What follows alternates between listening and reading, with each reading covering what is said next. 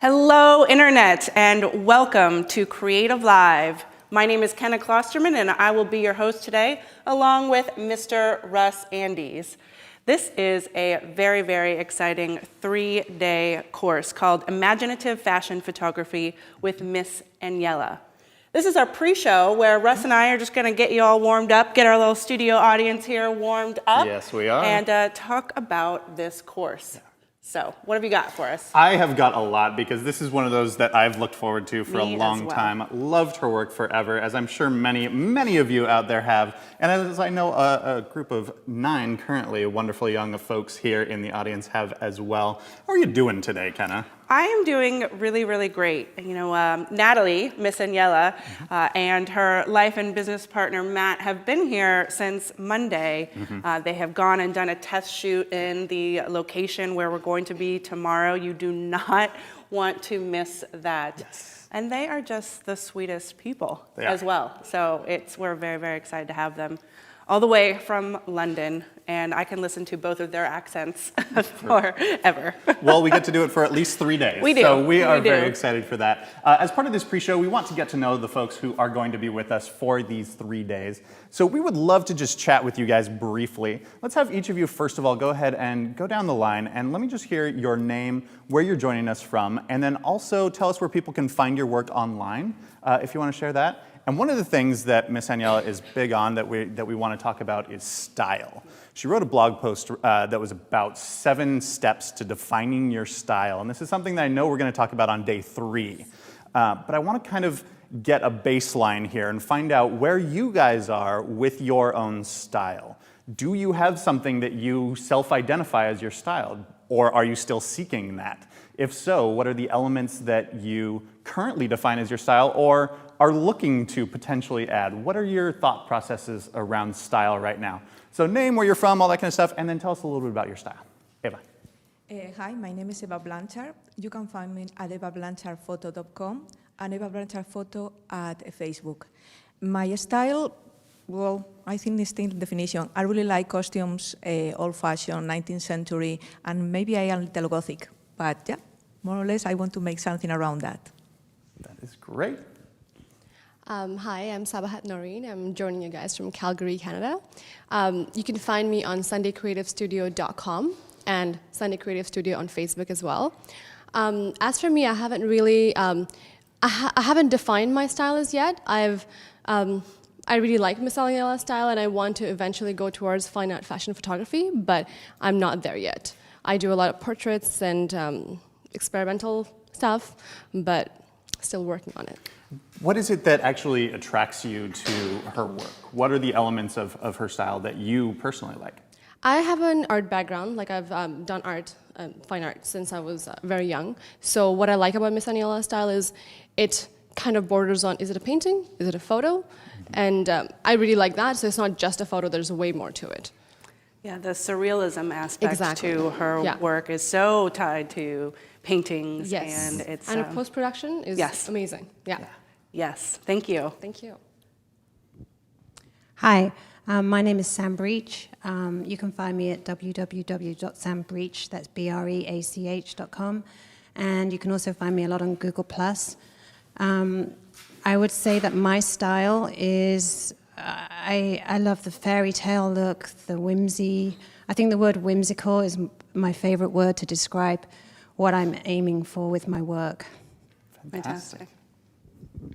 Hey, my name is Alec Hutchins, and I'm from North Carolina, and you can find me at facebook.com/AlecHutchinsPhotography and also at AlecHutchins.com.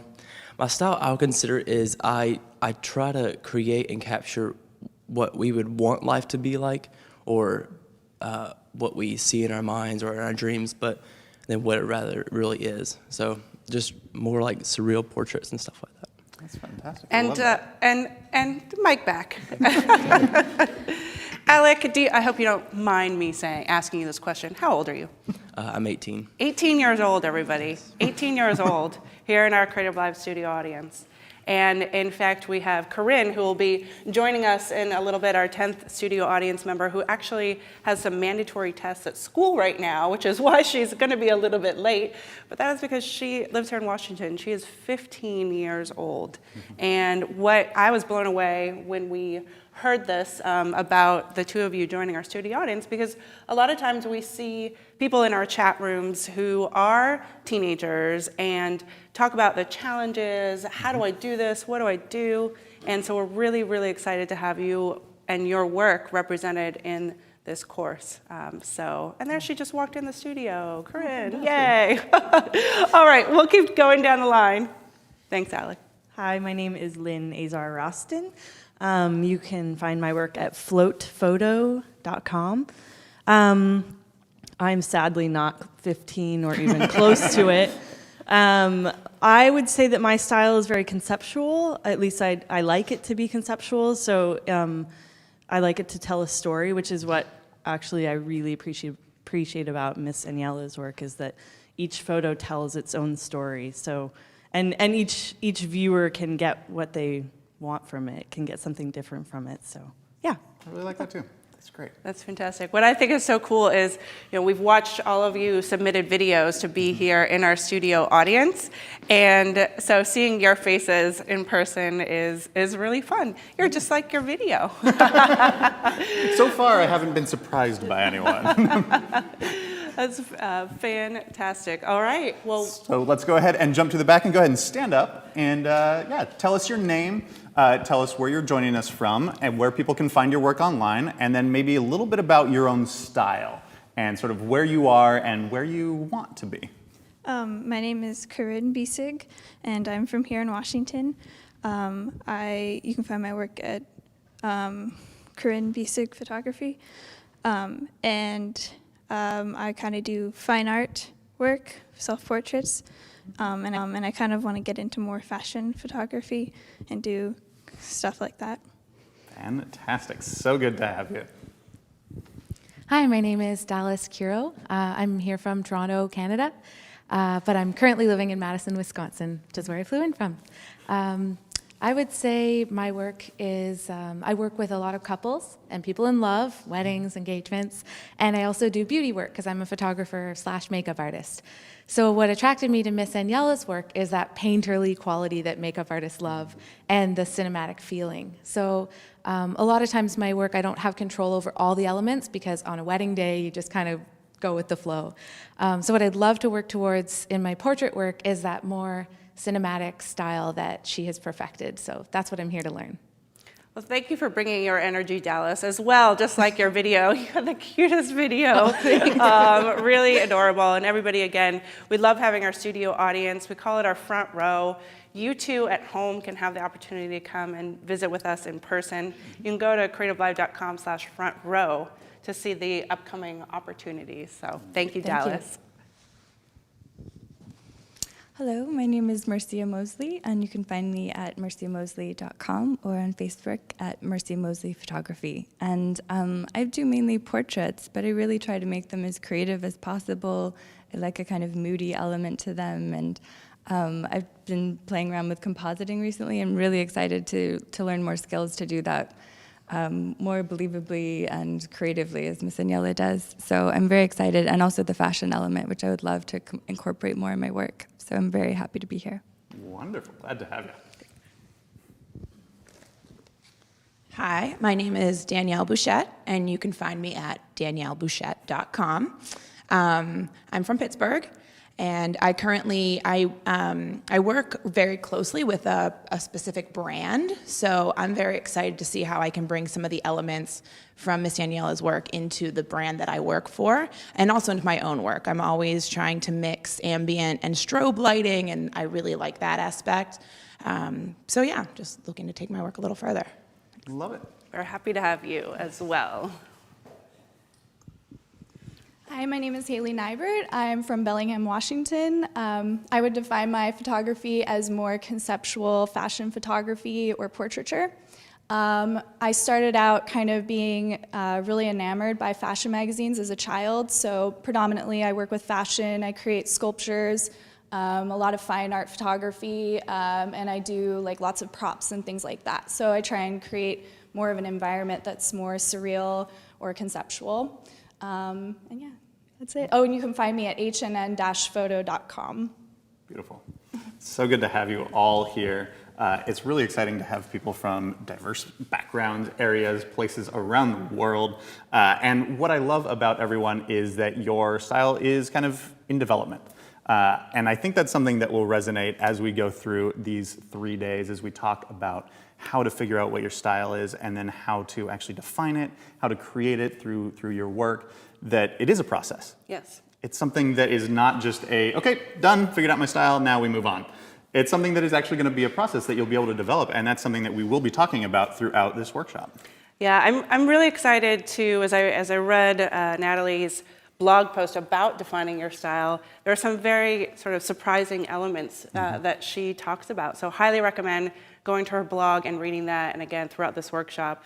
Some of that was just seeing the different places where you gather inspiration and such to become your style, but how, like you said, that changes over time and what really is style. So Exactly. Go check out Natalie Miss Aniela's blog. Exactly. So really quick, just a preview for some of you who may not have checked out the course page to see the schedule.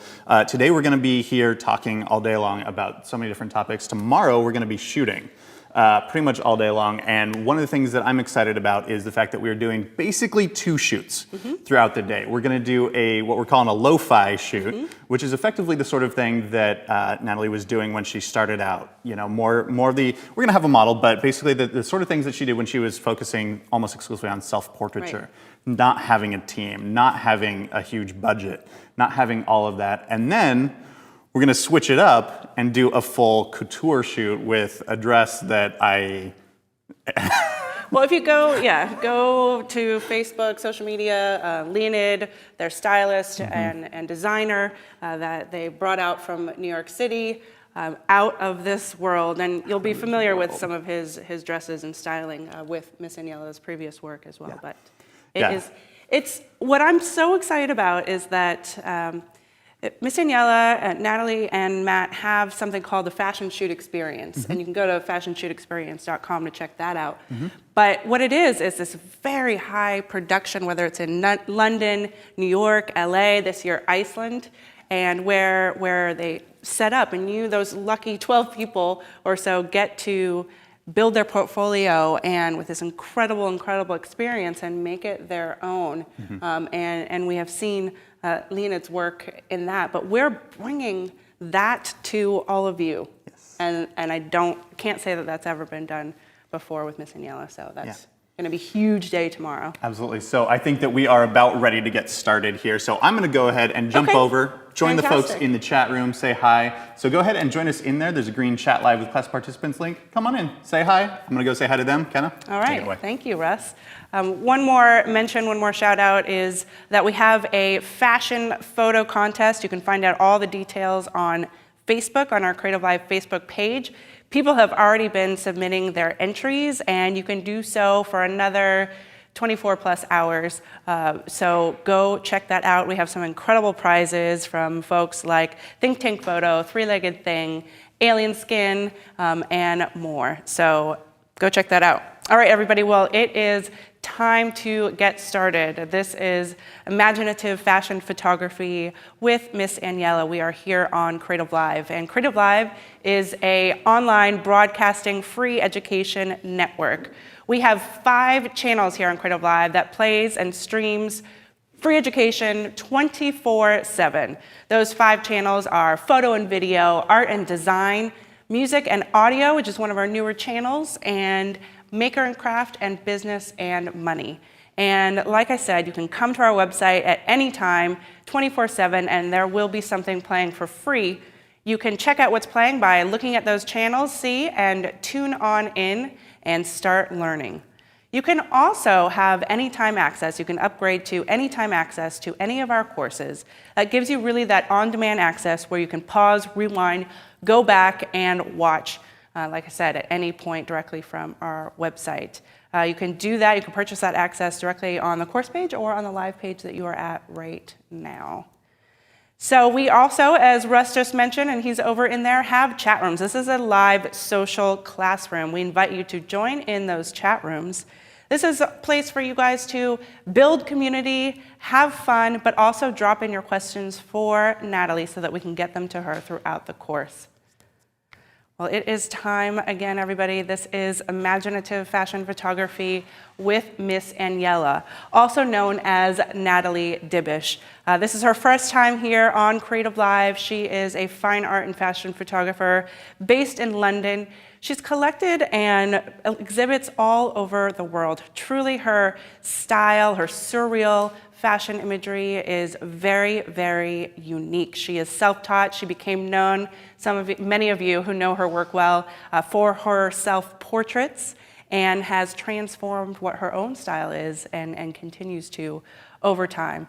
She, like I just mentioned, also has the fashion shoot experience that is these amazing high production events that she has people come and shoot with. So please help me welcome Natalie, Miss Aniela. Come on out. Hi. That was my little side hug. Yeah. How are you doing? I'm very well, thank you, Kenna. Very happy to be here. Almost got over my jet lag, so.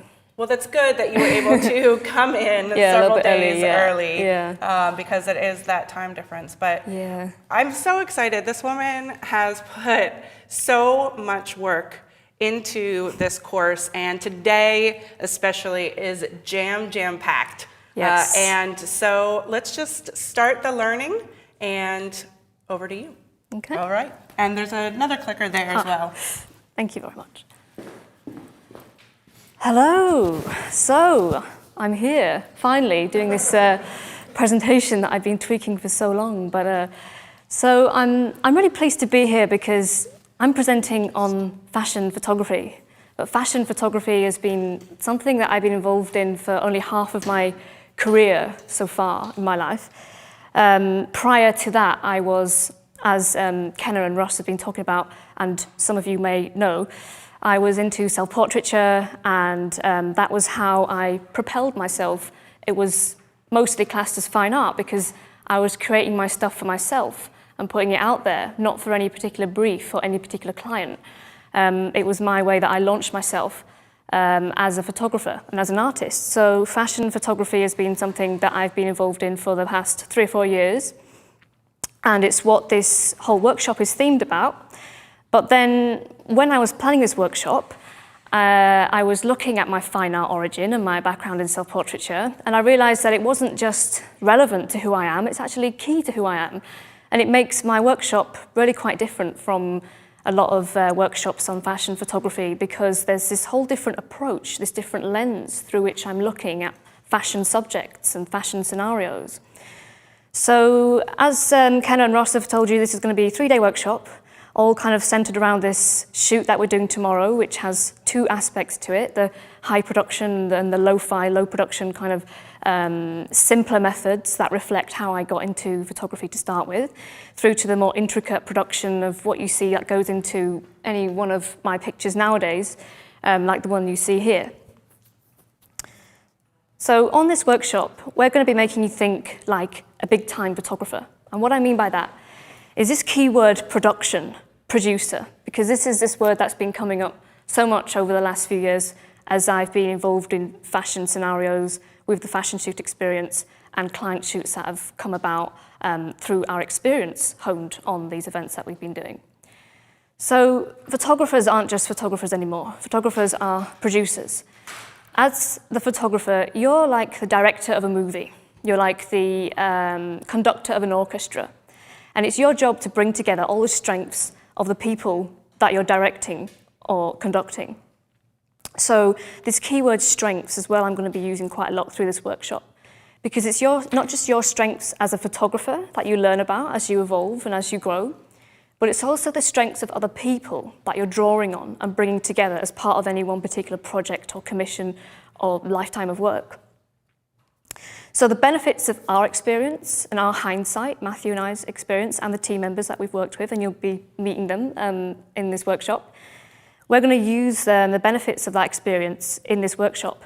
Matthew and I have been planning and talking for weeks and weeks and weeks, going over all the things that we want to talk about in terms of how to show, somebody who is either at the beginning of their career or totally new, or even other photographers who are already functioning as photographers, our advice and our tips on how to deal with the business side of making your art, your passion, into something viable as a commercial thing. So I'm going to go through the days and what we're going to be doing on each day. So today, word busting passion. Word busting is something I'm going to be doing throughout the workshop. So there's words like passion, style, inspiration. These words we use a lot, and I want to kind of do this word busting thing where I kind of get down to grips with what they actually mean and how they're relevant, and make you think maybe hopefully differently about them. We're going to be talking about the right and left brain of photography.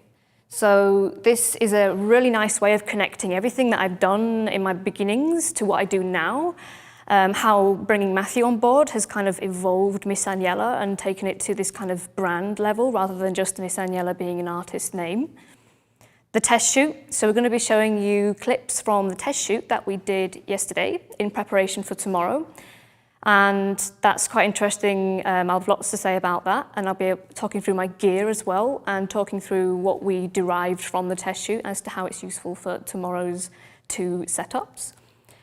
And word busting inspiration, another one of those, and looking at mood boards, which keys into inspiration heavily, and that's a really good thing that connects how you start out as somebody being inspired by stuff and how you actually relate that to the real world of pitching and doing a proposal for a commercial client, and then making the pitch. So connecting that mood board thing through to how you actually make yourself available to somebody who wants to hire you.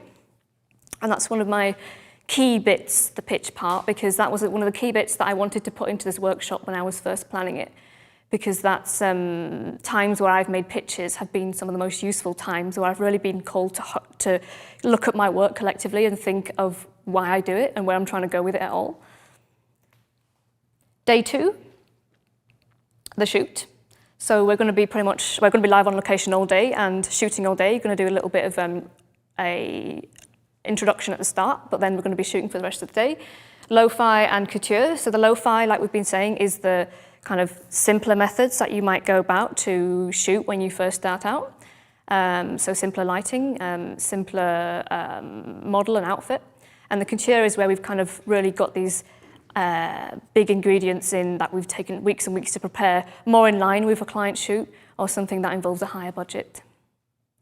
And then we're going to be doing a team Q&A, so a panel on location with Matthew, Leonid, the makeup artist, and the hairstylist. And that gives the audience and people at home a chance to ask them questions directly. And I'll have questions as well that I want to ask them. And that's a good time for me to actually check in with the team, and so you don't just hear my voice all through 3 days. And image review. So we're going to be looking at the pictures that we've taken and our first thoughts about them in line with fine art and fashion, and how these two genres are, how they come together in these pictures and how they're different worlds as well. Day 3 is going to be mainly about editing. So we're going to be looking through the pictures. We're going to be talking about Photoshop to start with and how it's used in different ways, busting through some of the myths about Photoshop that I consider to be myths anyway. Compositing and surrealism, so going through to thinking about how I might apply levels of surrealism to my images. As you know, that's the main thrust of my work that you're probably all aware of, and what I do at the moment, and the pictures you've been seeing that advertise the workshop. They're these surreal images.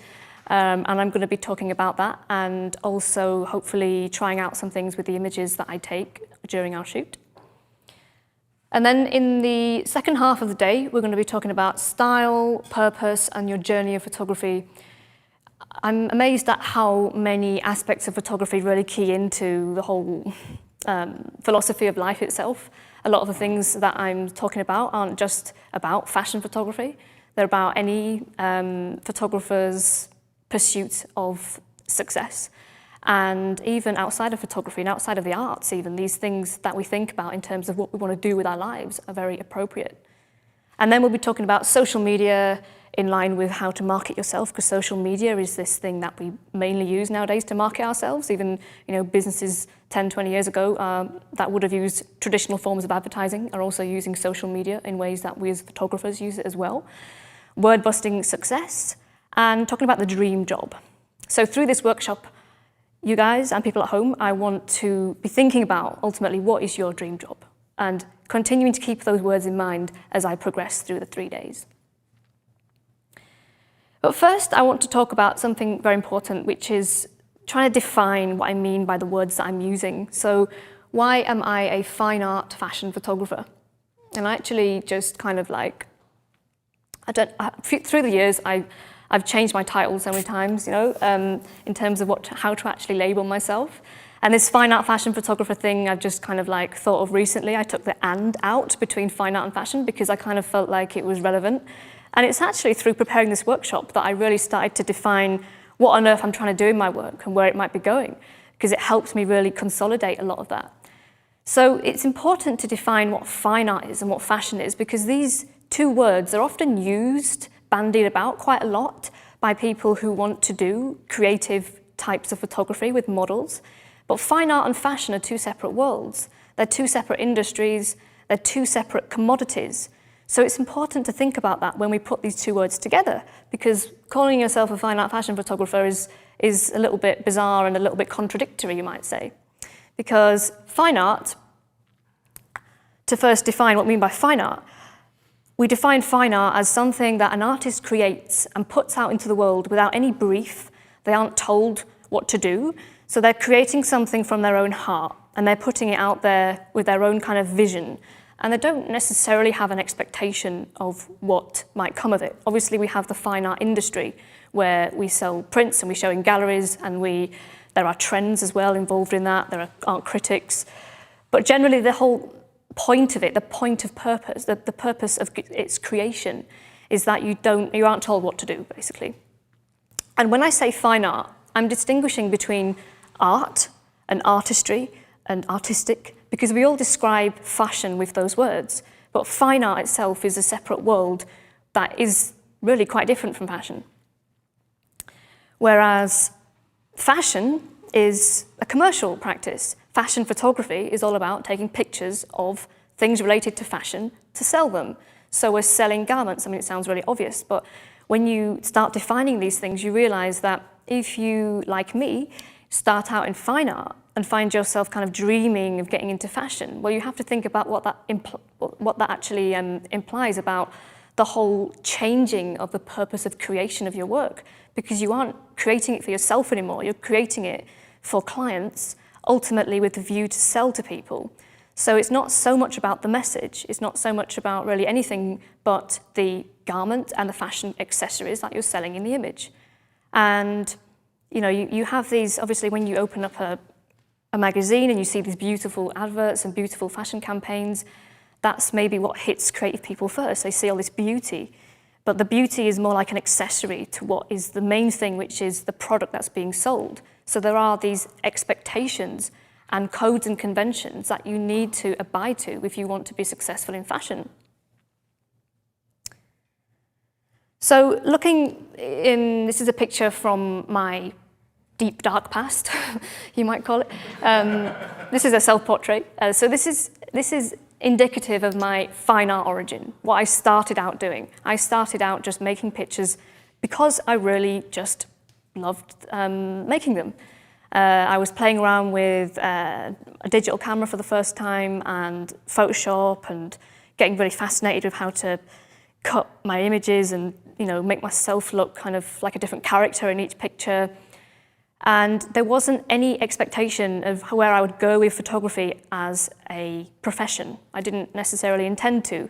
It may well have been a subconscious thing, because I've always wanted to be in a creative profession. Like maybe I thought I might be a journalist. I was into writing, and I was getting into photography a little bit, but it's not something I was in from a very young age. It's something that kind of popped out in my teenage years. So how I got into photography is that I was making these images and putting them out there through social media, which I'm going to talk more about on day 3 in terms of my how I used it to leverage myself inadvertently at first. But self-portraiture was like my initiation and my education into photography. It was about how I learned about color and form. It was like a self-taught education where I was basically playing around and seeing what I liked and putting them out there as well at the same time. But it also honed some of the style that I was later to go on and apply to fashion. So this, by contrast to the last image, is a much more recent pair of images that is more in line with fashion. So the last slide was the typical kind of fine art approach, and this, if you see the differences in terms of the way it's presented, immediately you've got this difference. I've purposefully chosen an image, 2 images, a diptych, on a double-page spread, because this is conventional of fashion, where you have it laid out for a magazine. So it's not, when you're actually shooting these pictures, you are thinking about how it's going to be laid out in a magazine, because that's how fashion works generally. And you are also abiding by these conventions where you've got close-up and mid-shot, and they're paired together. So you're basically selling what she's wearing, and you're selling the kind of beauty of it, and you're selling this kind of aspirational quality. But it's important to accommodate, like to contain all of your inspirations and all of your ideas for the aesthetics of it into a conventional fashion format, because otherwise it doesn't fit fashion and they will just reject it. So, very interesting, when you look at a screen grab of my Surreal Fashion series, this is a series that I've been working on for a few years, and I've kind of put it together as a separate website to keep it all in one place. So when you look at a screen grab of this Surreal Fashion series that I work on, you see instantly that each and every picture is a standalone piece. They're not presented like a magazine spread. They're presented, well, here they're all squares. They're not actually squares in reality, they're just square previews. But you can see there's a different look, a different model look in each image. You can see there's something wildly different going on in each image. And very rarely will there be a repetition of the same model and look from one image to the next. Sometimes there is a little bit of but very rarely. They're usually all standalone pieces. And this is not a fashion convention. This is a fine art convention, because in fine art, you present a collection of work. All those images do have a relationship to each other, but they're not necessarily intended to go over the pages of a magazine in some kind of sequence. They're standalone pieces that are drawn together for an exhibition, perhaps, or maybe they are published in a magazine, but it's in an art context, as an art feature, not necessarily as something that is showing off the garments that they're wearing. However, if we were to actually go into this website and click on an image, you will see that I've done something quite strange and unconventional, which is that I write in the credits of the team, and also I do a fine art convention, which is to write down what the dimensions of the print are. So you've got something that is fashion and fine art going on in the same caption, which I'm not necessarily saying is something that you should do. It's just something that I do because these images have been answerable both to fashion situations and to fine art situations. So I feel like those images need to have both sets of information in there. But I'm quite excited to talk more about this through the workshop as well, because I'm going to be showing you what I define to be fine art when I'm making a picture, and in which direction I'm being pulled in terms of fashion and fine art, and there being a conflict, because there always will be a conflict, because the two worlds are different worlds. So I've done this little chart here, kind of laying side by side these differences, these inherent differences between fashion and fine art. So in fashion, you've got a sequence. In fine art, you've got a series. So there is still some form of collation between your images, but in fashion, it's about a sequence, going from a mid-shot, going to a long shot, a model moving through a story, maybe a model going down the street to get an ice cream and she's showing off her shorts, whereas fine art is a series. So you have a set of images that are connected, but they're not necessarily rolling on from one to the next. They could do, but it's usually because the artist has chosen to convey a particular story that isn't about selling something. So fashion, you've got story over pages. Fine art, you've got standalone pieces. So in fashion, the end aim is usually a magazine, even if those pictures never go in a magazine. Fashion is presented hypothetically, like if you create a fashion shoot and it never gets published, but you still present it in a magazine manner because that's what is the convention. Whereas with fine art, the end aim could be anything. It could be typically like an exhibition, obviously a print that can either be sold or go into an exhibition, or a book perhaps of any different kind. It's freer in terms of where it can go as the end aim. The shelf life as well.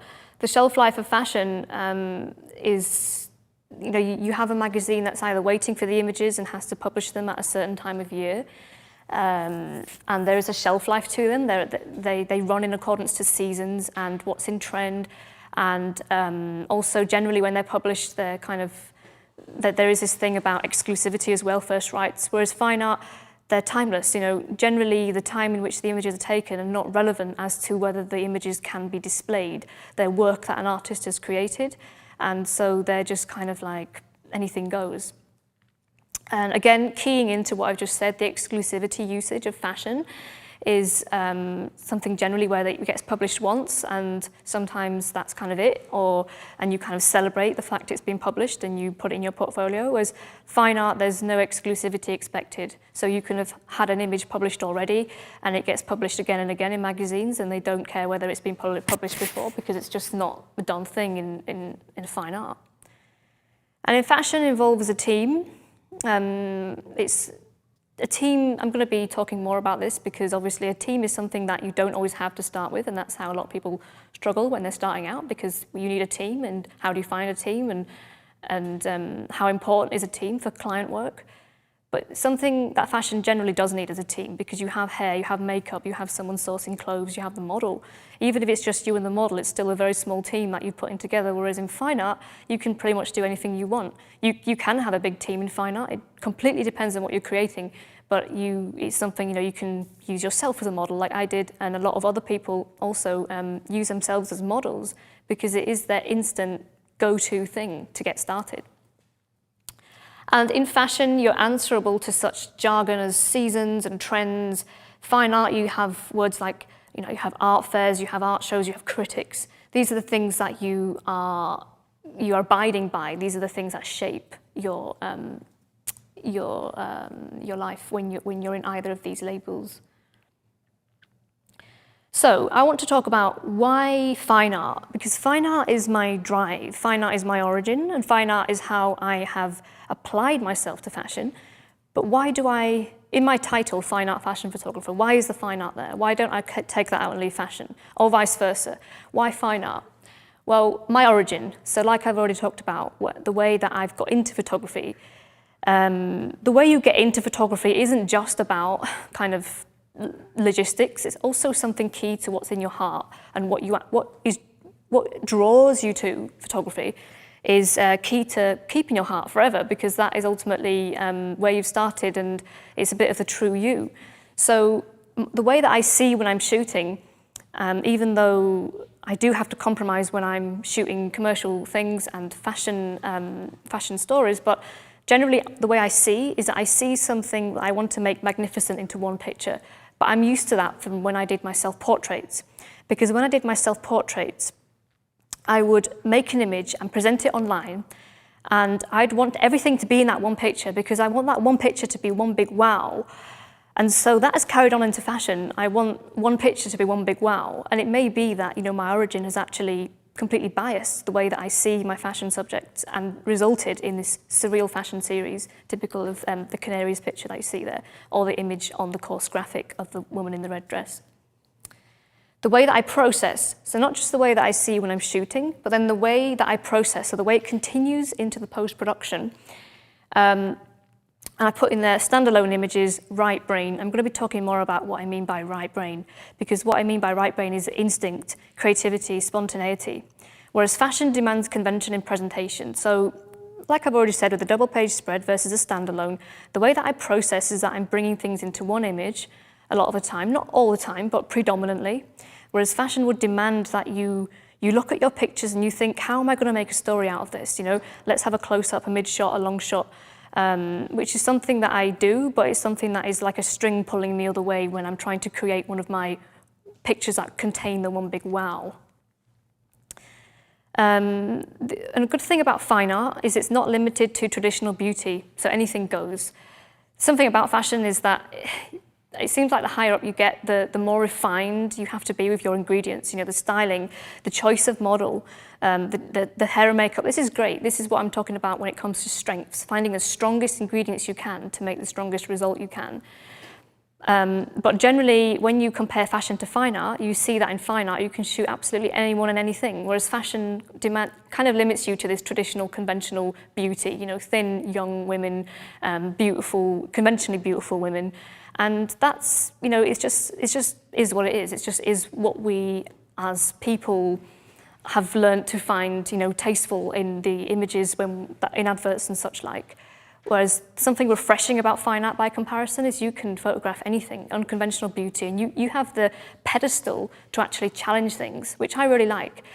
In my work, in my surreal fashion work, there is obviously a lot of traditional, conventional beauty going on. So I'm not necessarily saying that I challenge anything in that series, but it's something that I certainly, as a fine artist, I'm keeping my doors open mentally for the rest of my life to come, because it's not something I want to spend the rest of my life doing just as one series. It's part of my journey, and I love making it.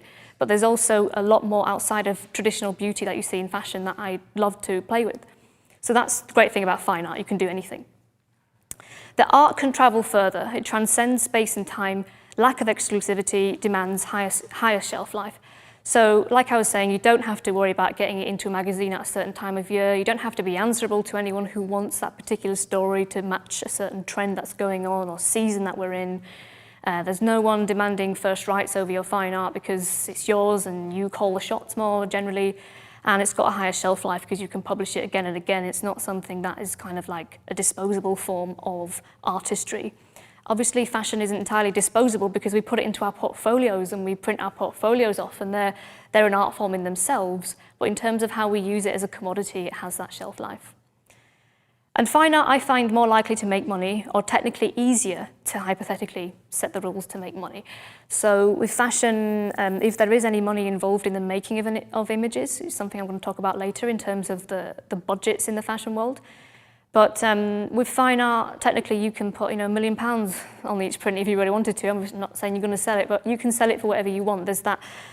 That's your prerogative to sell it. It's almost like you're on your high chair and you're saying, okay, well, this is my art and I'm going to sell it for this, even if it's a ridiculously lo-fi image. It's more about the message. I mean, obviously, if you look at any modern art gallery, you see a lot of different things going on in terms of how long a picture looks like it's taken to create. Whereas fashion is something that it has to meet these demands no matter what.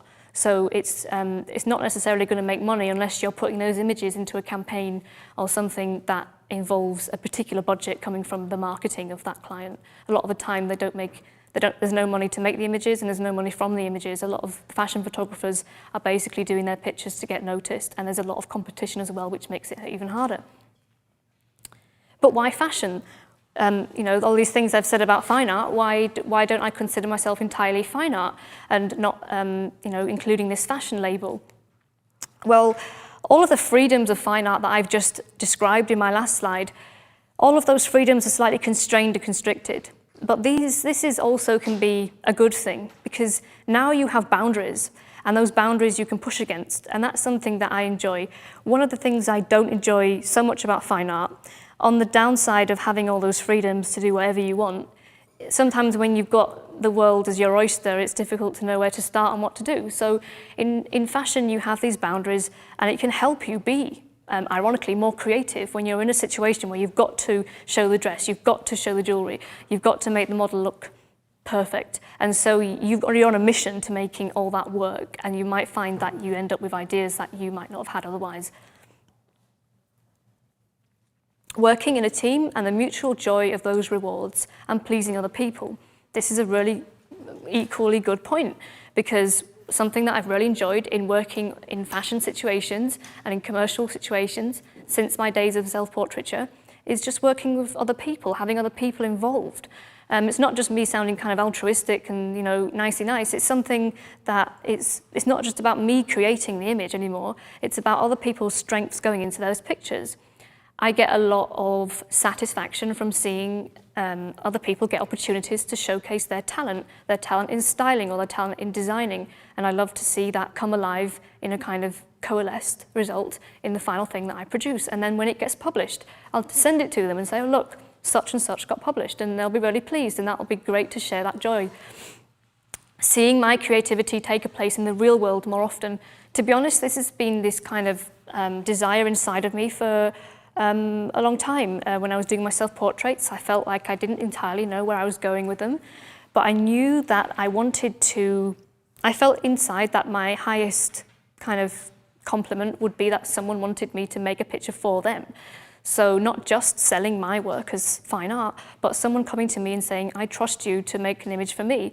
And so the result of what I create with them will take a place in the real world, maybe in the form of an advert or in a magazine or a billboard or whatever. And that gives me a great buzz to know that my work is not just sitting in my fine art collection or on the walls of a gallery, it's actually out there in our everyday infrastructure. Having an excuse/outlet to showcase the subjects I enjoy, so women, beauty, outfits, great locations, drama, fantasy. So all of these things have a kind of theme going on in my self-portraits, and that's how I have maybe kind of honed those things into something commercial, something real, something that actually uses those things all the time to sell the things in question. And it's a talking point, an opportunity to meet people and see great designs. So a little bit like the working in a team, except fashion, because it's like anything in life, you know, when there's a lot of people that are into something that we've come to call fashion, you meet all those people that are involved in fashion. Our fashion shoot experience is a very good example because we get to meet all these people in a fashion shoot situation, and the energy we share is just amazing. And, you know, we're all shooting fashion, and that's great, and that's a conversation in itself. But even just being around all these people that share this love is fantastic, and it's one of the best things about what I do for a living. And also the see great designs. So seeing Leonid, the stylist we have on our workshop, you're going to be seeing the dress that he's designed for us, and it's just out of this world. And I can't wait to shoot it tomorrow. I mean, it's just great to be around such exciting visual things. So, what's going on in my work then? Fine art is the drive, and fashion is more like the flavor. I mean, I do commercial work that involves fashion and fashion situations, but this image that you see here is an example of where fine art has been the commanding force behind the way that I've put the final picture together. And I'm going to be showing you a little bit later on in the workshop of the kind of stages of making this picture, so you'll see what I mean. But fine art has been the drive to create this standalone square, in this case, piece, that doesn't suit the conventions of fashion, but you've got this beautiful fashion dress and you've got this beautiful model and this beautiful location all coming together to create one big celebration of beauty. So the thing about me is that my passion is not in fashion. I'm not passionate about fashion. It sounds maybe controversial to say that as a fashion photographer, but I'm not. If I wanted to be a really successful fashion photographer, I'd want to be in the fashion world, immersing myself in the fashion world every day. But I'm not doing that because it's not my passion. My passion is creating art from fashion, creating art from photography. So fashion photography becomes the art. So it's not that I've gone from fine art to commercial work, which a lot of people do, and fine art is like, you know, a leverage, or self-portraiture itself is a leverage to people going into fashion and commercial work. I've seen it many times.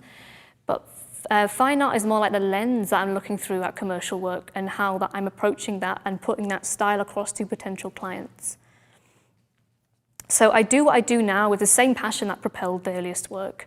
I want to ultimately think every time I'm doing something, what is driving me to make this? I've never done anything in my career so far that I'm not really passionate about. Things that I've done to get exposure, or things that I've done to add something to my portfolio. I've done maybe with kind of half a heart, or the passion to know that it's going to maybe open up another door to something I really want to do. But most of the time, I'm really passionate about what I create. So, the word passion. I've been talking about it a lot in the last few slides. And it's one of these words I want to word bust. I want to think more about in terms of what I mean by it. We use it a lot when we use it a lot in a positive way, as it should be, because I don't recommend a career or indeed a life without passion. I think it's really important to key into what makes you tick. and to try and keep readdressing how that actually comes about in what you do for a living, whether you're a photographer or not. But I also want to consider other things about passion that I've learned through the years that I really want to impart onto other people. So let's first talk about why photography is my passion. I'm going to talk more about this on day 3, but I just want to give you a little intro to give you a context to what I'm going to say next. So creation of art, creation of a vision has always been my passion, from the self-portraiture through to the surreal fashion and everything in between. I just love to see something be created. I think that's pretty much a commonality between everyone who creates, the satisfaction of creating something, seeing it finished, seeing a vision that you've brought through to reality. So that's always been. Another thing that's always been, lifestyle freedom. So when I first became self-employed as a photographer, which wasn't that long after my first job out of university, I was very fortunate to get some opportunities that kind of obligated me to quit my job and start doing my self-portraiture for a living and making money from the prints. But the lifestyle freedom that comes from being self-employed and being able to pretty much kind of make my own schedule in life, be able to travel when I want, and not being answerable to someone 5 days a week or all the time in general, is something that's quite important to me. And I always know that no matter what I do for a living, that I think self-employment is really who I am as a person. There's a fine line between unemployed and self-employed, I find a lot of the time. Working as a team. So the second 2 I'm going to put in there are things that are relatively new, things that have come about mainly through the fashion situations that I've been shooting over the last few years. Working as a team, like I've been saying, the rewards of seeing other people involved in the creation of what you're making, and being able to do something better than you can do just by yourself, which doesn't mean that you're compromising the final result. It just means that the final result has had so many more doors open to have things bestowed upon it that you can't just do yourself. And working as a team is important if you do want to make your work get to the next levels in fine art, fashion and commercial photography. And the last one is sharing a passion with Matthew, my partner, and seeing him happy. This is a new one as well. I found that there is this, I mean, he started assisting me with my self-portraits years back. And it was nice because he was in another job and he was just kind of coming in to assist me on occasion. But nowadays we do everything together. I mean, he's got the very large role in making a lot of our event organisation and putting a lot of things together. But seeing him happy is something that I realise is a great thing, because it's not just about me being happy and me getting everything I want. Seeing someone else happy and sharing my passion with someone else, it doesn't have to be your partner, but anyone that you work with, to see them happy is a genuine pleasure. And I find that more and more when we get a job come in and we have these ideas flowing around, I can see how he's really happy putting them into practice. And to see someone in that state is just really nice, and it's part of the whole journey of life. So passion is like electricity. Be careful with it, channel it in the right ways. So passion, like I say, we most often use it to describe what we really like, what drives us, what makes us happy. But it's also something that it's not enough to be successful in whatever you're passionate about. You need more than the passion to be successful in that particular chosen career route. So it's not enough to be passionately excited. You need to be passionately determined. So what I mean by this is passion we often is like an excitement. It's something, it's a buzz that makes us kind of jump up and get excited about something that we're doing. But we also need to have a dedication to what we're doing as well to see it through. A lot of the time in the creative industry, it takes time to produce stuff, whether that's one picture or whether that's a film. A film is like something that takes sometimes years to make in terms of the movie sets, things that require dedication from that initial burst of passion through to the final outcome. It takes time and it takes motivation to get to it. So you can't build a reputation on what you are going to do. So I find this quote really, I think of it a lot, because a lot of the time we need to have ideas in order to plan things. We need to have them there as seeds to start to germinate and into real things. And we always have ideas and things we want to do, But it's quite a good quote, this one, because you have to ultimately do them to prove to the world that your idea has something in it. Like another quote says, ideas are useless unless used. So there's a lot of times where I've had ideas that I haven't followed through, and I know that I don't yet have the passion to follow them through, but one day I might. So I've maybe talked about them online, and I kind of wish I didn't, because later on I think, well, actually, I want to concentrate on this and think about that later. So I've kind of learned from that to maybe not speak too quickly, and first of all think about whether I've got the passion to see it through, and then put the kind of confirmation out there into the public. Just because you believe you can do something doesn't mean the world thinks you can, it needs proof. And just because you can do it and prove it doesn't mean the world will make room for you. Now, this sounds kind of harsh, but honestly, like, this is something that I've realized over the years that I guess I don't necessarily wish someone told me it, it's just something I've learned. But it just means that whatever you do, whatever you're passionate about, it's not about getting offended when the world doesn't seem to make room for you. Like, for example, you open a fashion magazine and you see these pictures and you think, oh, I could have done that. I could have done that better than that. You know, the lighting is blah, blah, blah. And that's okay, you know, that's good. You know, you feel like your knowledge is growing and you would know how to enact the particular shoot they've done or do it better. But it doesn't mean that the world is going to say, okay, come on, you do it. You have to actually get out there. You have to get the momentum to get onto that moving train that is the world of commercial work. And when I say just because you believe you can do something doesn't mean the world thinks you can, it needs proof. That's going back to the other idea of when you have these ideas, when you have these urges, you have to actually put yourself into your work and make sure that you come out in your work properly, because your work is how your world is judging you. Your world is not looking at you and saying, oh yeah, you've got great talent in there, let's come forward and, you know, let's have you work for us. They need to see what you can do because they need proof. It sounds really obvious, but this is something that I've kind of reminded myself through the years, because sometimes I feel so passionate about wanting to do something, but then I ask myself, well, you know, how do I prove I can do something? I've got all these self-portraits and I want to do commercial work. Well, let's get some images in my portfolio that show other models, because at the moment I've got this very esoteric set of pictures of myself, which people ooh and ah over, but they don't tend to know what to do with, because it's not as applicable to the world of commercial work to be shooting yourself. So I thought I'd make this diagram to really, you know, sophisticated diagram here to show this separation between you and the client. Because a lot of the time through the years, there have been times where I've almost felt maybe offended or a little bit like, when somebody expresses that they don't have any work for me or they don't think I'm right for a certain thing. But when you remember that you and the client aren't just, you know, they're not judging you necessarily. There are two things in between that. There's your work and there's the situation. So you have to make sure you put yourself into your work first of all. So that can take years of getting your work to the caliber of the kind of work you're trying to get.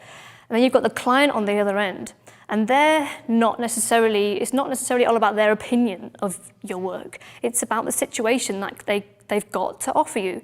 So when you email somebody, for example, your portfolio, and they might say, you know, nice work, but then you kind of don't hear from them anymore, and that's because they've got a life where they've got different things going on, and you might not necessarily fit into any of those situations that they've got in their life.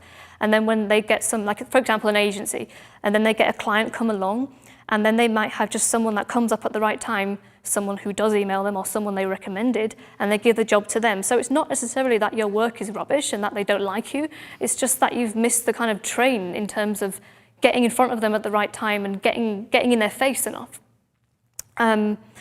But also you have to make sure the work you do is relevant as well. You might want to do 10 different things, but you've been creating a portfolio that's mainly one particular type of image. So I know it sounds really obvious, but how do you expect to get work in some other thing when you're doing work that specializes in a certain look? So you have to think about how you're conveying your work. And also, you have to also think about how you're playing the cards of your work as well, because you might have a few varying types of work, and it's about showing the right work to the right person at the right time. So you see this situation, these two levels between you and the client, means that, you know, passion is not all about getting what you want all the time. It's about being relevant to the world of business. Art meets business is sometimes tricky because of the situation that they meet in. So watch that your passion doesn't kill persistence. So you want to make sure that your work, like I was saying about getting your work in someone's face at the right time, right place and right time, persistence is important because then you make sure that you're putting out enough hits, to actually make a successful situation on one of them. Watch that your passion still allows you to draw the line between art and business. So like I was saying about playing your work as like a set of cards, I had a meeting with a gallery a few years ago, and I guess looking back it was a little bit more like a portfolio review the way it turned out, rather than me pitching my work to them, because I was showing them far too much work, and I guess I kind of expected them to say, oh yeah, we like this work, let's take this work and let's, I don't know, let's exhibit this particular work, but I just kind of confused them with too much imagery, because in fine art generally, well, in a lot of commercial practices actually, but in fine art in particular, they really, the ideal thing that you want to present a gallery with is a set of work, a series of work, maybe like 6 to 10 images of a certain series that has a commonality between them. But I'm speaking very generally here, but if the works kind of look as if they belong together and have something running through them rather than being kind of different things, even if you've got the same theme going on, that's something I struggle with because I like to make my works individually beautiful. So I don't like to say, oh yeah, let's make it look like that one so it fits with that one and that one and that one.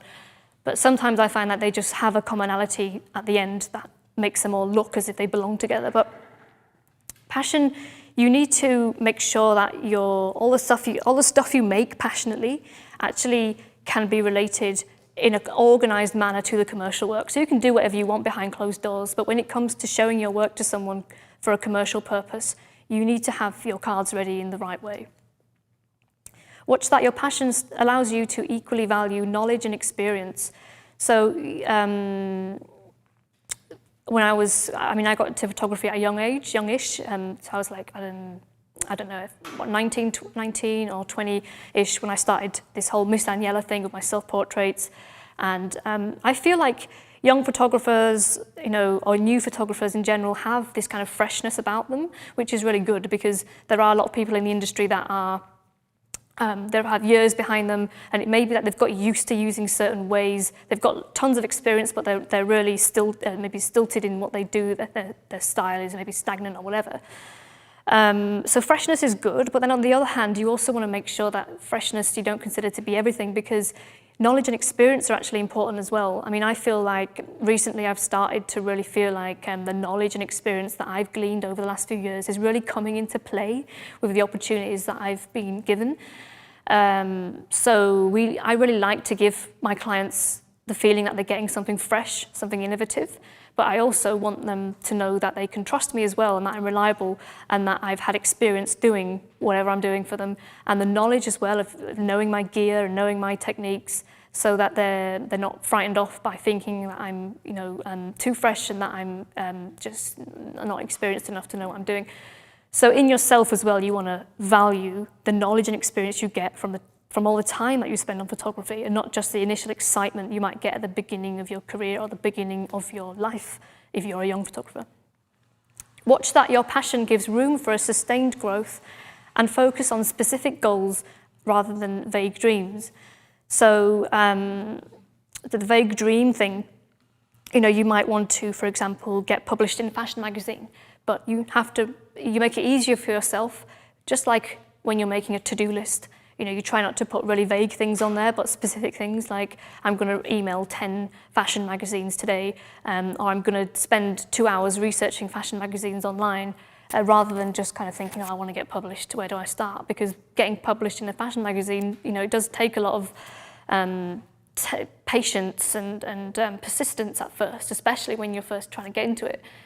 So, but also on the same note, talking about fashion magazines, we could talk about anything in this particular example, but fashion magazines are a good example for the sustained growth. So when you first start pitching fashion magazines, you might want to try and kind of start with small ones, give yourself time to get the hang of it is a really good tip, because because you might find you don't quite know what you're doing at first, even though you think you do, because when you look back in a few years, you'll look back and think, oh yeah, that was that story I had at the beginning, and you grow, and that's good. Growth is good because it gives you time to figure out what you want to do, and you don't want to get known for what's exactly in your mind right now, because it will grow, and it will flourish, and it'll become something much more you, because you're on a journey of self-discovery as well, not just the people around you discovering your work. Watch that your passion is genuine and not put on for the sake of impressing others. This is a particularly good one for our internet culture that we have these days in terms of sharing everything we're doing online and everything that we've accomplished. And we're all, I think we all enjoy a bit of recognition, a bit of praise, sharing things. Sharing is a wonderful thing, and the internet community that we have these days allows us to get a lot of pleasure from that. People that we normally maybe not be in touch with as we would without social media. But also you have to check in with yourself and make sure that, if you think you want to be a fashion photographer, do you really want to be a fashion photographer? If you think you want to be a fine art, do you really want to be a fine art? Because sometimes you can fall victim to doing something because everyone else is doing it, or someone else's dream that you see kind of like constantly beamed in at you through your computer, social media, or your smartphone, or whatever. You have to make sure you pull back and think, what is it I want? What's really inside of me? And don't worry about, always about other people and impressing other people, because you have to ultimately be honest to yourself about where you want your artistry to go in terms of a commercial label, what you want to spend your time doing. Watch that your passion doesn't want to make you do everything. It helps if you specialize, but not be pigeonholed. So there is this difficulty of conflict between specialization and being pigeonholed. And I can't give an easy answer to that, because the commercial world is going to want to pigeonhole someone who has all these naturally multifarious desires of any human, or any artist wants to do so many things, But the commercial world wants to know you for something in particular. And I'm going to be talking more about that when I talk about style, because that's kind of what style is. A style is something really, it's more like a label that someone else has given you so that you can be answerable to get into the situations you might want to get in commercially. But anyway, your passion making you want to do everything. One of the best things that I've realized through the years is realizing that I can admire someone else's work without wanting to do it myself, without wanting to emulate it myself. Whether that's, I don't know, like nighttime urban landscapes, or some genre that's completely different from what I do. Or even a branch of fashion photography that's different from what I do. You can still admire that work. And, especially also if you're kind of like in a community with that photographer, if that's a photographer it's nice to be a part of a community where you're all doing something a bit different, and to appreciate what they do without wanting it all for yourself, because it might be that that thing is not really you. You might try it. I'm not saying don't try things. It's really important to try things. That's how you learn where you want to be. That's one of the biggest lessons, to learn where you want to be, by trying something that's not you. But realizing that ultimately, maybe you might think that in the future, okay, I want to get to something in particular. I'll try this, this, and this, but I'm not going to try and do everything, and I'll let other people do the things that I can still admire. Watch that your passion doesn't lead to paralysis, because you want to do so many projects but have no focus. This is another thing, a little bit like the last slide, but this time in terms of all the things you want to do related to your particular chosen genre. So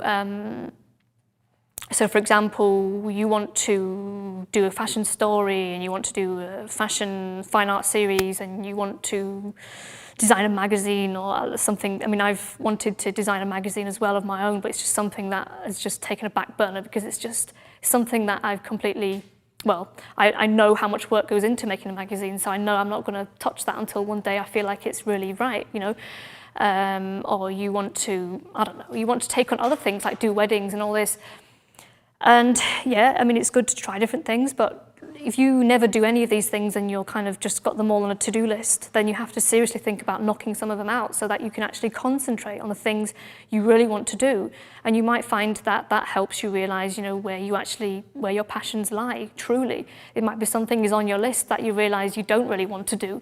It might be there because of the other slide, because you think other people want to do it, so you want to do it as well.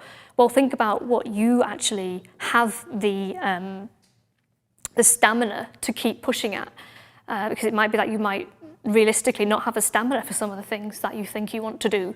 So it's helpful really to check in and focus and think about what projects, how can I achieve these projects? For example, how can I get this website up and running by the end of next week? Watch that your passion doesn't cause a hunger for impossible perfection, meaning you get nothing finished. So I put there an example. For example, I'm talking about particular things, so an image or a book or a website or a portfolio. Anything that involves a pretty much foreseeable kind of deadline. So for example, when I was writing my first book, I've written 2 books, but both of them, to be honest, I would probably never have, I'd still be writing them now if there wasn't a deadline for them where I actually had to hand them in and get them finished. And something inherent with this slide that I want to put across is, imperfection is just part of everything. I think as artists, we do strive for perfection. We strive for everything to be beautiful and perfect, but it's never really achievable. And if you can accept that, that's great, because it allows you to finish things. And you'll get, and I'm sure you all know this already, because you've all created images before, so you know that satisfaction you get when you call something finished and you maybe put it out there. I mean, you don't necessarily put it out there, but I found that when I was making my self-portraits all those years, making each one and putting it out there, it wasn't just about people seeing and commenting, although that was great because it gave me some sense that there was something going on that people liked and I should continue. But there was also that pleasure of finishing it and having that self-imposed deadline where I can put it out and it's done and it's finished. And that gives you this surprising feeling of motivation to move on to the next thing and the next thing. Sometimes when I'm looking through a whole 20 gigs worth of images from a shoot, and I think, God, where do I start? Oh, I've got nothing.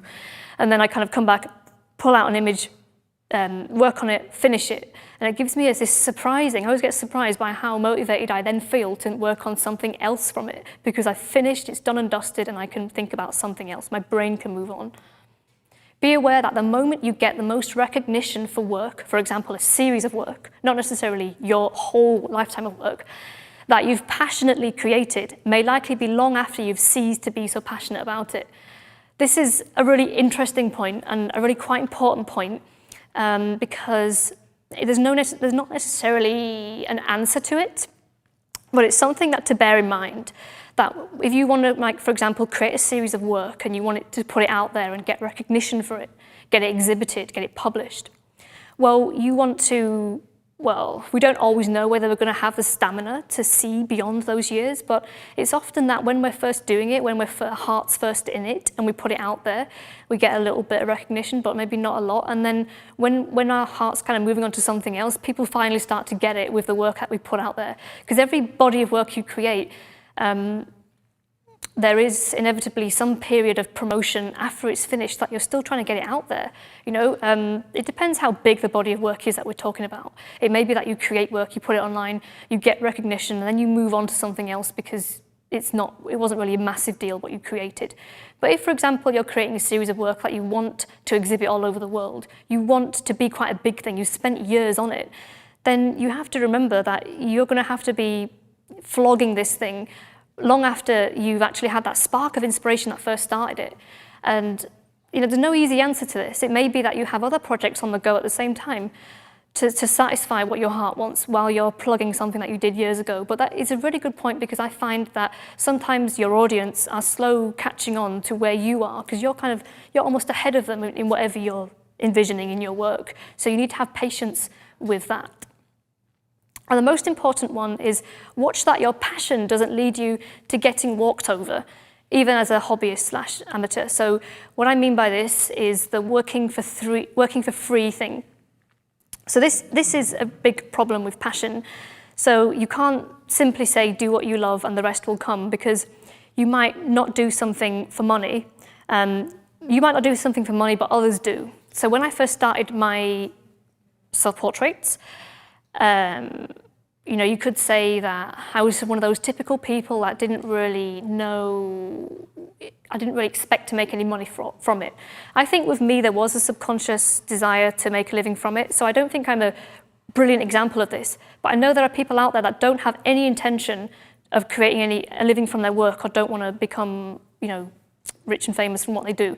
They just put their images out there as a hobby. But then someone approaches them and says, can I use your work for the cover of my book or for my advert? And they say, oh yeah, go ahead, how great to be in an advert, because I'm not a photographer, this is great. But technically, they've taken a job that another photographer could have been paid for. This client in particular has basically exploited them because they've got a budget for that image. I mean, obviously it depends on the situation and what the budget is. But if it's someone that is looking for to use your picture as marketing, then there's going to be a budget involved. So if you're so passionate about your work that you kind of think, well, it's so great to have it out there and people seeing it, because that's where I want my work, but you don't get paid or recognized properly by the client that's using your work, then this can lead to you basically getting walked over.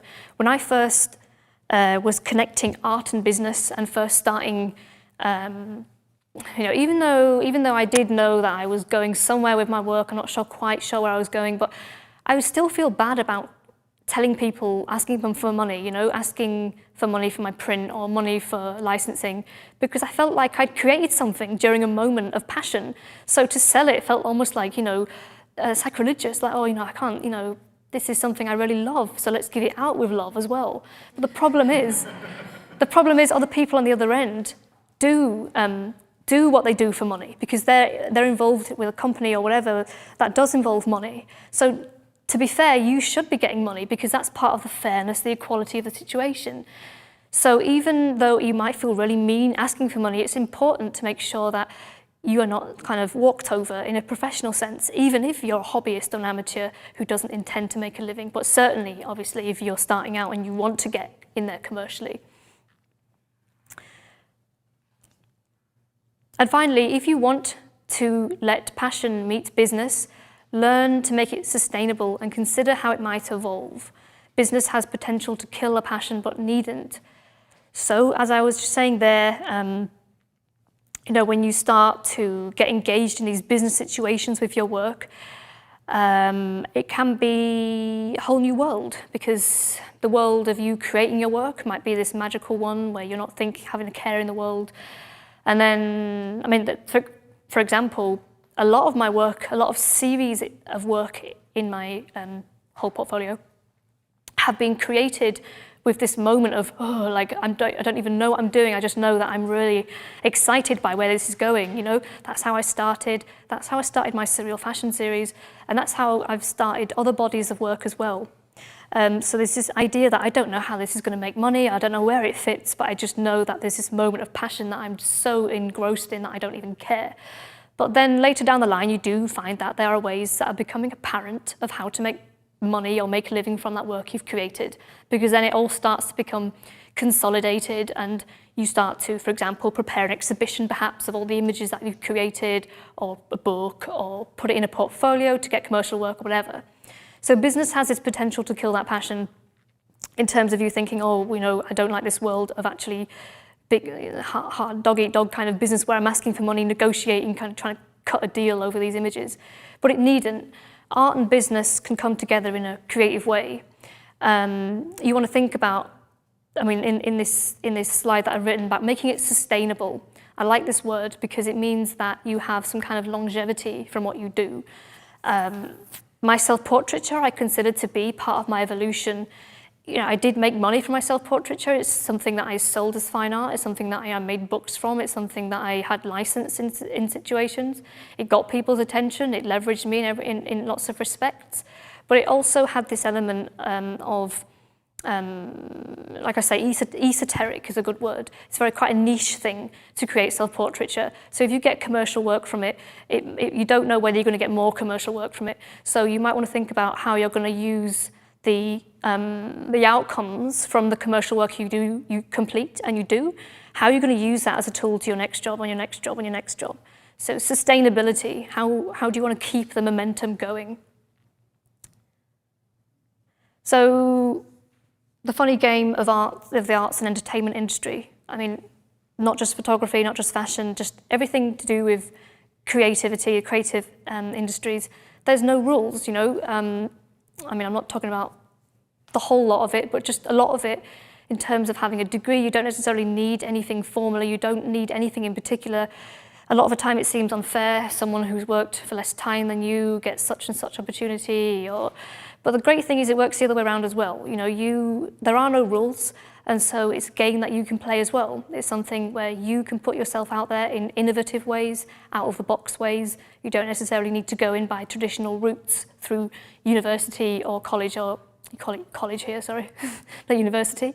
But any particular traditional route that you might take to get into other professions, you don't necessarily need for creative industries, as you probably already know anyway.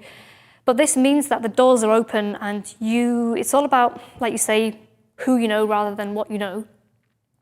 But who you know, in today's kind of world of social media and the way that we share, who you know can be someone you don't know today, but you know tomorrow. And that person can give you an opportunity that becomes your biggest job yet, and you can take that and get on to the next part of your evolution. So you want to think about your value that you're gaining through all of these things that you're doing, because you're increasing your value as you go along, and it's about using everything that you do. I mean, if you have got a degree, for example, or you know a certain person that works at an agency, or you have a certain number of fans on Facebook, all of these things are tools. They're tools that you use to get a job, and a job itself is a tool. All these things are tools that get you higher and higher. So this was an email I got from from a fashion magazine a while ago. I'll just take a sip of water. So this was I was I wasn't really used to fashion situations. So I had done some commercial work, and I got approached to make a fashion editorial for a magazine. And they wanted me to source a model and location and makeup and hair and styling and everything. And I said, okay, well, what's the budget? Which is the key word you ask anybody who asks you to do something. You say, what's the budget? How much have you got to pay me? How much have you got to pay for everything you need for this job, more importantly, because they want so many ingredients. But then I got this reply. And so I was a bit kind of baffled as to how I actually make this work. So they expect me to go out and source all these things for free and put it together for their magazine. Their magazine wasn't actually even that good anyway, so. So naturally I didn't want to do this, but because of the way that I've got into photography as fine art, I haven't climbed the ladder in the same way that you might consider a lot of other fashion photographers in their aspiring stages to do, because they're generally expected to just create a whole lot of work to show what they can do, because like I was saying earlier, the world needs proof of what you say you want to do, so you have to produce the work. You have to start somewhere. But in this workshop, I'm not going to be telling you how to build a team for free, because if you build a team for free, you can't expect to be valued as a photographer and paid as a photographer yourself. You don't want to be hired for free, so you don't want to hire your team for free. So it's important to have this value that you, like I say, you will grow and grow as you evolve, but this value has to be a little bit of value there to start with, because if you want to make a living from photography, then you've already got that spark there to start with. So you want to carry that spark through, starting off on the foot that you actually are serious about it, But bear in mind when I say about this free thing that there is this line between personal and commercial. A collaboration is different. It could be that everyone technically you put together on a team to work on a picture is put together for free. I'm not saying that's bad. I'm saying that the dynamic between everyone working on that shoot has to be equal, and it has to be honest, and it has to be everyone has to know what's going on. Mutual respect for actually where the images are going to go, and what's expected of this particular thing that everyone's putting their time into. So if you're making pictures to put in everyone's portfolios and show everyone's work off to potential clients, great. But if someone's being paid for it and then you're not paying them something, or being honest about what's happening with the money, or maybe you have got some money being given to you, but you're using that money to pay for the location, and you tell your team that, that's great. I'm talking about equality. So generally, I like to pay anyone who works with me on like a makeup, hair, modeling and styling when I'm putting together my shoots, even my personal shoots. Even in the earliest days of doing little fashion shoots, I give some money to them. I prefer it that way because then I get an assurance that that person's going to actually come and they're going to be serious to some degree. And I do hope to give them pictures from that shoot that I was doing, but I also don't want the pressure on me for that to be the only compensation from me to them. So I'm not rolling in money, and it's not that I have loads of money to pay out to people. It's just that when you set your mind to creating some images, even if it is a form of practice, sometimes it's nice to give some money, even a small amount, to cover the expenses perhaps of the people that you work with, because it sets you off on a professional dynamic, and it means that you as a photographer are setting yourself into that role as the conductor of the orchestra, the director of the movie. You're calling the shots. And it means that you feel less guilty about telling them what to do, and you can actually start directing the vision of what you want to create. Even in the smallest lo-fi shoot, you get that direction of a vision and you become used to commanding that. So some keywords, this is the last part of this section. I'm just going to go through some keywords that we're going to be using throughout this workshop. I've touched upon some of them already. So trust. Trust is one of the key commodities that you will grow as a photographer, as well as your passion, as well as your images and your style. Trust that a client knows you can do something, that they can call you up and know that you're going to pull it off because they've seen you do it before, either in someone else's work or in other work you've done for them. Tools. Everything really is a tool rather than an end product. Getting a certain job is not about just getting that end product and celebrating that trophy, but it's about where's that going to take you next. Everything that we have, like everything in our arsenal, like university degrees or anything that we might be frustrated with, to think where does it go, where does it lead to? It's a tool. You have to use it. You have to pick it up and use it. It doesn't just lay there and work itself. Even social media is a tool. Number of Facebook fans, whatever, all these things take us somewhere. Belief in yourself as a photographer, which is something that you get stronger and stronger, I think, as you go along, because you get this kind of like process of elimination as to the work that you feel most confident about and the work of yours that you might like but not feel so confident about. I'll give you an example. I've got black and white images in my portfolio. I don't like to call them just by how they look, they're images that belong to a series. But unfortunately, I've come to learn that black and white images are looked at in a different way in the commercial spheres, different spheres, whether that's fine art, fashion or whatever. Black and white is viewed differently. So generally, I kind of keep them in a different place away from any particular presentation of work that I'm giving a potential client, because I want to believe in the work and believe that they can see it too. Passion, I've already talked about. Passion is something that we channel in the right ways, but it's also so important to have it, because if you're not truly passionate about pursuing fashion photography, pursuing fine art, you want to get an idea of what really makes you tick, because that is the fire burning. That's going to keep everything warm and everything doable. Going to keep a fuel there. Evolution, I love this word because it means that not everything we do is going straight to the top. Everything we do leads to the making of who we want to be that person that gets to the top, whatever the top is for you. Evolution is something very necessary for everybody, and it's not about this meteoric rise that is often kind of lauded in the outside world, in the media, this meteoric rise going straight from the bottom to the top. Instead, we want this evolution, we want a growth, because we want to know who we want to be, not just what someone else wants us to be.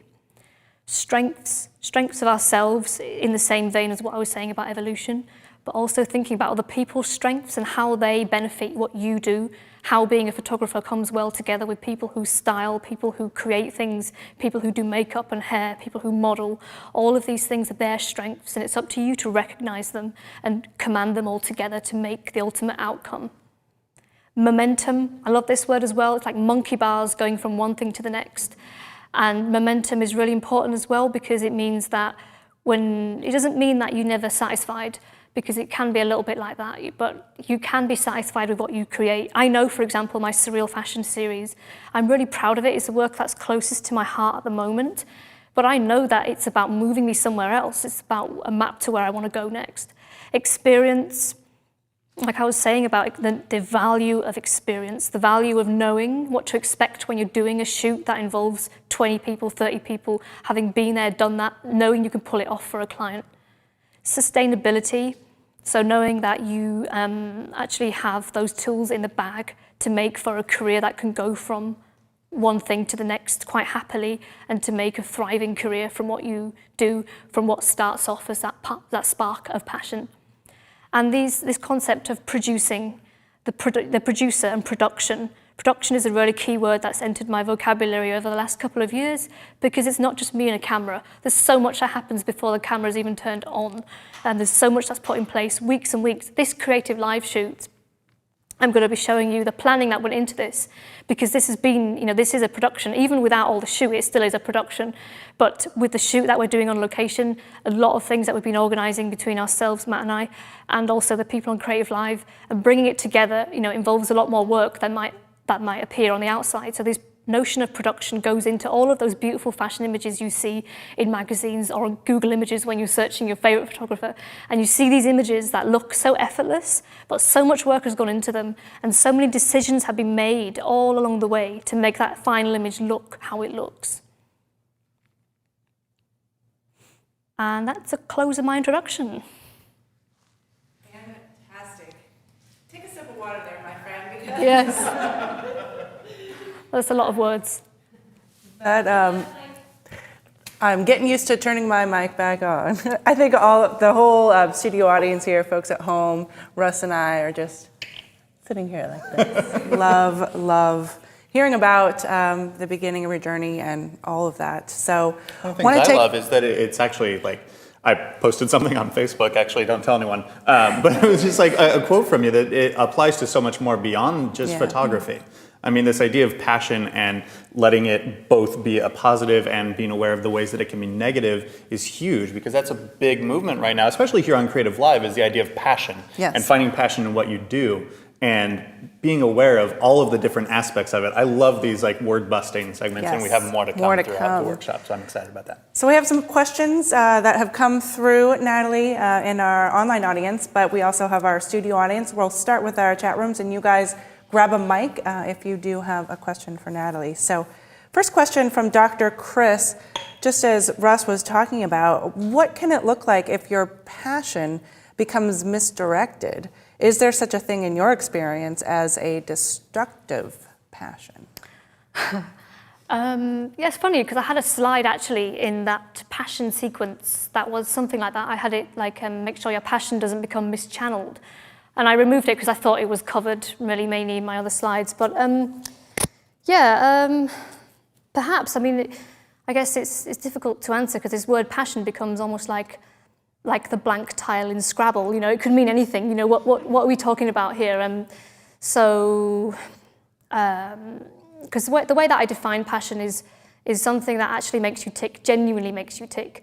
So, for example, you might be working on something for a client, and you find that you might be doing it just for the money, so it's not necessarily a big deal, so you don't necessarily feel that spark of excitement, that spark of this is what I want to be doing forever, or I don't know. I mean, I guess I can only really, I guess it also depends on art and business, because you might have a branch of your work that you really like working on, but it's just not going anywhere commercially. It just doesn't have any relevance to the commercial world. Maybe it's a really esoteric fine art thing that only galleries would get, but maybe this is destructive to your commercial career. So I think it's a case of where you are showing the results of that passion, where you're actually, like I'm saying about mischanneling it, maybe that is mischanneled, because with regards to fashion photography, you ideally want to be kind of ticking the fashion boxes to get somewhere in fashion.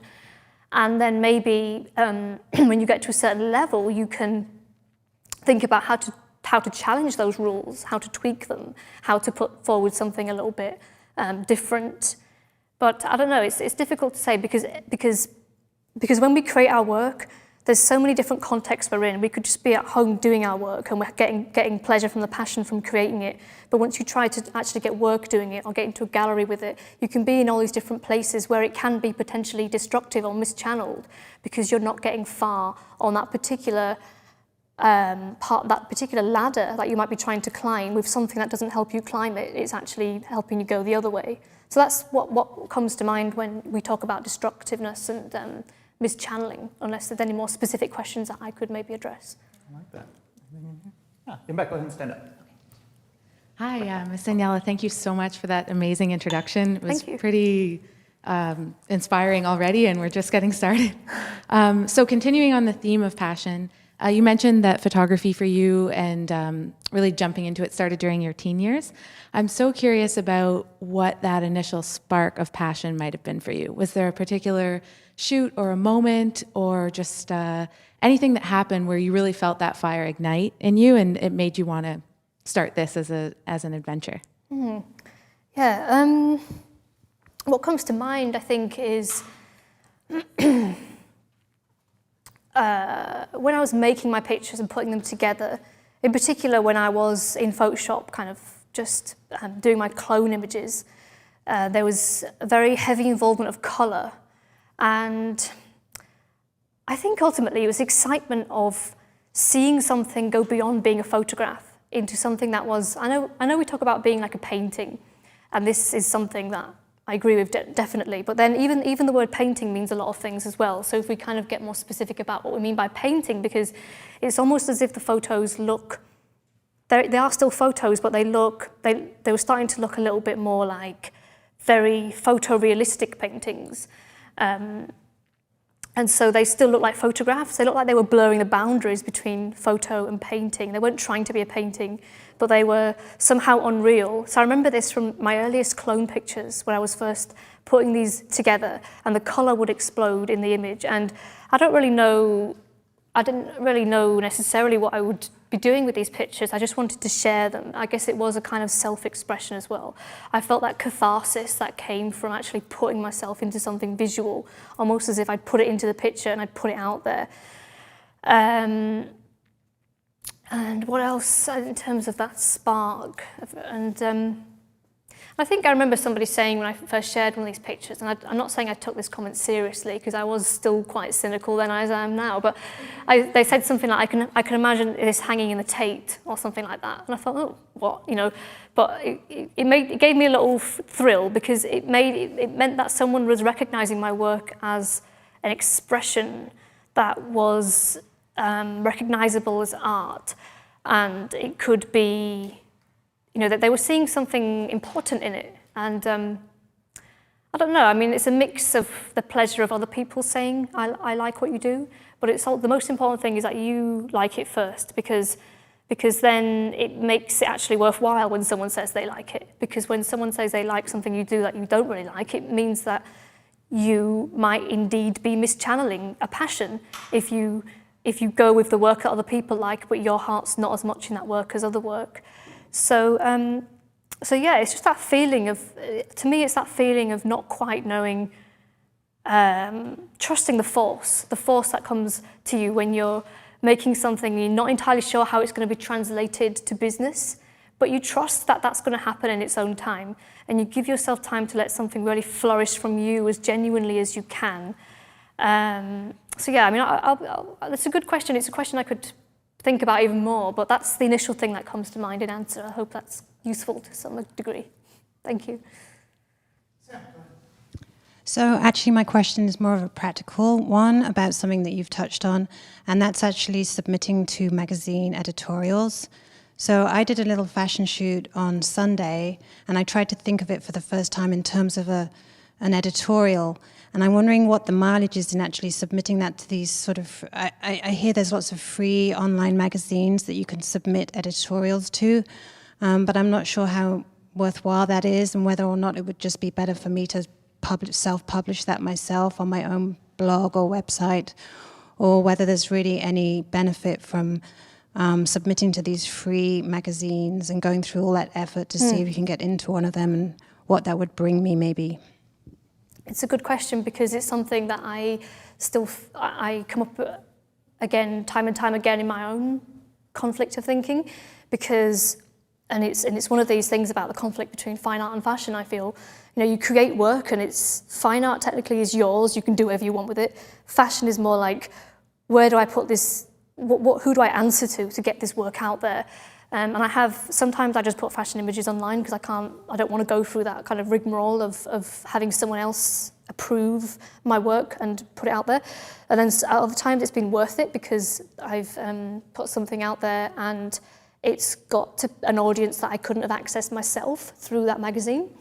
And also that magazine promotes it and makes it look good because it's in a fashion context. So it's something I think you've got to weigh up yourself case by case, because sometimes there are fashion stories that I create that I'm not wild about. They're fashion stories. I don't see them as like intensely creative. They abide more by the fashion conventions. And those usually are the stories that I'm happier to try and submit. The downside is that it might not be that it might not be that because my passion is not 100% in them, maybe it's that's not getting me very far up that ladder. But then again, if I spend a lot of time on something that has involved money as well, I don't want to feel like I'm kind of throwing myself at magazines that ultimately are going to take my work for free and put it out there for free. Because it might be that I feel like the work, not saying that I feel like I'm above them, but I feel like my work, I want to do something that's more on my terms with it because my passion is so in it. So that I get that conflict there. If it's something I really, really like, I want to do something very special with it. And if it's something that isn't quite there, but I just want it to be published in a fashion circumstance, then sometimes it's about one being too far that way and too far that way. So yeah, I recommend, first of all, researching fashion magazines online, bookmarking a load of them. There are lots out there. There are a lot that kind of link to each other because they like each other on Facebook, so you can kind of find this trail of fashion magazines, read their submission guidelines, think about whether you really want your pictures in that magazine, because sometimes you get so over the moon about the idea of being published that you look at the magazine and think it actually looks a bit rubbish and you don't want to actually spend the time on it. That's a perfectly plausible thing to think, acceptable thing to think. Because anyone can start a fashion magazine, let's face it, you put a fashion magazine out there and, so it's not like there are ones there is this hierarchy of magazines. I think, but don't worry too much. I mean, a lot of magazines prefer to have first rights over your pictures. They don't like you to put them online beforehand. But there are magazines that don't mind as well. So if you do publish it online and you really want to put your pictures online, you can do that and you've still got the chance of being able to publish them elsewhere. And also think about the genre of the images that you've made. It may be that they're a little bit artier. I'm not sure, I don't know what pictures you're talking about, but it may be that they could be published by a magazine that isn't so much just about fashion, but they have art and beauty and sculpture and fashion all together. And it may be that they don't care about the timings and the shelf life of them. So I had a spread recently where they published kind of a series of fashion images from all over the place from my portfolio because it was presented more in an artistic context. So you can look at those magazines as well because that still gives you that extra exposure that you can't necessarily get yourself through your own audience. What a fantastic, fantastic first segment. Thank you, Ms. Aniela, Natalie. We have kicked off this workshop talking about how you define your fine art and fashion and what motivates you to do what you do. There's a lot of discussions going on in the chat rooms, people talking about passion and really interested in how you did your word busting of the word passion. We're excited to see more of those. In our next segment, we're going to be talking about the right brain and the left brain of photography. Can you talk a little bit about what we're going to cover? Sounds scary. So I came across this concept, which is not something that's very much out there already. When people talk about the right brain and left brain, the right brain responsible for creativity, instinct, passion you could throw in there as well. The left brain being more responsible for being more orderly, being more organized, logistics, technical. So these are almost like the two halves of being a photographer. I mean, of being anyone really, obviously.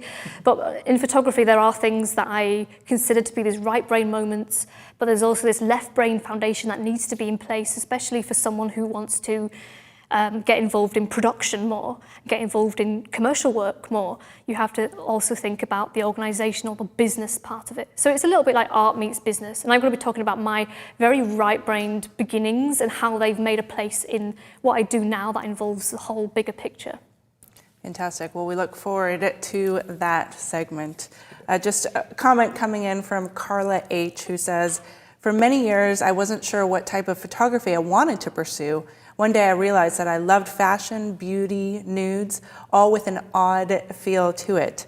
But I felt lost because I thought they were very distinct and separate genres. But then I bumped into Natalie and realized in her work and realized that you can blend them if that is what you're passionate about. So I thought that, thank you for sharing that. I thought that really summed up what people were talking about in the chat rooms. Yeah, that was beautiful.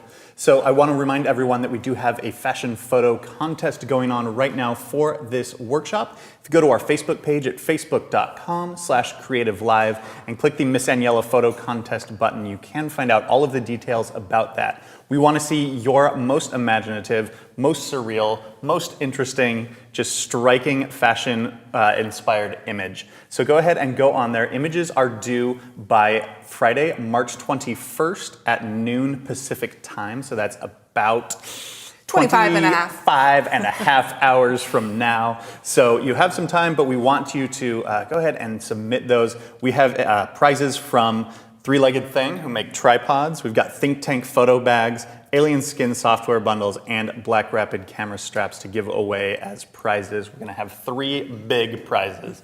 So we are very excited to give those away. Go ahead and check that out on our Facebook page. And folks, we are going to take about a 15-minute break now, and we will be back for more with Miss Aniela and her imaginative fashion photography. We'll see you then.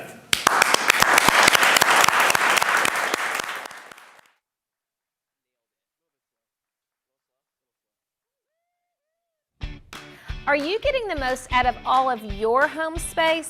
When it comes to tiny apartments, quirky old houses, and fitting the demands of work, play, and family under one roof, it can be difficult to make style meet function. Every room in your house can and should meet your needs and reflect your style at the same time.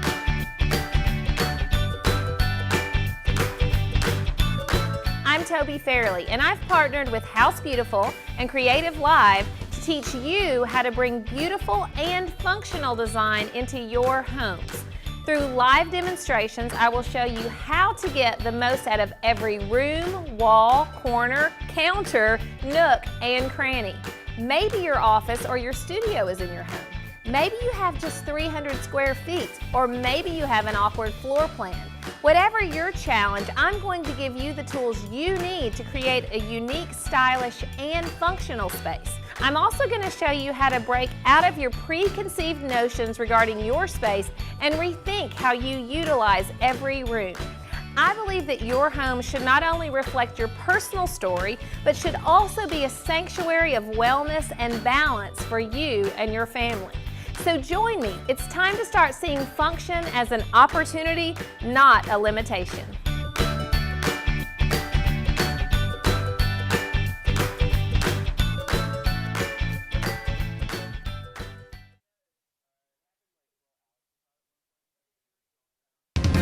You've done Lightroom 101. You've learned the ultimate Lightroom workflow.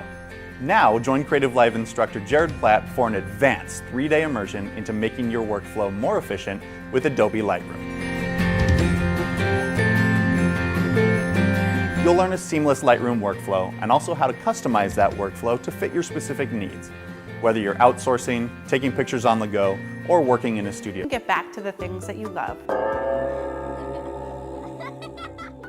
So take the next step towards a stress-free life and join us on April 10th and 11th for Balancing Work, Family, and Photography with Rachel Brenke.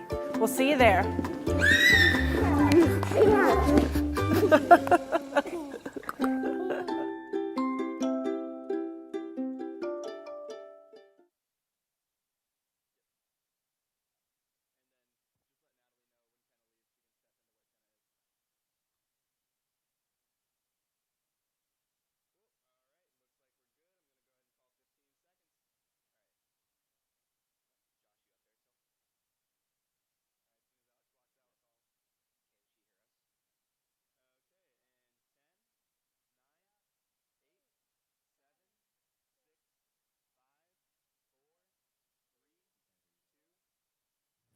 Welcome back, everyone, to Creative Live. If you are just joining us now, we are here with Miss Daniela, also known as Natalie, and this is Imaginative Fashion Photography. In our last segment, we started going, we talked about what we're going to be doing for the next 3 days. You talked about the differences between what fine art is and what fashion is and how those worlds are very different, but also gave us a taste of how you're bringing it all together and what drives you. We did our first word busting of the word passion and explored that. And now we're going to start talking about right brain and left brain, which is something that I think a lot of us think about and try to figure out where we are and how we can either get better in one area or let it go to somebody else, as you have learned to do so well. Cool, well, let you take it away. And thanks everyone for joining us. We are using the hashtag Miss Daniela Live. And just another quick disclaimer is that in this section we'll be seeing some of Natalie's work, and there will be some slight nudity. So that's just a disclaimer for those of you who may have your little kids running around at home while you're watching, or in your office, who knows. All right, over to you, Natalie. Thank you. Thank you, Ken. Okay, so I've called this section Method in Madness on Being a Right-Brained Photographer. Now, it sounds a little bit odd because, no one's really more right-brained well, some of us are more right-brained, some of us are more left-brained.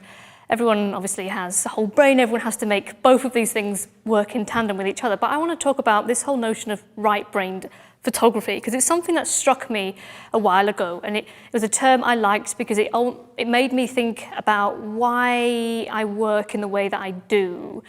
It doesn't necessarily mean I work like that 100% of the time, but a lot of my work, including the image you see on the screen there, which is one of my early self-portraits, is part of a body of work that I created a lot with this whole right-brain tendency of not having this particular outcome that I was aiming for, but kind of going along with the journey a little bit and letting instinct and spontaneity play this role.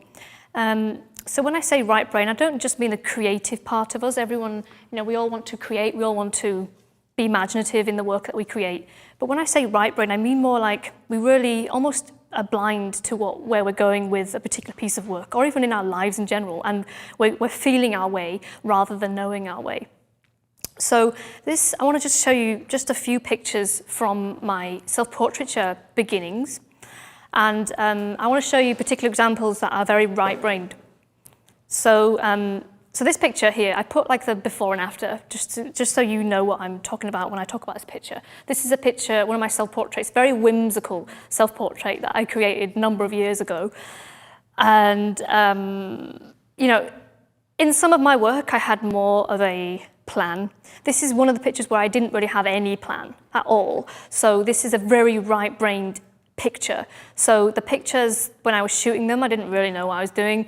I was just kind of playing around as I did in my environment of living. I'm going to talk more about how lifestyle kind of influences the photography you're doing at any stage in your life. So this was during that stage when I was creating self-portraits at home, and the result that I made from this was very much like an adventure in Photoshop in terms of just completely transforming it. I've got this kind of step-by-step of how I did it actually on my blog. It's called Bending Over Backwards in Photoshop.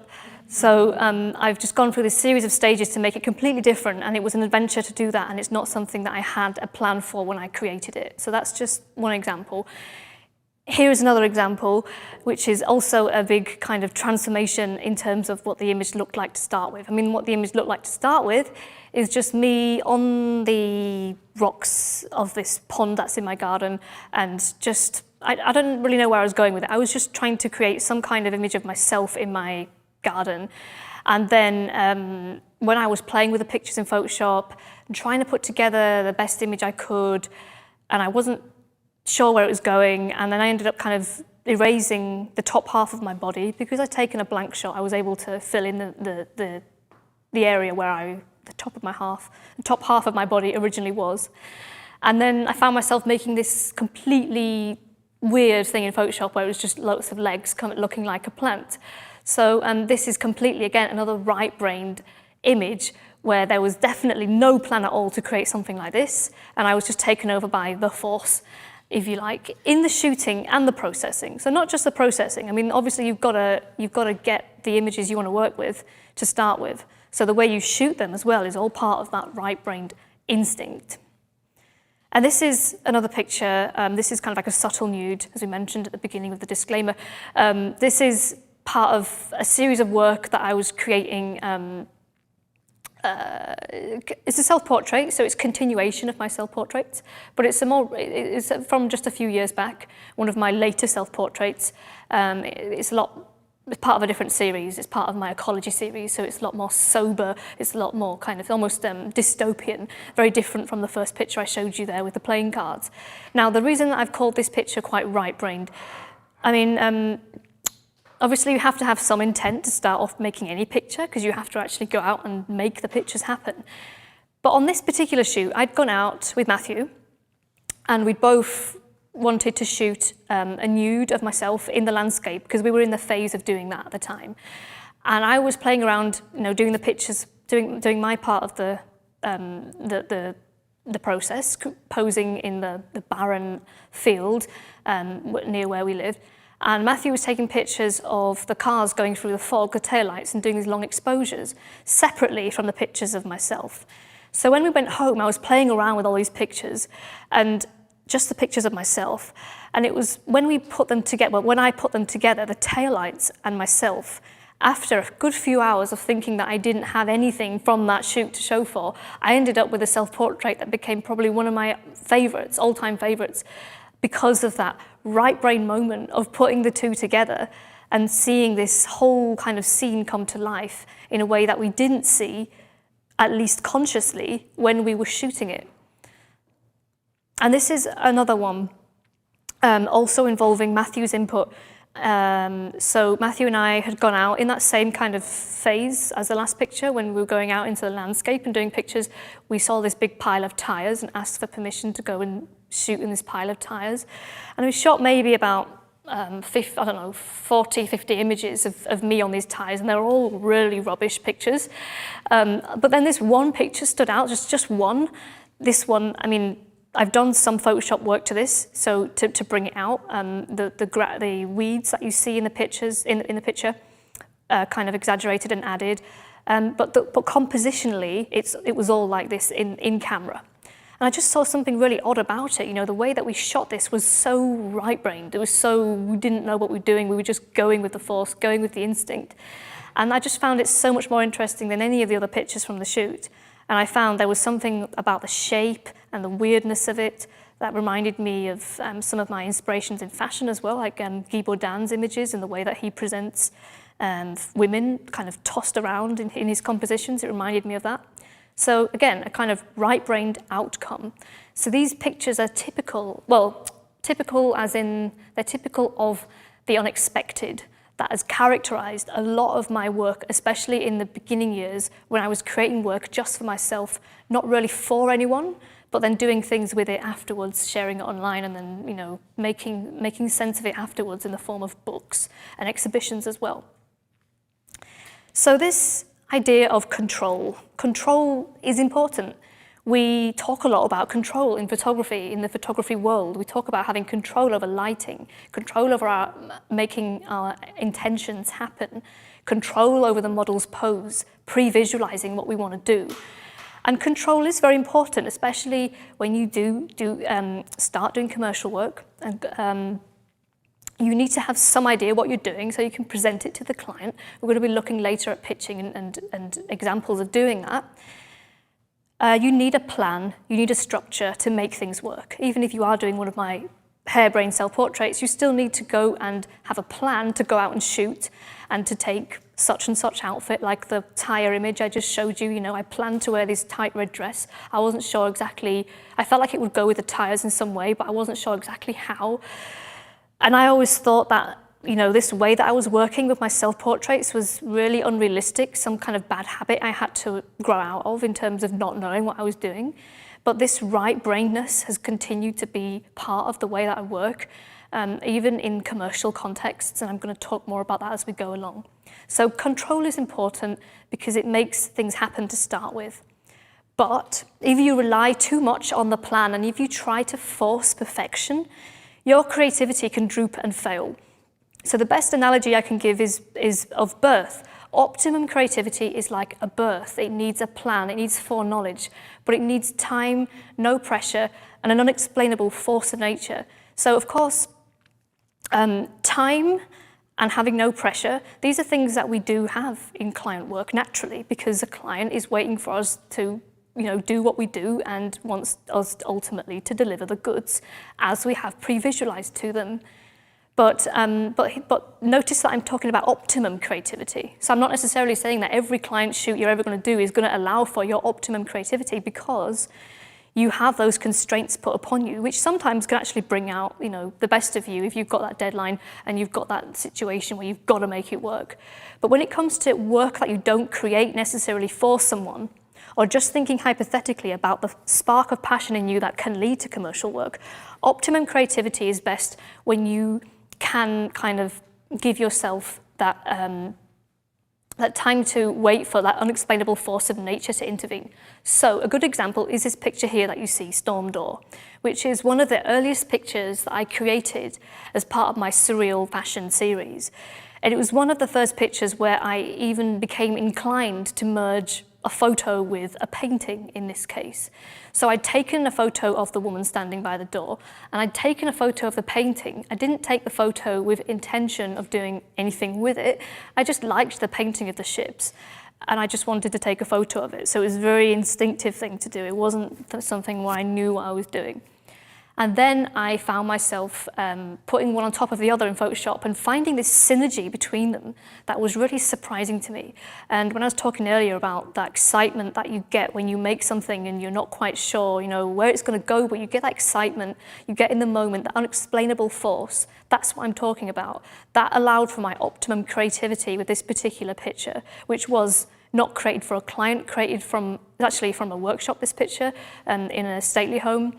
And so it was something I was free to play with myself, and that allowed for the best to come out of me. So I've talked about in that picture the right-brainedness of the processing, but also the way I shot it, because obviously the way I shot it was fundamental to how I was then able to layer them together in Photoshop. But also when you're shooting, there can be that you have right-brain reaction to what you're shooting. And a great example of that is the story of this model that I shot.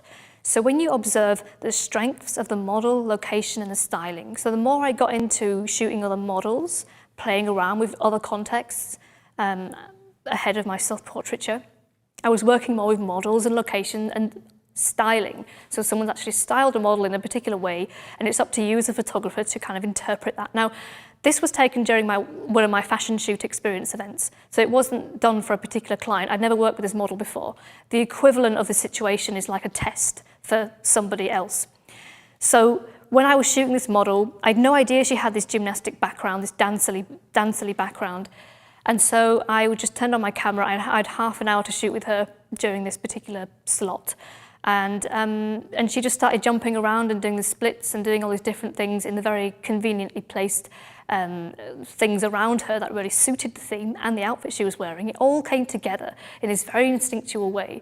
So instead of rigidly telling her how to pose and saying to her, go and stand over there and do the typical model poses or whatever, I just let her do what she did. And it was up to me to kind of capture that. So it was a moment where I was kind of out of control, and it was a little bit weird. But then I just carried on doing that and capturing the shapes that she was making, because that was her strength.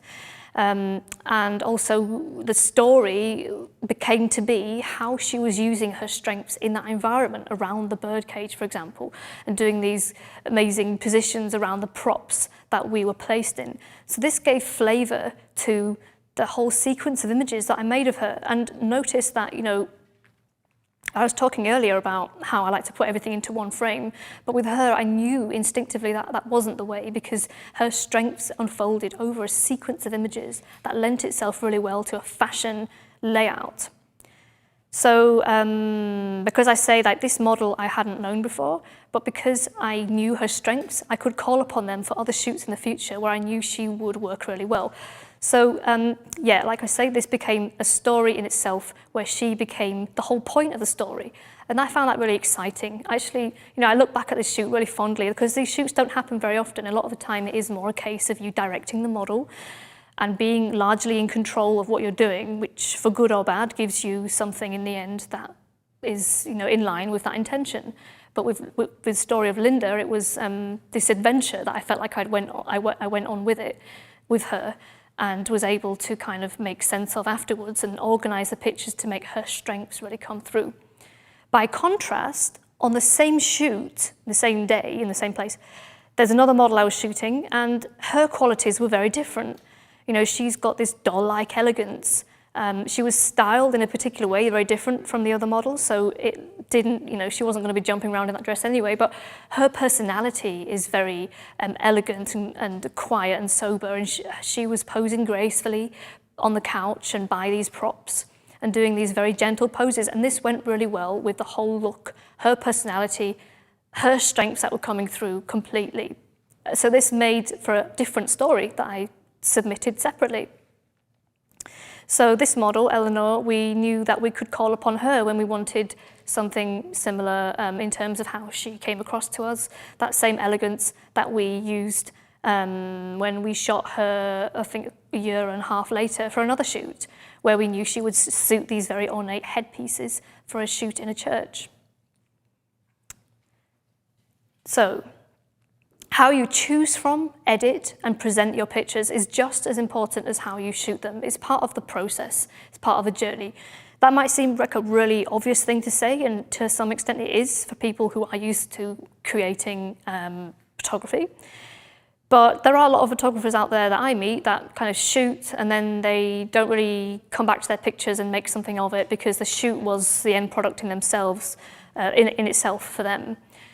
But you may find yourself looking through loads of pictures after a shoot and wondering or feeling dismayed that you didn't quite get what you wanted, wondering, making sense of what it is you wanted and how to get the best of them.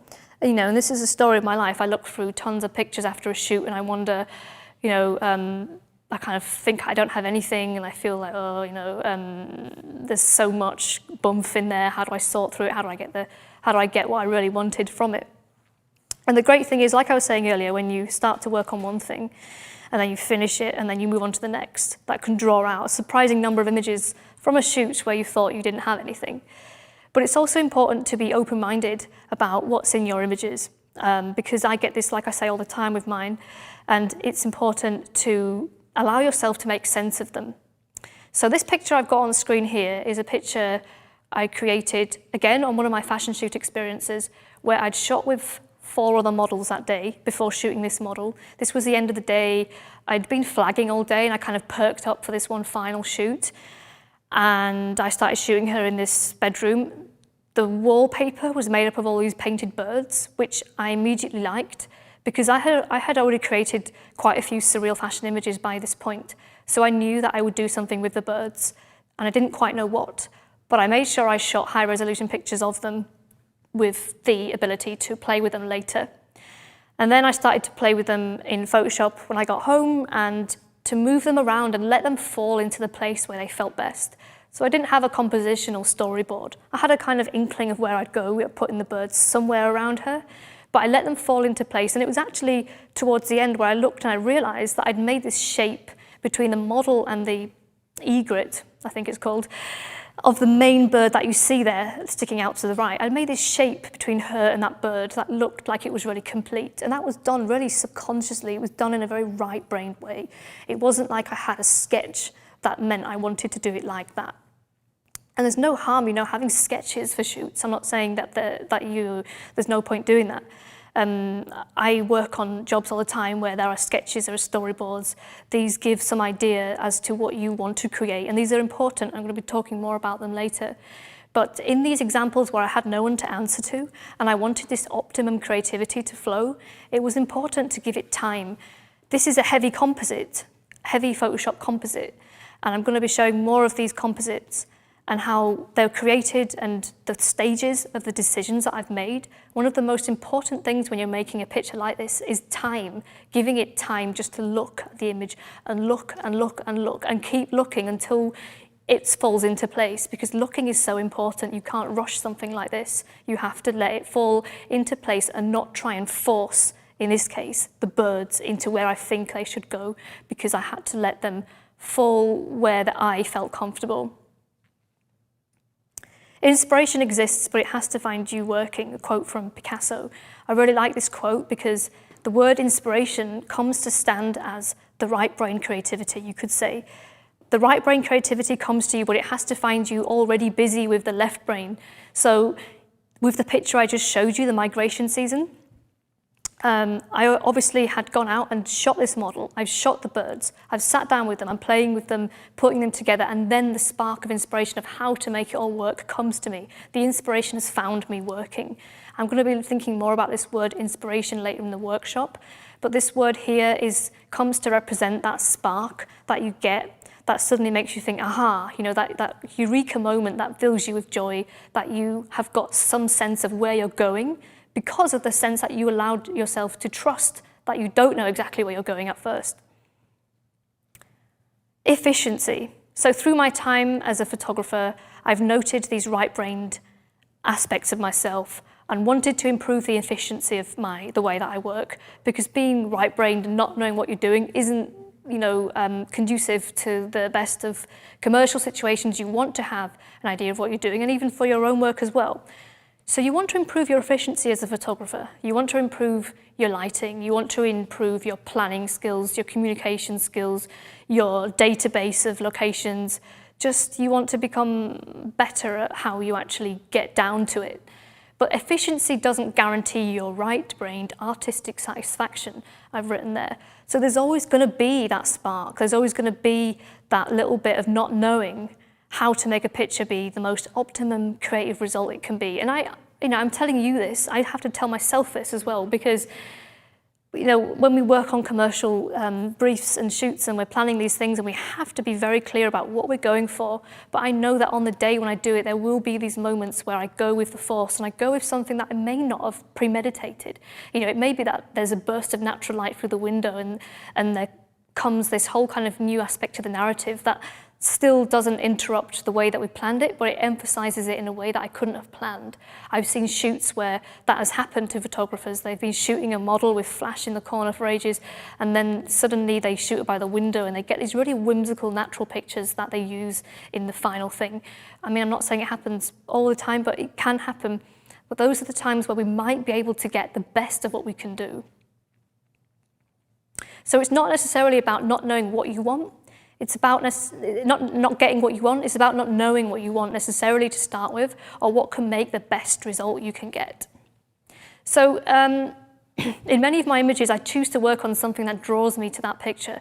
So in this picture, if I just show you the picture, I mean, this is a little bit processed, but it's mostly what came out of camera. I've cropped it a bit and I've done a little bit of adjustment to it. But compositionally and the quality of the light in this picture and the painterly look was already there in this shot, and something drew me to it because it's very unposed. It's not a picture where she was posing for me. It's kind of between takes on one of my productions. And so I just liked the qualities in this picture. It was very natural.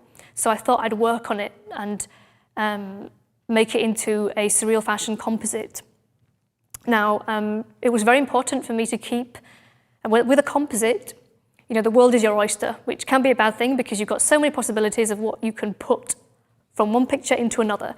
But with this picture, I wanted to keep it in line with a nautical theme, because this was shot in this house by the Thames in London. It's got this nautical theme going on. It's like a shipwright's house. There's a painting of the ship behind the model already, as you saw. And I've kind of emphasized and pulled bits out of other pictures that I shot of paintings of ships in that same location, and put one in the mirror and put one on the piano. And then I've got this painted sea coming in, and then I've also got these drops, splatters of water on the lens that has been added in Photoshop to further enhance this whole surreal notion. So there's a whole journey of considerations that I made as to how to actually make that into a composite. But it comes from being drawn into the spontaneity of the things that were in that natural shot to begin with that I didn't direct completely. This is an image of mine that, maybe is a little bit odd in an imaginative fashion photography in terms of my current portfolio, but this picture is just bizarre because it's part of my surreal fashion series, even though it doesn't have a model in it. It feels completely right to be there. But the story behind this image, this image is so right-brained because I didn't, I was going to say I didn't intend to put a giraffe there. I was shooting in this room. I'll show you the pictures. I was shooting this model in this room in a chateau near Paris, where I was doing a workshop a couple of years back. And I didn't even have much time to shoot in this room. It was literally minutes. So I shot this model, and I'd also shot at the National History Museum in Paris a couple of days prior. So I did have an idea that I wanted to use these animals somewhere, possibly in my pictures, to complement the fashion situations, the portraiture, to demonstrate my surreal fashion images to the people I was with at the time. And I did do quite a few other pictures from this context where I've got also animals from the museum, which you'll see some of them through the workshop. But when I put the giraffe on, I just slapped it on top of this picture and it just fit there instantly. And it was such a great moment because I knew that there's no need for the model anymore. She became superfluous, of course. I had to get rid of her. Who cares about her? I'm joking. But stick the giraffe in there and it just worked so much better than the model because it just became this completely different, bizarre direction. It ceases to be a fashion image in its most conventional sense. It's more part of a bizarre fine art juxtaposition. But this image has been quite popular and it's got a lot of attention that I might not have got just with my purely fashion images. So that's another story in itself. But this is, like I say, a very right-brain picture where I went with that excitement because that excitement to me was more important than making the picture fit in with any particular convention of fashion. Not that it was entirely fashion-based workshop. The models were dressed more in costume, so it was more creative edge. So I was free to do what I liked and to play around and to get the optimum creative result, which I felt was the giraffe in the office. So every right brain needs a left brain, of course. So I want to move a little bit on now to talking about left brain and talking about the role that Matthew plays as part of the Miss Agnella brand that we are nowadays. Miss Agnella has gone from being not just my name to more like a brand name. And that's largely with him coming on board as doing a lot of the left brain stuff to start with. What do I mean by left brain? I mean organization, business, negotiation, technical, lighting, a lot of these things that I was doing bits of myself. One person can't do everything themselves anyway, so it's a case of two people sharing it, branching out and having a member of a team helping you do things. And a lot of photographers, a lot of people in anything where they're starting out doing a business need to at some point get someone else to help them because they have so much to do. So Matthew is a large part of what he does is helping me do everything. We do everything together, but also he takes care of things that I would consider to be more in line with this left brain organizational element, logistical, as they say. So the importance of team members, it's not just about working with a partner, it's also about any team member that you take on board. Even the team members, the styling and the makeup and the hair that you start to recruit as you get more involved in fashion. I'm talking about those people as well. Things that you don't want to or can't or not as good at doing yourself. You call upon someone else to fill that role, and then you find that they actually can be better at doing that role than you are, and that leaves you to do what you are strongest at. Now, I want to give you an anecdote as well, which I think really perfectly sums up the I guess the evolution from what we're calling lo-fi, the kind of origin of being simple, improvised, minimalist methods, lower budget, doing things kind of on a shoestring, to the hi-fi, involving more production elements, involving bigger budgets, involving more ingredients. So this anecdote, years back, when I was first offered a commercial brief to do an image for a book. And it was quite exciting because it was the first time someone was giving me an amount of money just straight up and saying, I want you to create this for us. And I was really excited about it, and I didn't actually really ask the right questions at first because I was not extremely experienced at that time. It's something that I was first getting into. So I didn't know exactly what this budget was supposed to entail. That's a very important question to ask. You want to know if someone gives you a budget, which is great, they've already answered that question that you would ask anyway, what's your budget? But then you want to know what do they expect for that budget, because the budget and the brief are relative to each other, and it might be a great budget, but if they want you to do a million things for that budget, then obviously that's no good. So anyway, this job involved shooting a model in a particular location, in a library location.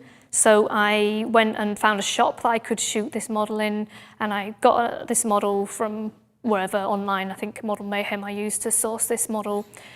And the location I got for free, so I was kind of pleased. I thought, oh great, I got it for free. I didn't ask for it for free, but they said, oh, you can come and use our shop. And I also sourced the clothing myself. I didn't know 100% whether it was exactly right for the job. I just kind of almost guessed a little bit, got this clothing, bought it from a shop, and then took it back afterwards, parts of it, and some parts I couldn't. And then so I shot this thing, and I shot it in the way that the crux of this is that I shot it in the way that I shoot my self-portraits. Everything was pretty much on a shoestring, and I went home and I worked on it in the way that I would work on one of my self-portraits. So I was putting together all these pictures in Photoshop to make the ideal composite in the way that I was working on a standalone picture. So I was, working away and then presented it to the client, and they didn't like it. So I thought, uh-oh, they don't like my picture, and then asked me if I had any other pictures to show them, and I said, well, yeah, I could show you the other pictures I shot, but they weren't any good because they're very different from the composite that I presented. It was something that I'd woven together in the way that I do artistically. But they wanted to see options, and this was something crucially that I was missing about this particular kind of job, which is they wanted to see a lot of options of shots, raw shots from the shoot, so they can actually look at what pose they want, and they can look at the foundation they want. So it's very different from the way that I work on my self-portraiture and the way that I kind of beaver away in private and then present something finished and done. So I considered it to be a dead end. I thought, okay, I won't, I've kind of failed with this, but it's fine. But then Matthew stepped in and he said, look, why don't we go and hire a different location? Why don't we hire this location? It will cost this amount of money, which is a lot more than doing a location for free, obviously. But I thought, okay, well, I'll talk to the client and ask them if they can offer a little bit more money to use this location. And I'll just take a sip of tea. It's getting a bit of a dry throat. And so I went back to them and I said, can we work in this location? They said, okay. And we chose a different model. And we also had the clothing sent from the client as well, which helped because then I knew that exactly what they wanted to wear, and we reshot it. And I had a contact sheet of about 150 pictures to present to the client. And they were overjoyed with them, and they picked out the picture they wanted. I did a little bit of post work to it, but they mostly wanted to do a lot of the post work themselves. So that was the job they wanted me to do, which I'd approached in a very lo-fi way, which in my particular case wasn't appropriate. But when we stepped up and we said, no, okay, we need this, this, and this to make it work, do you have this bit of extra budget? If I'd done all that to begin with, that would be very much more in line with how I work now. Because how I work now is I've got the experience to know what's involved in a shoot and the quality that Matthew and I as a team want to bring to a shoot. And from that shoot onwards, we decided that was how we're going to work. We're not going to do things on the cheap. We're going to make sure we've got the budget to do it properly in the way that we envisage. And if there is, if the client isn't happy, then it may be that the job's not for us. But that's how we want to work, and that's what we want to put forward. So I want to talk a bit about the creative live shoots that we've been planning, because this is really great situation for me to basically paint a picture of all this stuff I'm talking about when it comes to planning and production and all these ingredients, all of this time that goes into preparing something, and how it actually comes about to the real thing, as you'll all be seeing tomorrow.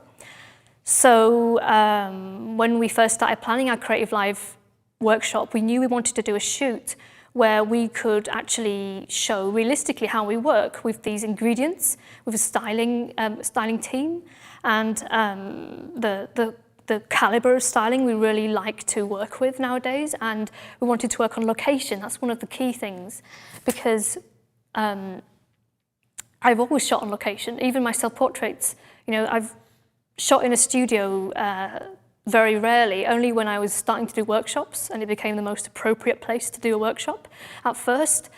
But naturally, we led on to doing the shoot experience events with locations, because that's what we naturally wanted to do. And also, the thing about locations is that I just find I feel at home in them, because they're part of my inspiration workflow. They're part of inspiring me to what I want to create.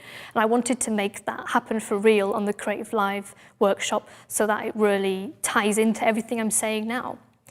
So when we first started planning, the main thing we wanted to choose is location. So Matthew initially brainstormed and Googled loads of places in Seattle. We also had Creative Live team looking for locations as well. Now the thing about location is it has to fit any number of criteria, obviously, you have for any particular thing. In this case, we needed it to be available on the dates we wanted. It needed to make sure it's suitable for all the needs of Creative Live as well as our needs. It needs to be in our budget. It needs to be interesting enough for me to feel like I can create something close to what we do nowadays in the visions that we put together. And so we went on the hunt. Now, one of the locations that we narrowed it down to, but there was quite a few on the potential list, but this is one of the ones that we came close to using, which is Fort Nisqually, and it's an outdoor location. So we instantly were worried about the weather in Seattle and whether that would work, and that would be a very big unknown. But also, not just the outdoor, but I was looking at pictures of this and wondering whether I could really feel, I guess, I don't want to sound cliched, but that spark of passion. What can really draw me to making a picture come together? Where do my eyes go when I look at these pictures? So I was looking at pictures of the place. It looked like it had a lot of space, a lot of options, a lot of texture, but I was still kind of hunting for something that drew my eye in, because the thing about the Creative Live shoot is we want to shoot mainly, we want to go for one particular picture. We don't have all day to shoot that one particular picture, because we've got other things to do as well. So I wanted it to be one obvious, grandiose place that was very compact, where we could work in and really work on honing that picture so I can show you the process to it. So I was also looking at the natural light that spilled into a lot of these textured rooms in the Fort Nisqually, and I thought about how these textures are used in work that I've done previously. So I've got this image of mine on the left, which is shot in a fisherman's shack as part of a location that's separate from the house. So this is, in line with that textured look, making use of somewhere that's very low-key and shabby, and goes in line with the whole theme of this fisherman idea. And then you've got this image on the right that was shot in this warehouse in LA, and it's got all these, broken down things around the model, and that really goes well, the mustiness of it, the age. But also, the other factors, the fact that the location is so spread out there, that the outdoor unknown element of weather. I wanted to be ideally somewhere indoors. So this is a picture that we first saw on the website of a place called The Ruins, which we're going to be shooting at. And this picture really drew me in, because this is the outdoor part of, kind of conservatory part of the ruins, where you've got a tree actually growing from the inside outwards, and you've got all this foliage everywhere and spiral staircase. All of these things really appealed to me, and this stood out for me as the place I wanted to shoot in, this particular room. But so we had our team producers here go and do a recce of this location. And when we saw actual pictures of this particular room, it wasn't quite how it looks in this picture. Things had been taken out, and it was a lot smaller than we thought it was. So it turned out on the logistical actual look of the place, it wasn't quite right. And that's really important, because obviously you can be drawn in to think that location looks exactly how it does in the picture, and you get a different impression. But then we looked at other rooms within the same location, because then we thought maybe that room won't work, but maybe other rooms will. So we saw these pictures on the website, and these pictures are from the Ruins website. And so you see these different rooms. I immediately saw a lot of chairs, and I thought, no, that's no good, because chairs are just kind of ugly. They're not really, in my experience, they're not really good things to use as part of fashion photos. They're just clunky, and they just want to get rid of them. So my eyes were being drawn to the walls. What's on the walls? You know, what's hanging from the ceilings? What can really complement the image in the way that my images in my portfolio are complemented by, you know, decor and chandeliers and, you know, texture and age and all of these things. So the bottom right-hand picture is the picture that I naturally was drawn to, because you have instantly this scale that you don't see, at least in the pictures of the other rooms. And I knew that scale was very important. The more I work with these productions involving models, I really like the idea of the location being kind of tall and exciting around the model, as you'll see in a lot of my pictures as we go on. I also like the color in this room. I can see from this picture that there's paintings and murals on the walls and even on the ceilings, which lends itself to this surreal quality that I obviously like in my work. And also you've got these chandeliers that look very bright and very grand in the image. You've got quite a lot of them in the room as well, and they really crown and frame the room in this particular picture. Now the carpet's changed as well, which we were pleased about, because the carpet for us is like the least interesting part of the way the room looks in this image. And also we won't be using all the chairs and tables because we knew that they would just get in the way of the fashion element. But everything else we think is a really good foundation, and also we got some extra shots of the details in this room. When we went to visit the location, actually, it's even better than we imagined, because you really see these details when you see them, when you're physically there, they come across so well. The other rooms are actually more interesting than they look in the pictures. The other rooms are beautiful as well. This room, though, still has the most scale, and scale is something that I increasingly look for when I'm doing grander pictures. I thought about pictures in my portfolio that are relevant to what drew me into that particular room. So you've got this picture here on the left with the canaries. You've got the scale of that room. That's a very tall ceilinged room where you've got these, where you've actually got, you know, another level of the library up on the staircase there. Staircase became the focal point of this. I've got the room for this dress to spread out and the surreal concept to spread out as well. And also the picture on the right is where I've shot in this room with these mural drawings on the wall, which reminded me of the drawings on the wall in the ruins image. So choosing a stylist and a model. So we also wanted to then think about what we're going to do in this location. So we thought about the styling that we want to have, ideally, to really convey the quality that we use in our images. So we straight away thought of Leonid. So Leonid, we've worked with Leonid Gurovich, he's a New York stylist that we have brought over to do the styling on our workshop. So this is a picture of styling that he's done on a shoot of ours last year in New York. And you can see in this particular case, a couple of his dresses, and he styles and he designs as well. And we knew we wanted his quality to come through, because we can trust him. We've used him a few times now. We know that he has this passionate spark where he wants to do everything as best as he can do it. And he also has an imagination that's very in line with our imaginations, very kind of over the top color and elegance. So we've worked with him before, so we knew that he would be great for this. Choosing a model as well is very important, especially when you are working with someone who has these, you know, when you're working with Leonid, we like to let him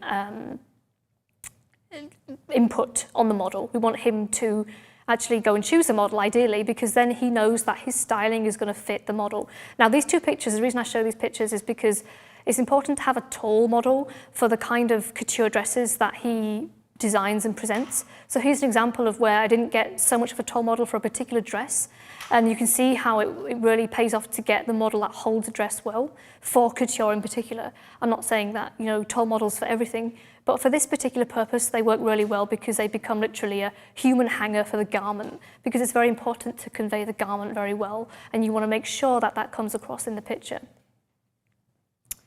So we're going to talk about lighting now, because lighting is the next piece of the puzzle when it comes to how we were putting together the vision for the creative live shoot and what kind of lighting we want to use in the high production element of the shoot, the couture with Leonid's outfit.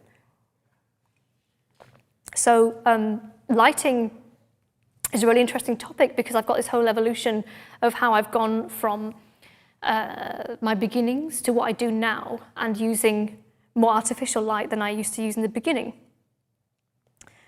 So the beginning, I was very much using natural light.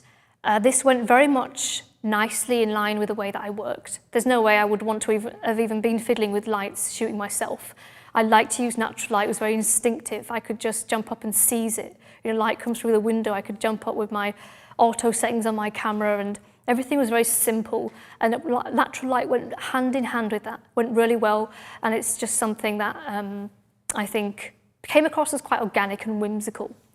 And also, when I wanted to use lighting in low light situations and also get a bit more creative, I would start reaching out to other sources of light.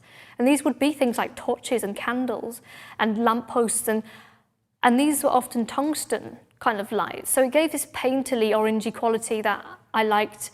If you're familiar with paintings like by Caravaggio, where you've got these dark scenes with the orange glow of light, I really liked that look. I still do, and it still comes through some of my work.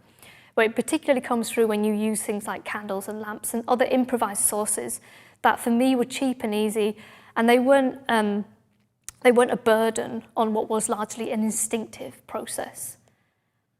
I also, I have meddled in HDR as well. It's when you take a number of exposures and blend them together to get the best of the shadows and the highlights, so you don't have blowouts and too dark areas where you've shot in very high contrast situations. So this is a good example of that. This is a picture shot in an abandoned girls' school, very high contrast situation, and not a situation where I would have liked to take lighting in with me. This is where Matthew and I were collaborating a lot because, again, it's a context where I wouldn't have wanted to be by myself. And so we'd go in and we'd just want to just get down to it, really, and start shooting and use an available light. So we set the camera on a tripod and took a few exposures, blend them together, and that allows you, instead of using lighting, that allows you to basically control the detail in the shadows and the highlights. So I could get the detail in the debris at the bottom on the floor, and also the detail of the sky in the same shot. So when I started shooting other models, I would make use of natural light to begin with. I felt most comfortable with natural light. I started playing with flash and stuff, but mostly at the beginning, I was in my comfort zone with natural light because it was what I was used to with my self-portraits. So these images work fairly well, I think, with natural light. You've got on the top left there with the clock, you've got an image that's shot in a very light, airy location where I felt like the lighting just worked very good in an ambient manner. And then you've got a picture there in the bottom left there where it's taken in an outdoor situation, and the whole of the image, lighting is not directing the eye because you've got an image that's just kind of all out the same, very even. You've got natural light by a window there of the model in the middle, and then you've got on the right-hand side another model by the window with the light coming in from the window to camera left, and that just gives her a nice glow over the image. So natural light has its place, and it works very well in situations where you have, an effect by a window or something where you have no need in particular to draw the eye towards a particular part. But then, once I started playing with artificial light, so I'm going to start with HMI light, otherwise known as continuous or movie lights or spotlights. These are a very good halfway house between natural light and flash. So if you're somebody who wants to start kind of getting used to using artificial light and engineering and pointing it and doing things you're not until then used to, HMI lights are good because you literally turn them on and go, and you see what you're shooting with that light. And it gets you used to the idea of pointing and controlling and punching in light to situations, but you don't yet have the obligation to use flash, because you can use HMI in quite creative ways as well. So these images I show here, on the left there, you've got an image where you've got HMI light behind the model, and it's made this very fiery, hell-like look to the image, which I'm going to talk more about the processing in later in the workshop. And the image on the right is where I've had a HMI light to the left, and it's pointing in at the model. It's giving a very eerie shadow. shadows are something we don't always want in our images, but I think it works quite well here because her styling is so kind of gothic and eerie, and the shadow basically reflects that in a kind of Cruella-esque way. And it gives it this movie-like quality. It's just a bit more on HMI. You can see here, HMI light pointing, we use Lupolux lights, so these come in HMI and LEDs. An image on the left there, I've shot this image at one of our LA shoots with HMI. So HMI is good for, like I say, when you're getting used to the idea of working with lighting, and also for creative effects. There are situations where it's just not strong enough and you need something stronger, and that's when you think about flash. So flash is something that I think like a lot of photographers that start off with natural light, find it difficult to use at first because it's like a whole new world basically. You've got all this control, you've got all this capability of making a scene, and making a picture look so different than it would have been with natural light. And you can do more things as well in terms of the model moving, and it's a whole new world, but it's a scary world because of all the amount of possibility. So a few images where I have used flash, and flash has been fairly crucial to the look of the final image.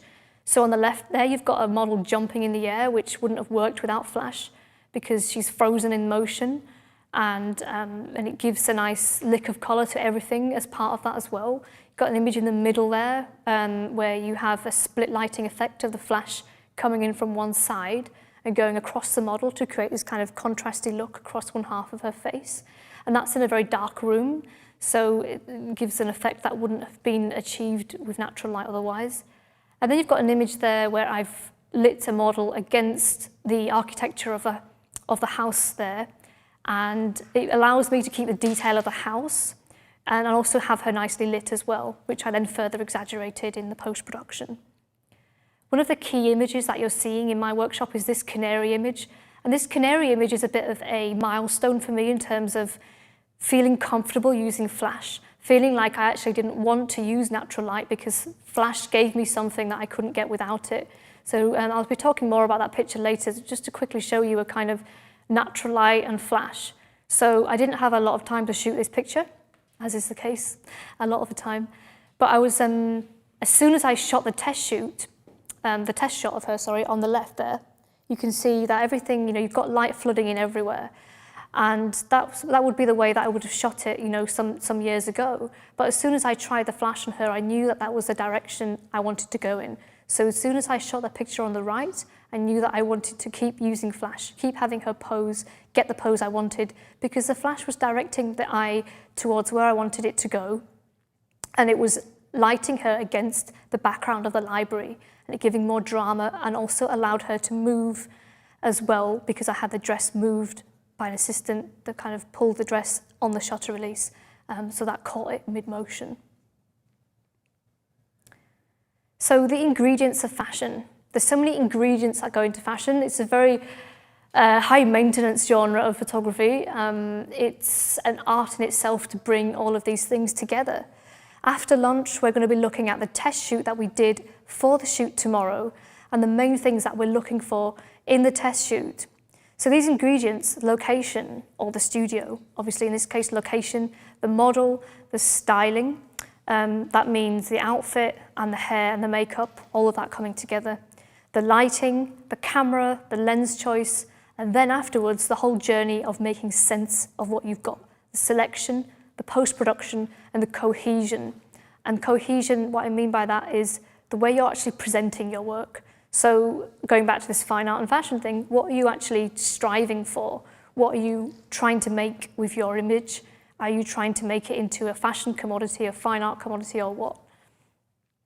So lighting is one of the main things that we're testing on the test shoot. Lighting is something that we are thinking about, because we've brought so much with us because we want to try it out and see what works best in that location, so that tomorrow we have more an idea what to go to in the limited time we have to shoot the image that we really want to shoot. So when we go into our test shoot, we're trying to hone some of these things in mind. We've got poses. I'm thinking about pose. One thing I've found a lot is that you've got all of these left brain logistical things, the location, the timings, the lighting, and all of everything that you've done to get everything in place. And then, you know, the pose is often the last thing you're thinking about. And yet it's so important because, you know, you can have the model just standing there and you've got the perfect lighting, but there's something that's just lacking from the way she's standing. And the pose is like the final push to get the image that you want in everything that you've been, you know, engineering for so long. How much of the location to take in?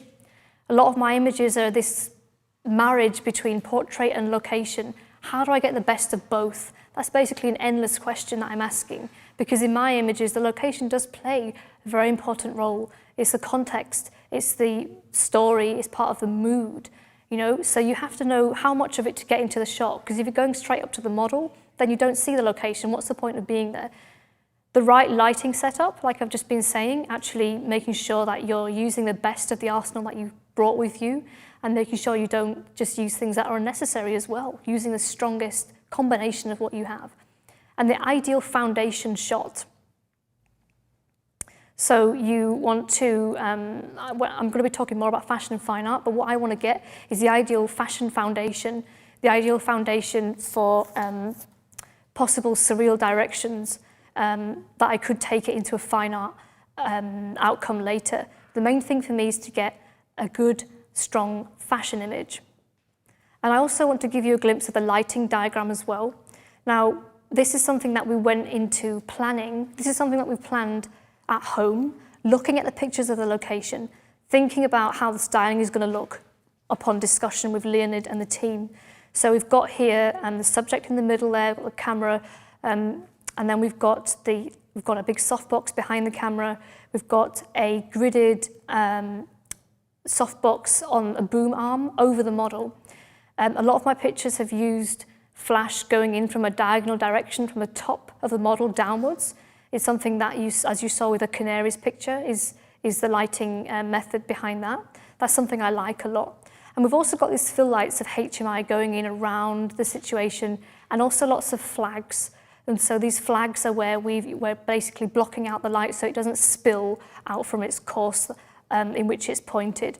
So this looks like a quite extravagant lighting setup, but really what we've got there is options for filling in those shadows of quite a dark room. There's no natural light coming into the room unless there are some doors you can open to let a little bit in, but there's no windows in the actual room itself. So it's quite a dark room, which is good because then we have complete control over being able to engineer the lighting as we wish. So all of this we're going to be looking at more when we come back, because I'm going to be talking about our test shoot and how we started to put all these ingredients together. Beautiful. Love it. All right, let's go ahead and take a couple questions if you don't mind. Go ahead and ready yourselves out here if you've got any. We want to start with one kind of technical from Martin and many, many others in the chat room who are wondering, how do you deal with the copyright issue of using other people's images, paintings like in the sea-based one, in your work? How, especially when you're doing composites, how do you deal with copyright? Yeah, a lot of my images use paintings that are hundreds of years old. So the copyright, there is basically no copyright on those pictures. So yeah, that's great because that for me allows me to use them freely, because you have this kind of rule over 70 years after the death of the artist. But these are hundreds of years old, so some of them practically ancient. So that leaves me the freedom. So yeah, if you were looking for paintings from modern, people who are, more recent, then it wouldn't be something that you can do, because you'd have to get permission from that painter. And for other sources of images, a lot of the time it's cleared with the location owner of the place in which we've shot that particular artwork, if it is something that isn't ancient, sourced elsewhere, but sourced from a location. So that's kind of in line with our agreement upon renting that location. And other times, you could even directly collaborate with somebody who actually draws or paints and gives you direct permission. So yeah, if it's something that is relatively new, then permission must be sought for that usage. Especially if you go on to then want to sell the picture or license it, that would definitely need clearance. And that's kind of the follow-up question is, do you ever, when you're doing your composites, go and license from a stock photo or other direct contact images to use in your composites? Very rarely. I mean, sometimes I've looked into it. It's not something that I've done very often because usually I use a picture I've taken myself, which is another answer to the previous question. Some of the pictures in my composites are not paintings, they're actual photos that I've taken myself before, like the beach scene in the picture of the big red dress. So I normally use pictures I shot myself, I'm certainly, my mind's very open to going and sourcing stock from other people, and it's something that I would, go and buy on a stock site or what have you, depending on how much I really wanted that picture in as part of my composite. Fantastic. A question from Sam? Actually, my question's really related to that, almost answered. I was wondering if ever you've done a shot and then actually felt that you needed to go and shoot something afterwards. I know you've used from your archives the sea and stuff, but you've actually felt like, now I need to go and shoot this thing and then go and do that afterwards. Yeah, in answer to that, yes. I prefer, a lot of the time I find that I'm just using pictures I've already taken because I think back to them. But then again, it may be that I like a picture, but I don't feel it. And then later I go and shoot something and think, oh, that could work really well in that picture. So sometimes it works in that way, kind of unintentionally. Just comes from me not being inspired enough to take that picture to its finished outcome until I then find something else that goes with it. There has been a specific time where I did a picture of myself holding a snake years ago. Matthew and I shot together, and we really didn't like the background that I was standing in. So we actually went out and shot a new background. It was just another forest background, very similar to what you would expect to find in that situation. But it was really good because we managed to get the perfect shot to go with it, a shot that allowed for some kind of like depth of field behind me, so it wasn't just kind of up front, straight forest scape behind me. You can see that picture on my website in my ecology series, I believe. So that picture, I didn't like the idea of doing that at first. I thought, I just don't like the idea of trying to shoot a picture to fit in with it. But we replicated the settings and we went out to choose somewhere with a similar dappled light that was in the original shot. So we were really keen on matching it. And it worked really well, actually, in the end. It's not something I do a lot, but it certainly proved to me that it can be done, so that was good. So I know we're going to be talking and seeing your left brain partner, Matthew, tomorrow more. But a lot of folks were asking about if you don't have a left brain and you're a right brain, could you talk a little bit about what, if you don't have that person that complements you, what are ways to access the other side of your brain? Or suggestions? Well, it all comes from the whole idea of just reaching out to other people, because I talk about Matthew. I mean, Matthew is part of Miss Aniela, so he's, like the right-hand man. But then there's also people that we use in our repertoire that are people that are additional left brains, they're people like assistants that we've come to know and trust through the years. And just people we've got to know, just friends we've met that have become part of our team and are excited to be helping the planning. There's also, even when you start to use, stylists and hair and makeup, these people are their own kind of, hair and makeup do their particular job, but a stylist in particular is a person who is actually looking after a whole portion of your shoot. So they're not just doing putting the clothes on, they're also organising the clothes to arrive. They're getting another assistant to help them get the clothes. They're looking at the mood boards, they're working with you, so they're they've got this kind of managerial role on your team, like a subsection of your team. So this left brain aspect is really part and parcel of the whole notion of going out and finding people to help you do what you do, which is really in line with how fashion works, because you can't do everything yourself because you're not really expected to do everything yourself. So I certainly would reach out to finding someone. Maybe the first hurdle might be to find someone who can assist you, someone who can actually maneuver your lighting and even help you with lighting, because lighting assistants don't just maneuver, they also suggest and can help you, because lighting is a whole art form in itself. When you remember that photography is an art form, lighting is like another art form, and they both kind of, they're two massive things to put together. So having somebody to input their suggestions on that, as well as logistically actually help you with the physical side of it, is, I think, necessary for anyone who's regularly using lighting. So this left brain thing is a way of thinking. It's a way of thinking outside of just what you want to do and how people can help you achieve what you want to do. And this comes through just reaching out to team members through shooting, through making friends, through meeting people, through networking. This all helps you concentrate on bringing your ideas to life, bringing your imaginative right-brained or however you want to call it, bringing that creativity to life is having people help you. Thank you. When you're working with a client who has strong ideas about what they want, how do you meet in the middle while also maintaining your creative integrity? It's a good question. It all depends on what they want, really. I mean, there's been jobs I've worked on where I'm generally happy doing whatever they want me to do, as long as I feel like it's worth my time, or if I'm getting something enough from it in terms of the money that they're giving me for it. Because there's been, like, for example, when I talked about the book shoot and doing the images, all those images, and handing over the raw files to them for them to work on as they wish, I'm happy with that in that situation because that's what I'm being paid to do.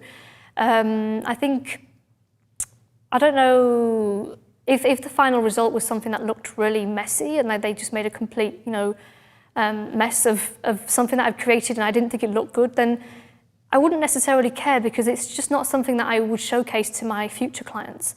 It's not something I would put onto my website, for example. So as long as I feel like I'm being fairly rewarded for the effort that I've put into that work. But anyway, as part of another answer to your question, it all comes down to the brief that you get from them. So when they're talking to you, you get an idea of how much they want your creativity to come into it. But the important thing with commercial work is that you do actually have a brief. It's important you know what they want because a brief will appear at some point. Even if they say you have loads of freedom at the beginning, they do want something in particular because that's how commercial work generally works. If there is a lot of room for creative freedom, you've got to make sure you understand why that is. Because if they're making like an advert, it's likely that they have a very specific idea of what they want, and they might not be able to articulate it, and that's a bit dangerous because then you think you've got freedom, but then you do something and they say they don't like it. So you have to make sure that if you have creative freedom, why do you have that freedom? What are they expecting from you? Like, for example, I've been asked to do commissions where someone gives me an idea for a commission and I basically have freedom to create that piece because they trusted me as a fine artist. So you have to look at what they expect from you, what you want from it. If it's something where they've got all these rules for you that they want you to abide by, but you feel like it's not worth your time to not be able to bring something into the vision for your own portfolio, then you might decide not to do it and to spend your time doing something that you can actually have more creativity on as part of creating it. But I mean, when I create my own work, a lot of the time I have that freedom because there's no one answering to it, and I'm happy because the downside of that is there's no one waiting to pay me for it because it's something that I'm doing of my own accord. So sometimes it's a bit of a trade-off between one and the other. It's about finding that balance, but ultimately you find that balance through communicating with your client carefully and making sure they're happy with all your ideas and the crazy ideas that you might have and that you really want to put in your portfolio. If they're up for it, great, but just make sure that they are happy with it. So it's all about communication really and weighing up something, whether you feel it's really worth it for your time and portfolio purposes. We have a question from Fashion TV from Singapore, who is a regular here and has a ton of great questions as always. This one, we do have some detailed questions about location. So when sourcing for a location, if you were to prioritize, would you always prefer an ideal location over availability of light, or quality of light available over an ideal location? Any practical advice to that regard? Yeah, interesting, because like I've been saying about this location we're shooting in tomorrow, there's the room we're shooting in has, like I say, a little bit of natural light, but it's no windows, it's very dark. You can seal it all off and just, light it all yourself and turn the chandeliers off. And we're comfortable with that because we like the idea of being able to control that setup. But like, for example, the picture of the woman with the canaries, one big attraction we had towards that location was the the abundance of natural light in that particular room. It's a very gorgeous, gorgeous room where you've got this really high scale, spiral staircases, books, artifacts from all around the world. That became part of the attraction to the room. Now, it really depends on why you're using the location. On that particular shoot, we were hosting an event there. We were living there for a week. So we wanted it to be an atmospheric location for everyone who was joining us. We also felt that we could be inspired by the natural light as well. But we knew that also we had a load of lighting gear that, we weren't necessarily relying on the natural light. So it depends whether you really are relying on natural light, which is something that I don't necessarily rely on. A lot of the time I find it's a little bit of a hindrance because it comes into a shot and it actually impedes your shot because you get these patches of sunlight which are actually just, ruining the image. So it depends on your intentions. It depends where you are in your journey of photography. I certainly have been very attracted to locations on a lot of my shoots where there is natural light, because we know that other photographers who are joining us on that shoot as well would like it.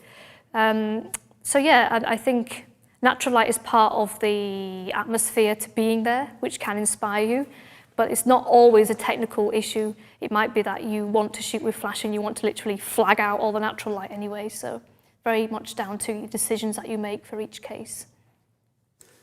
Wonderful. All right. Well, that is about all the time that we have for this segment. So let's talk a little bit about what we covered. We covered being the right brain versus left brain, kind of using that as the metaphor to talk about creativity versus the intellectual approach and how those can work together, complement each other, and really bring their own approaches and strengths to your photography. We talked about then making the shoot actually happen, how to find locations, how to find your team, how to find your model, all those, and then talked a little bit about lighting.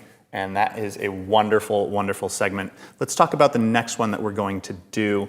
We are specifically going to go over the test shoot. So do you want to give us a little preview of that? So going over the test shoot that we did the other day at the location, and it was really exciting for us because we got to see the location for the first time, and it's better than in the pictures. I genuinely mean that. I mean, a lot of the time it can work the other way around. You go excited, then you think, this was like, wow.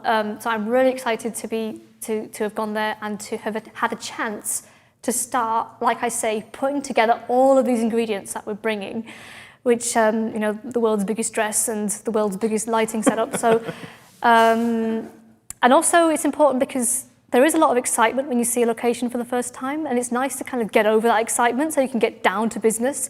So this test shoot was a chance for me to kind of like start even think about how to put together these ingredients, and also how to approach the lo-fi shoot as well, because it's a beautiful location for a shoot, even without the dress and all the lighting we've got for the high production one. We're also shooting practice shooting the lo-fi setup with our model, with our dancer model. So that was really fun as well, and you get to see pockets of what we did. I'll talk about my gear, and I'll talk about my initial reactions and the shots that I got and how I think I'm really kind of like starting to make sense of what we're going to be doing at the real shoot. Wonderful. Can't wait. So what happens? I bet a lot of folks out there can't wait as well. I love it. So we would love to read you a couple quotes from folks online about what they thought during this segment. We have Piper Williams said at MY 1928 says, Miss Aniela's candor is both inspirational and refreshing. And Themia says, this is by far the best creative live session ever. It has so much depth, and the level of creativity is beyond words. Oh, thank you. Thank you. And we are just getting started. Yes, we are. I think it's really cool that you're going to take us through the test shoot and all of that, because that is a huge part. Often we're just focusing on the shoot itself, but with this type of work, my goodness, so much goes into that. So I'm looking forward to talking about that in our next segment.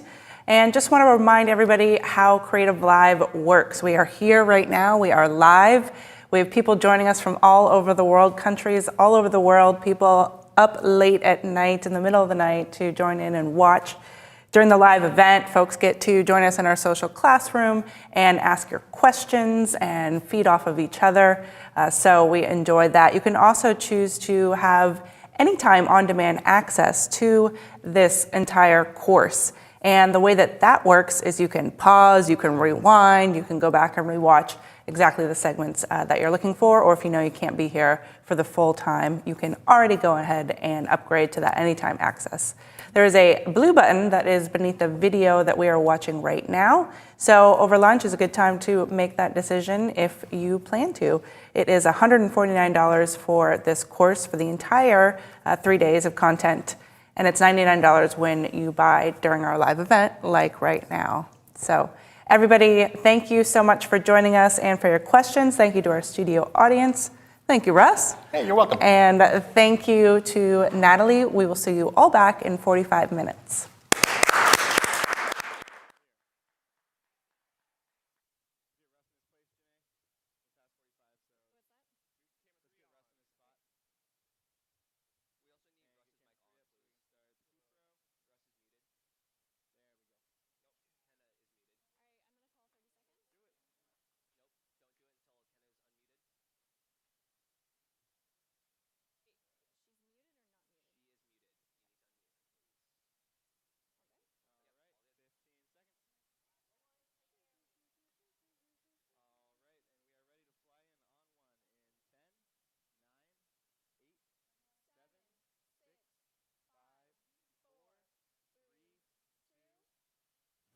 Welcome back, everyone, to Creative Live. Hope you had a wonderful break. If you're just joining us now, we are here with Miss Aniela Natalie, and this is Imaginative Fashion Photography. We had a wonderful first couple of segments.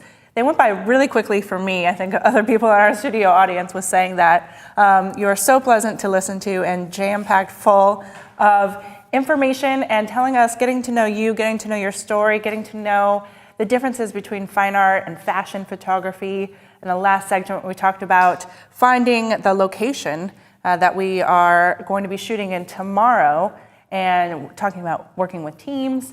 So we are going to head into our next segment where we are going to see more of the location where we'll be tomorrow because they did the test shoot, and we're going to be talking through how Natalie and her team work through that. And I want to invite everybody to get your questions in the chat room. If you're not in the chat room right now, there's a little blue little icon that says chat with live with class participants, and we want to hear from you. You can also use the hashtag Miss Aniela Live for your questions and comments as well. One more thing, I want you to, can you talk a little bit about the Facebook group that you have? Because a lot of times in these workshops, we have people who go out and want to stay in touch and share work around that particular photographer's type of work, but it turns out you already have one. So tell us a little bit about it. The Fashion Shoot Experience group. Yes. Is that right? Yeah. So I have my Miss Aniela Facebook page. Right. And that's on which I share everything, new work and announcements and things like that. But I also have kind of like this kind of more niche group for Miss Aniela Fashion Shoot Experience, and that's for anyone who's interested or has been to one of our Fashion Shoot Experience events. So they can come along and join, and usually that's the place that we first start announcing new events, new shoots that we're organising. And it is where we're usually also putting the feelers out for seeing what people are interested in as well in terms of making a new event happen, or a new location, a new destination that we're planning, got our eyes on. So it's a good place to hang out and to also share work that you shot on our Shoot Experience group, and it's a very nice community. So if you're interested in our Fashion Shoot Experience, it's a nice little community to come along and join. And to hang out with people who have been before and people who are coming to new ones that we're doing this year. Very cool. I was looking in there yesterday and saw some of our regulars here on Creative Live in there as well, chiming up some conversation. Shout out to Adrian Farr, who is very active in there, as he is here. In any case, everybody, that you can just search for Miss Aniela Fashion Shoot Experience on Facebook, and that is where you find that group, and I would love to see how many new members we can get. All right, well, I will turn it back over to you and your beautiful gear over here. Thank you, Kenneth. Thank you. Thanks.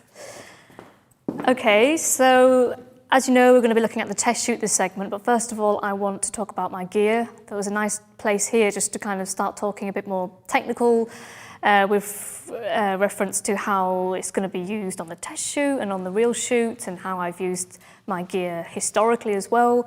So this is the gear I use at the moment. So I have two bodies. They're Nikon D800E. So this is 36 megapixel camera. And I'm sponsored by Nikon, so this is how I'm able to have two bodies and also a variety of lenses. Whereas where I started out with a variety of differing bettering cameras as time went on. But in terms of lenses, I was mainly using my 24 to 70mm lens or equivalent with other brands that I've used in the past. So the 24 to 70mm lens is a zoom lens, and it's a good all-rounder lens that a lot of people use for a lot of different things, because obviously you can get closer portraits, and you can also get contextual images with more surroundings in the image. So it's a lens I've used a lot, and I continue to use quite flexibly across a range of different images. So when it came to starting to use different lenses and exploring the big bad world of getting a bit more diverse and lens changing, the lenses that I was most intrigued in using are these telephoto lenses. So I have 70 to 200, and I also have 80 to 400. So it's even more of a powerhouse with that one there. So these two are particularly good for taking you to a whole new world than I was used to with my 24 to 70. So in terms of shooting from a distance, shooting images with great depth of field, very shallow depth of field, and so that for me was really exciting in particular, to use those for the first time and to get a kind of image that I couldn't really get with the 24 to 70mm lens that I was used to. We also have a very wide lens here. We have 14 to 24mm. So this is a lens I don't use very often, to be honest, because I don't often shoot very wide contextual scenes.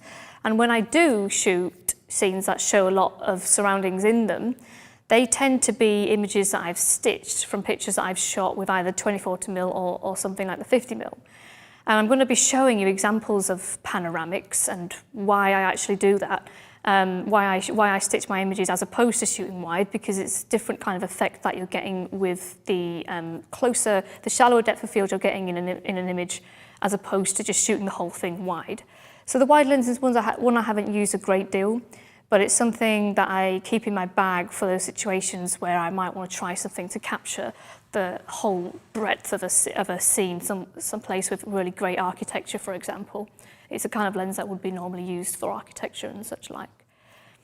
And then here we also have 85mm lens, which similarly to these offered me a kind of, when I first started exploring other lenses, offered me a kind of world that was previously not so accessible with the 24 to 70, because that's basically the version of the lens I've been using previously. For years I was using that equivalent of lens. So the 85mm lens is beautiful as well, because this is a prime lens. And this is 1.4 and f1.4, so you get this beautiful shallow depth of field that is not really something you can get with this 24 to 70, because it's 2.8, f2.8. So there's all my lenses. I also have 50mm that I haven't mentioned, sorry. So this 50mm is on the camera here. I haven't, the 50mm tends to be a lens that a lot of photographers start out using a lot, and I can certainly see why. It's a lens I've started to use recently, and to discover the simplicity of using a prime lens of this focal length. Because obviously with the 24 to 70, there will be a lot of images that I have shot at 50mm as part of using this on 50mm. But the great thing about the 50mm lenses is it's a prime lens, so it's better quality. So you're going to get a better quality with prime lens than on zoom lenses. That's one of the benefits of using a prime lens. But also the fact that you can't zoom with these prime lenses means that you're moving on your feet instead of obviously zooming in and out, which is strange if you're not used to it, but it's actually quite an interesting challenge, or just a new factor when you're using a prime lens, because then it encourages you to think about moving closer and moving with your feet, basically, zooming with your feet. And so I like the quality I get with this 50mm lens. And I also find that because it kind of replicates what the human eye is seeing, I find that the images are very satisfying when I shoot them as well, and I can get a range of close-ups and more contextual shots quite satisfactorily with this lens. And it allows me also to get the kind of shot at a focal length that I would be inclined to stitch to get a panoramic scene, either up or down or left to right. And I'm going to be showing you more what I mean by that and where I've used that in pictures of mine. I've done that quite a lot in my surreal fashion series. The canary picture that you see on the wall there is stitched with one shot to the left. So you can see more of the room in which she's shot, and it gives a space for the dress and the canaries to spill out into. So that was really quite important. And I'm going to be showing you also some breakdowns of how that picture was made with respects to panorama and also the surrealism in it as well. So 2 bodies is good because it means that when you have a few lenses and you do want to try obviously playing with more than one lens on a shoot, you can have one ready with another lens on it, which is great. This is something that I've enjoyed the luxury of. It's not necessary, but it's just something that becomes more convenient the more you're working to time limits and the more you're working on productions where there's a lot of factors going in, and you can have an assistant prep your other body with another lens, and that's great. And also you might be wondering why I've got pink all over my equipment here, is because I realised the great convenience of actually marking all my equipment, especially when I'm around other photographers so much as well. So that's why I've got these little pink stickers over everything, which is so easy but such a good idea. So yeah, that's all my gear. I love shooting with DSLR because it gives me fantastic quality. 36 megapixel is fantastic, gives me really high quality raw files that I can work with before I then can work on them and store them as TIFF files. Whereas I've toyed with other things in the past, but DSLR is something that allows me the ability to shoot with equipment that isn't too hefty, it's manageable. I've got also grips on these, which do make them a little heftier, but also mean that I can turn to portrait and have like grip vertical shooting here to shoot portraits, which is much better than going like this. So that's really handy. It does make it heavier, but it does also mean that you've got the extra battery life with the grips. So I really enjoy my gear. I feel like I'm still making use of all the possibilities of the lenses I've got, because lenses basically are your gateways to different worlds.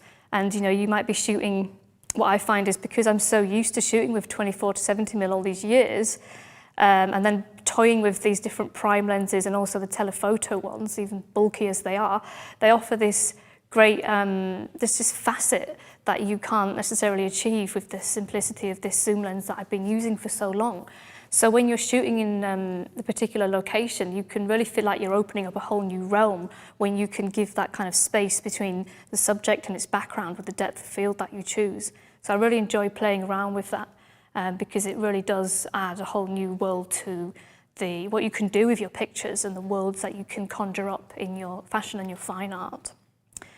So when it came to the shoot that we're doing for Creative Live, Matt and I were wondering which lens might be the most suitable, or a couple of lenses that might be most suitable for the ballroom that we're shooting in. You're going to be seeing videos shortly where I show us arriving at the location and setting up and things that we did. So we had in mind that we would probably be sticking to the trying out the 24 to 70 and the 50mm. The 50mm because I've recently enjoyed using it to get a kind of intimacy with the model whilst also giving a bit of context depending also, of course, where you're standing. But I felt as if there is a really good, as soon as I look through the 50mm, I kind of feel like I know where I am, because then it tells me either to move forward or move back, and I feel like that's a good marker on how far away or close I should be to the model. And the question is, for a lot of my situations that I'm shooting in, is how do I get close enough to the model without, letting go of the beauty of the location around her? But how do I get far away enough without losing connection with her? And that is an issue that we're going to face that we faced on the test shoot, that we're going to face in the shoot, because we started out shooting with the 24 to 70mm lens right far back at one side of the ballroom shooting in, and then also we've tried out using the 50mm as well. So what I'm going to do is I am going to start playing the test shoot videos so that I can talk more about things and you can have something more in your head as to the situations I was in. Actually, could you pass me my triggers just over there? Thanks. And before we do that, we do have a couple of questions about gear. So if you guys have any gear questions, feel free to grab a mic.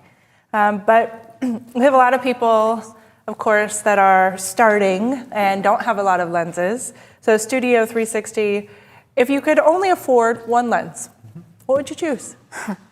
Well, that would be a toss-up between 24-70mm and the 50mm, I think. Strangely enough, I said the other day because Matthew kind of set me a challenge to shoot with a 50mm all day on this shoot. On not this shoot, sorry, on the shoot we did a couple of weeks ago. And I kind of rose to the challenge and I quite enjoyed it. And I actually said at the end of the day, if you had to shoot with a 50mm full stop and no other lens, I could see how that's possible. So, that's like a natural answer to that question. But then having said that, the 24-70mm lens is one that I've used, or the equivalent of that kind of focal length of a zoom lens. That's the one I've used for years in my self-portraits and my early fashion work. So you can do a lot with that lens as well. So the 50mm is basically like a walking version, I think, of the 24-70mm. So either of those, I think, is a good bet. And 50mm, you can get them for fairly cheap. There are cheaper versions and better versions, so you can always go from one to the other when you start out. And when you're talking about like what kind of camera to start with, do you have a preference full frame versus crop sensor, especially when you're trying to get the wide view, the whole field of view, the whole background, everything into it? Is that a consideration for you? Yeah, I mean, I started out using cameras that had a crop sensor, and it's just something you work around, I think. I don't think it's a massive deal at first necessarily until you do shoot with full frame, and then you kind of get used to that, and that becomes part of your demands, your taste, what you're used to. So I don't think there's a big issue of shooting with that. I think you work around what you're used to. I mean, for example, I started shooting with a camera that was that had a swivel screen. That was tremendously useful for my self-portraiture. So going from that to a camera without it felt like I was taking this huge backward step, and it was really difficult, and I was really frustrated that cameras don't generally have this swivel screen, and that they were kind of taking these backward steps.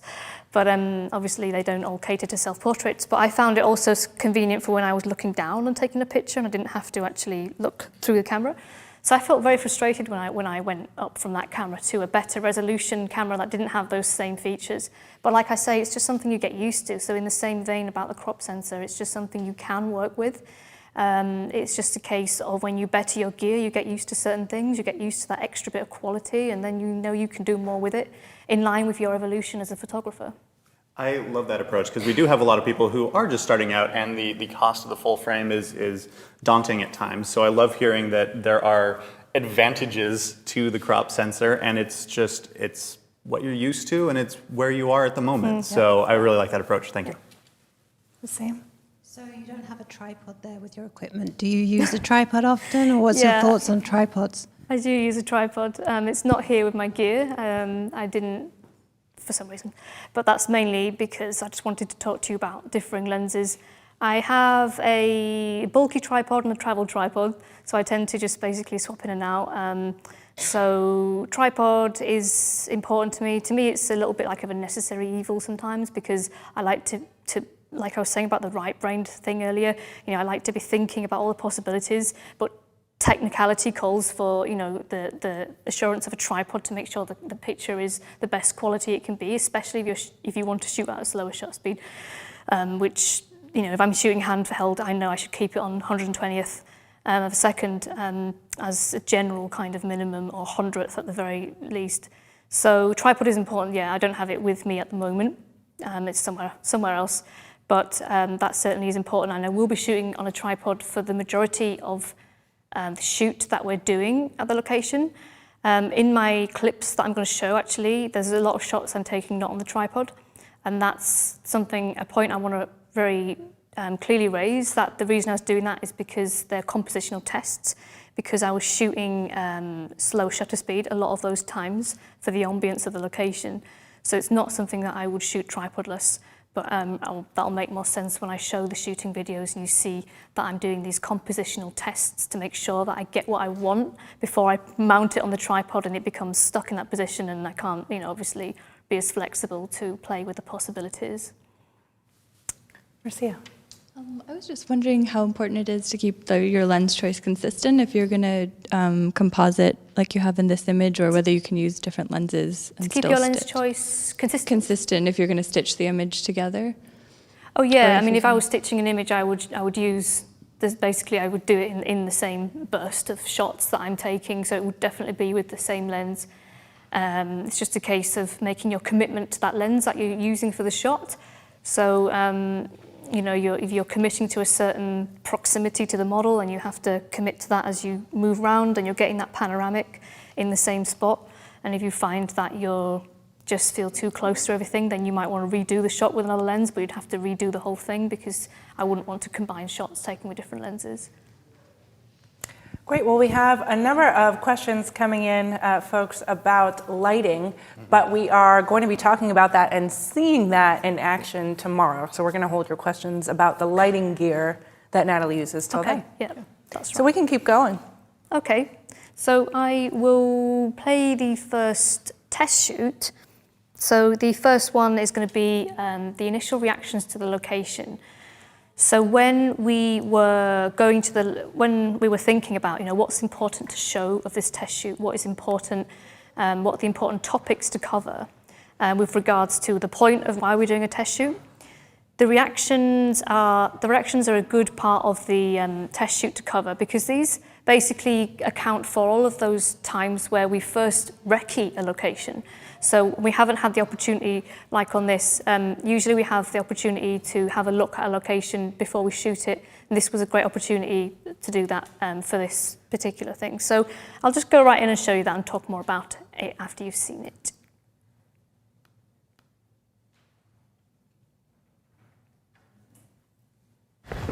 Wow, cool.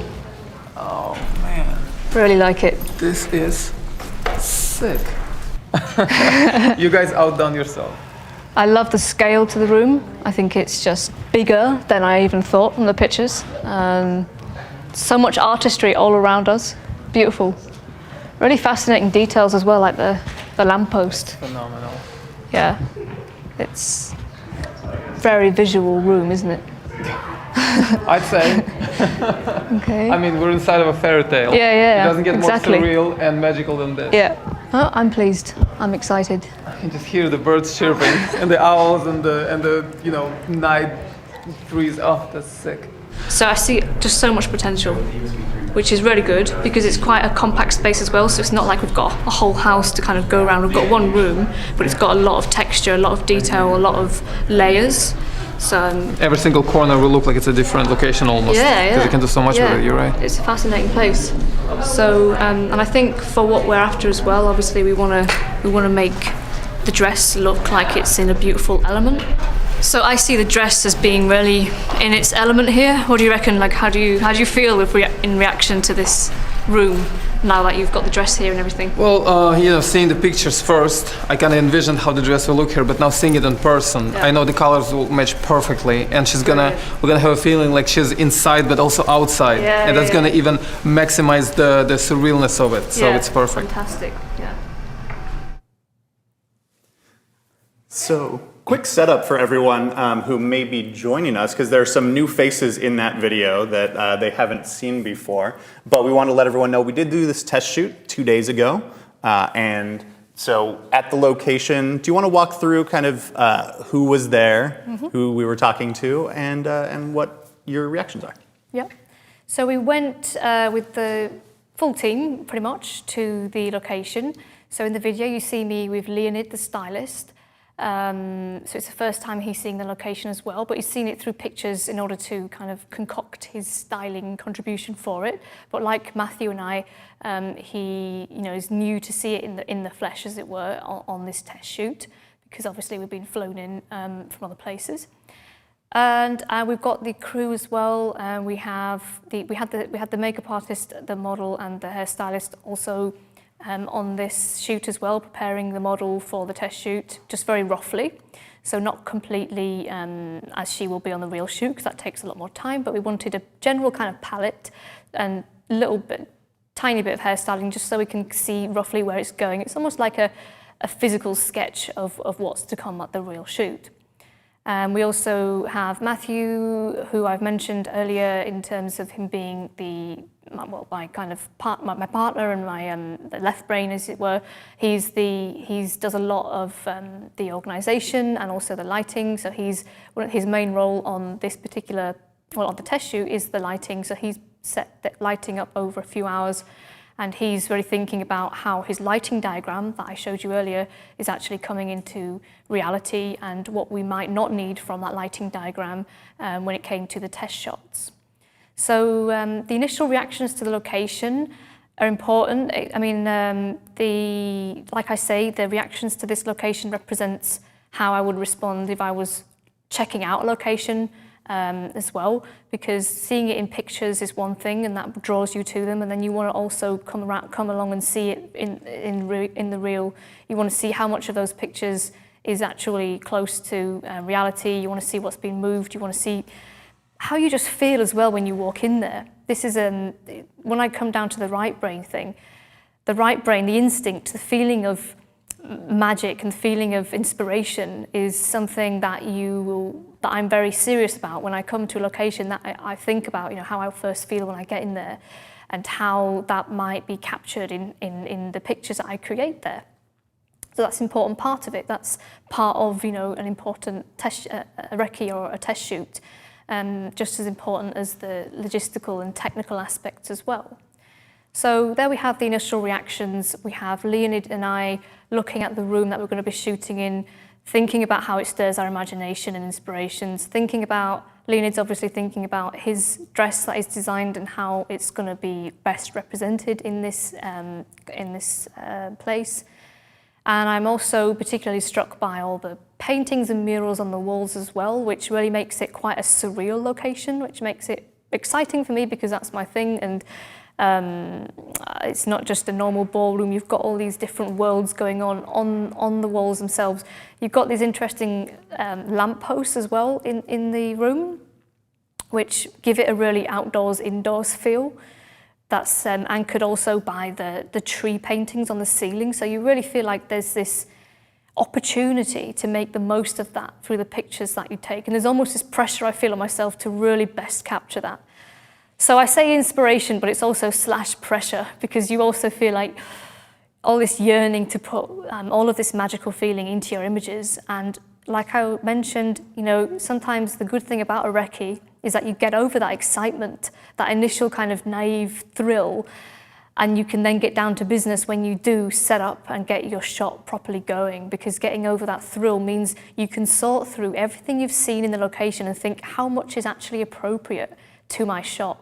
Because not everything I see in this location is gonna actually be part of my outcome. So you make a start on working on that, sorting through all of the stuff that excited you, what is actually gonna be realistically in my picture. But then again, how am I gonna best convey this location in my images? Because that is one of my big priorities when shooting on location. Otherwise, there's no point really being there. You might as well just shoot in the studio. So, okay, so that's the first video. Do we have any questions? We do. We do have some questions even just related to this. And again, grab a mic if you guys do. I want to know what you felt. I heard the words excitement and I heard the word thrill. What are those other things that you felt when you walked into this room? Well, like I was just saying, the word pressure, definitely pressure, because sometimes when you have all this inspiration of the location being quite unique and not an everyday location, you want to manifest that the best you can in your images. The location also has other rooms inside it which are just as exciting, maybe without the scale of the ballroom, which is why I like the fact we chose the ballroom to shoot in. And just like with any location that we're scouting or test shooting in for a commercial job, you will want to make sure that you are actually picking the best part of the location to do what you need to do in. And every shoot always has time limits as well, so you want to make sure you spend your time in the best part of the location that you're in. And even if it's one room you're in, you want to shoot in the best way in that room as well. It all comes down to just getting the best of the best while you're there. And you're always up against the clock to get it. So walking into the ballroom, I felt as if there was a lot of color and a lot of texture and mood that I want to bring more to life in my images. But I also know that it's important to keep it simple as well. And this is something I'm going to be talking about as I talk more about the test shoot and at the shoot tomorrow. Keeping it simple is something Matt and I are basically reminding each other to do, because we have these great ingredients, we have a great location, we have lean-in styling. How do we just kind of not overcomplicate it too much and bring them together as a great foundation to start with? And then we can build from there, because that is how I've got most of my pictures in my surreal fashion portfolio. So I've got to kind of remind myself of that and remind myself to go make sure I get a strong image and work and build from that. I think it's fascinating that you say, keep it simple, because when I look at your images, simple is not the word that comes to mind. Exactly, yeah. So it's really cool to say that you need to start with that base. I'm going to talk more about that, because I'm aware that does sound kind of contradictory when you see a lot of my pictures, and because obviously I'm not going for simple, I'm going for something extraordinary, but how do I get there?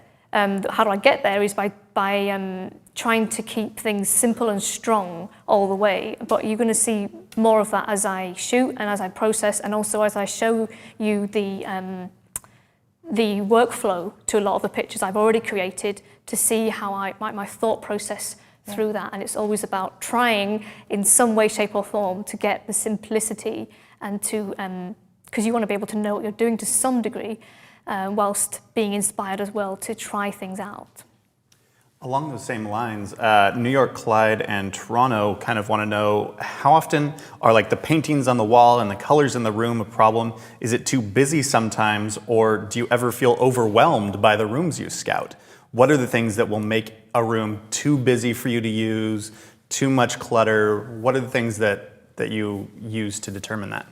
Oh yeah, that's definitely an issue. Definitely. I mean, it's kind of one of the downsides of being a location-driven photographer, as I tend to be, because there are some shots in my portfolio where I have, very rarely, but sometimes I almost obscure the location out, and I kind of some images I have a black background, not many at all. And those images, you might look at them and think, well, they could have been shot in a studio, and in that particular frame it could have been, but then there'll be another picture that I did really want to use a location for. But yeah, overwhelmed is a really good word, because that's how I do feel when I enter a lot of locations. There is a particular location that Matt and I were shooting at last year, which is just an absolute feast for the eyes when you walk in. There's so much to look at. But when it comes to taking a picture, you have to think differently. You almost have to strip out everything, at least in your mind, and think, where do I start with all these things? Because you can't necessarily walk into a beautiful room and just turn your camera on and take a great picture, because it may be that there is too much in the picture and you actually have to take things out. And it really is about composing. I mean, we talk about the word composing when we're putting together a shot, and you're literally, composing, letting things in, letting things out as well. A lot of the time it's about as much as what you leave out as what you put in. And I'm going to be, that is a principle to my compositing as well, because in the same way, you could want to put too much in when it comes to, stock images and trying to make something really bizarre and surreal and just putting too much in. So in the same way, whether you've got things in a room or in Photoshop ready to put into a picture, it's all about making very careful decisions as to what works. When you're moving furniture about in a room, or when you're moving things about in Photoshop, you're composing the shot. And it's not easy, it feels easier than it actually is to make things look beautiful to the eye, as it does in a picture, like it did when you first saw it physically. So it definitely is, that's the whole challenge of photography that I come up with time and time again. And when I walked into that ballroom, I felt as if the walls necessarily were okay, because they are part of the flavor, that they're not physical things that are in the way. They're all kind of the same color tone mostly. But the good thing is that we moved all the chairs out of the room, so we had this space to play with. So I felt as if we have a nice palette to work with. The lampposts at the side as well punctuate the room. So in this particular situation, I feel a little bit more focused because there isn't so much physical bulk around me. But yeah, it definitely is an issue to be overwhelmed with things. That's why you've got to give yourself that chance to just calm down and think what actually works in my image. Thank you. Anyone over here? We do have, oh, yeah, go ahead. I was just curious. I saw that, when you walked in with the stylist, that you hadn't seen it before, obviously. Are there any changes that are made in styling once you walk into a room? And also, how much do you work and collaborate with the stylist to decide the direction of that side of things? Yeah, so the styling, I think Leonid may well add bits and pieces, but the main, the main, obviously the color of the dress, the kind of vibe, the inspirations he had when he first saw the room, they're going to be still intact because the room is still the same flavor, and we knew that it was going to be, the same colors and the murals that we saw in the pictures. And then when we were doing, as you'll see, when we're doing some test shots, I found that, we might discuss, for example, putting more fabric in so it can look like it's blowing behind her, or the potential for building on it a little bit more with what he already has. But usually it's going to follow the line of, what he's actually brought along on theme, because the theme's not going to really change. We want to at least know the direction of the mood we want to evoke with the outcomes from it. So little tweaks here and there, but they're mainly just to enhance something or to maybe tone down something that we have already kind of put into place. And when it comes to my input, it depends. Sometimes I like to leave the stylist to do what they're doing, but then I think is a great benefit to the photographer communicating with the stylist, obviously, especially to start with when you're first telling them the brief and you're getting their initial reactions. That's always important. But then as the stylist is building their vision, it's very useful to keep communicating, because you might find that you are, with Leonid, I find that with Leonid we're on the same page a lot of the time when it comes to what we're imagining, and we're building the vision together. It's difficult because sometimes you want to leave stylists to do what they do and have them just kind of walk in and do what they do, because it's them playing to their strengths, especially if you can trust them to do what they're doing. But then I think it does benefit. There has been times where I have suggested something to a stylist, like why don't we leave her hair like this, or why don't we put her hair like this, or let's not have too much of this makeup, or let's try this. And I think it is important to do that, because it means you're remaining engaged with what's going on, because ultimately it's the pictures are all going to have all your names on at the end, but you're going to be the main name on it because you're the photographer, and you want to make sure that the ingredients are just preened throughout so that they're coming out for the best result at the end of it. So constant communication is nice. It means you can keep on the same page, but then at the same time, it's also nice when you work with someone that you can trust, that is, kind of thinking in the same way you're thinking in the same language as you are, which we really find with Leonid, and feel very fortunate because of that. And we spent a long time kind of, working with different stylists, and then I think with Leonid, we found someone who really thinks in the same language, thinks in the same kind of colourful way that I like to be I like to put forward in my images. Fantastic. Keep these questions coming, everybody. We have another video that we're going to go on to. Actually, really quick, one other question, one topic that we did want to get to right before we left. Yes. Very important one that a lot of people, Fajo and others, were asking. Whenever you go into a location, do you ask for a property release? Do you need to get permission to shoot places? Or do you just go in, shoot, and then leave before anyone notices? Well, most of the time when we shoot in locations, we have actually hired them. So it's part of the agreement. Sometimes it requires us to actually get a property release just to make sure we know for sure, but most of the time it's just kind of included in the agreement. But then there's also times where I've been in locations and haven't necessarily hired them, but I've just been in them. Sometimes I've taken pictures. I generally don't tend to use them that much because I usually don't have. It usually doesn't. I usually like to have time to shoot the images that I use, and usually I'm actually shooting a model in the situation. I'm not often shooting an image as stock and then transposing a model onto it, although I do that sometimes, but not regularly. Usually I'm shooting a model in the situation, and it's a location that we've paid for as part of the production. But then again, going back to I'm going to talk more about locations and the ways in which people can source locations if they haven't got big budgets. But when we used to shoot in abandoned buildings, that's more like a shoot and run type scenario. So yeah, that's relevant there. And no, there was no property release involved in the abandoned locations. It's just more like a bit of a little bit of an adventure, let's call it. I love it. Thank you for touching on that. And with that, I think we are good to move on to the next video. Yeah, tell us what we're going to see. Okay, so next we've got the lighting setup. So Matthew, much to his delight, is going to be on camera talking about, he'll be forced to do more speaking soon, so don't worry. He is going to be talking about his lighting setup, and yeah, I'll just let him get on with it, and then we will just talk about it afterwards. We've got 3 different light sources. We've got the LED Fresnels, you can see one here. We've got the strobes at the top, and we've got the house tungsten lights.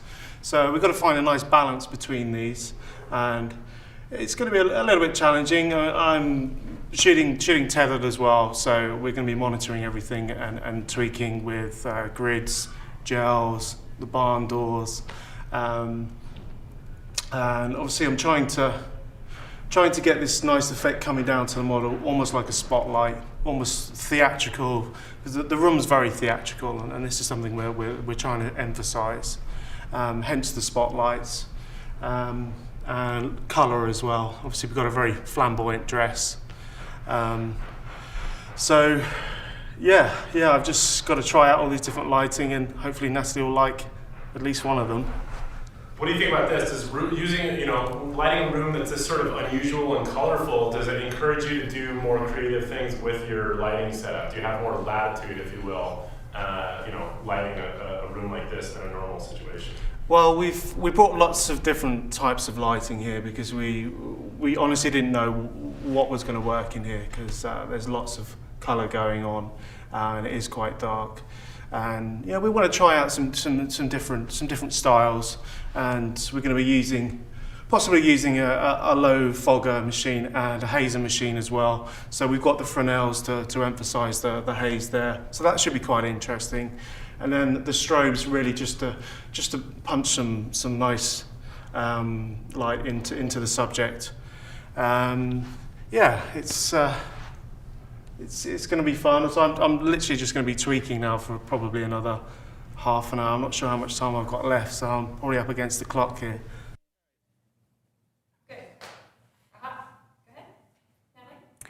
Okay, so we have been given a peep inside Matthew's brain there as when it comes to all the lighting that we've brought along for the shoot.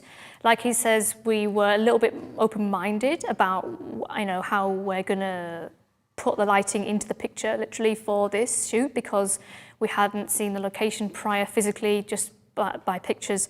So we wanted to make sure we're covering all bases, all options, with trying out what we have in our arsenal and how it can make our grand picture come to life in this room. I'm most drawn, flash is something that we were mainly thinking about. We wanted to make sure that flash is in there as an option, and probably going to be used in some way or another, because flash is going to give us that strong look that we think is pretty much necessary in a location, in a room that doesn't have much natural light at all. And also it's also going to guide the eye to looking at the model and being a dynamic fashion image. That's what's important with the high production setup. Also, as you saw there, we have him showing the HMI lights as well that we've brought and dotted about the place, I wouldn't want to shoot alone with them. I've shown you examples of where I have shot with them alone, but I think in this situation, they're more accessories to a shot where you have the flash in the soft boxes. And the main flash is the one that's going to be coming down diagonally on a boom arm above the model, which you're going to see more of. And he's also mentioned gels as well for effect. The room that we're shooting in is very much like a storybook room. And I was watching the video there, just reminded of how deep, like the walls are so rich with color and imagery, and then you have the lampposts against them. It really reminds me of, kind of some kind of Narnia feel, like a nighttime Narnia, and that's something that is part of the inspiration that's in my mind as I'm kind of thinking, how to make the best image possible in this room. So the lighting is one of those things that's kind of from my very minimalist origin, I kind of, using natural light, using myself, doing everything myself origin. One of the downsides of working with a team is that, there is a lot more time taken, like Matthew mentions, tweaking. Lighting is something you're just constantly tweaking to get the very best shot, because you've literally got this whole new, when you go from natural lighting to flash, you've got this whole new world of possibility, and that can be daunting, it can be overwhelming, and the lighting certainly, with all the setup that we've got going, there is an element of being overwhelmed with possibility, and it's about always checking in with what is your ultimate aim. I want to make this model stand out from the room, but then in the same way, I want to make it some kind of like storybook image where she looks like she is part of it. She's not blending into it in a way that she looks dull, but she's coming to life with it. And so you've got this kind of paradox of trying to make her stand out and make her blend in. And it's one of the many conflicts of things you're trying to balance out when you're making your final picture. So yeah, that's just a brief introduction to the lighting. Obviously, we haven't really looked at the lighting setup, how it stands. We just heard Matthew talking about it. So you'll see more of that soon. So I'll take any questions on what we have shown with regards to what Matthew said about the lighting and what I've said about the lighting so far. Great. Question from Dallas in the back. Hi. Hi. It's kind of lighting related, but it's also something Matthew said right at the end of his video. He mentioned bringing in a fog machine or a haze machine. I'm just wondering if there's any other elements like that, I guess more theatrical elements or props that you generally bring into locations. And second part of the question is, if so, is that a decision you make when you're initially planning, or once you've seen the room and you can kind of recognize what might add another dimension to the shoot? Okay, thank you. Well, yeah, I mean, the fog and the haze, there's not many other things that we have used in terms of, because we've got so many ingredients already. We've got the dress. The dress is like this massive prop in itself, and the location brings its own little forms of props around her. And we talk about simplicity, it sounds contradictory, but once you've got all these complicated things in place, you want to then bring your camera in and capture it in a simple way. The fog and the haze are nice because they just pump out an effect that is not necessarily a whole new prop, but they're emphasizing the effect of the props that they're going to surround. Fog and haze are they're not necessarily always easy to work with, because they're kind of like, they're giving an effect in the image that you have to, it's another thing to harness, it's another thing to rein in. So I wouldn't want to bring any more in on top of that. With regards to effects, I can't think right now of other effects that we have used. It mainly comes down to the styling and the location, and also any props that may have been like designed for the shoot, not for this particular case, but other shoots that we've done. If we're having anything involved, like other elements, which, like if you're, for example, if you're doing a shoot in water, underwater, then that's going to become a whole new element to the shoot that you have to harness. So you want to make sure that you have enough stuff to work with, to be creative with, but also all these things are, potential things that can run away with themselves as well. So you have to bring them all back together. And so yeah, on this particular shoot, we have, we don't know for sure whether we'll use the fog and haze. We're going to try and see if it benefits the shot. There've been shoots that I've done with fog where it kind of, it means that you have to be careful of trying to get the best shot of the model with the best fog effect around her. And if you're getting the other way around, like you're getting great shots of the model, but the fog isn't doing its thing, then you're potentially ruining shots that could be good. So you have to be careful where you kind of inject these new elements, making sure you kind of do have some control over them. Get your foundation shot first and then maybe add fog once you've got shots in the bag without it. So that's the way I'm going to be thinking on the shoot itself when it comes to all of these things coming to life at once and trying to be in control of them and remain as the kind of director of all of these things that could be kind of making a whole life of their own, getting them all back down to like a simple foundation as much as you can be simple with how to interpret what's in front of your camera, which is always the challenging part. I'm not saying it's easy. It's the biggest challenge of what we do, especially the more we work with productional elements. There's more imaginative things to play with, but they can also, run riot. So you want to always, try and bring it back down to some form of, left brain formality, so that you can also have fun with the creativity as well. Question from Themia online. How long did the lighting take to set up? And I'll extend that. How long was the test shoot in total? The test shoot, in terms of setting up, we were a couple of hours. We had the location from around 9 o'clock to 3, which sounds like a long time, but in that we only did maybe about 2 hours in total of shooting, if that. So a lot of it was setting up lighting, which took a long time because we're doing it for the first time in that location, and it does take a long time anyway. It's not something that I was dealing with. I was doing my thing, but Matthew and his helpers were doing that part. So it is something, like I say, when you do start getting into higher production, it becomes a lot more time consuming. Sometimes it can be annoying, you've got all these things that are going on, tweaking. You can't just go and get the shot without waiting first for the lighting. So it's something that is time consuming, but ultimately it gets the effects that you want in the end, hopefully. Well, and that was one of those questions that I ask every once in a while where I knew the answer going into it, but I thought it was an important note to hit because it is something that we see a lot of people who, like personally, I'll spend 4 hours on the actual shoot. You're spending 4 to 6 hours on the test shoot, not even the actual shoot itself. And so that's the key, is putting in all of that work, putting in all of that effort ahead of time so that you do have the result that you want at the end. And it was really impressive to me, the work ethic and the just dedication and time necessary that it takes sometimes. That's right, yeah. I mean, when I first thought about us doing a test shoot, I thought, well, are we just going to be replicating stuff that we're doing on the real shoot? But, having actually been through it now, I think it was very necessary and very useful. We also got to bear in mind that it's Creative Live as well, so we're not just doing a shoot, we're also presenting it. So there's also that part of the machine that's going on, which we want that to be as efficient as possible.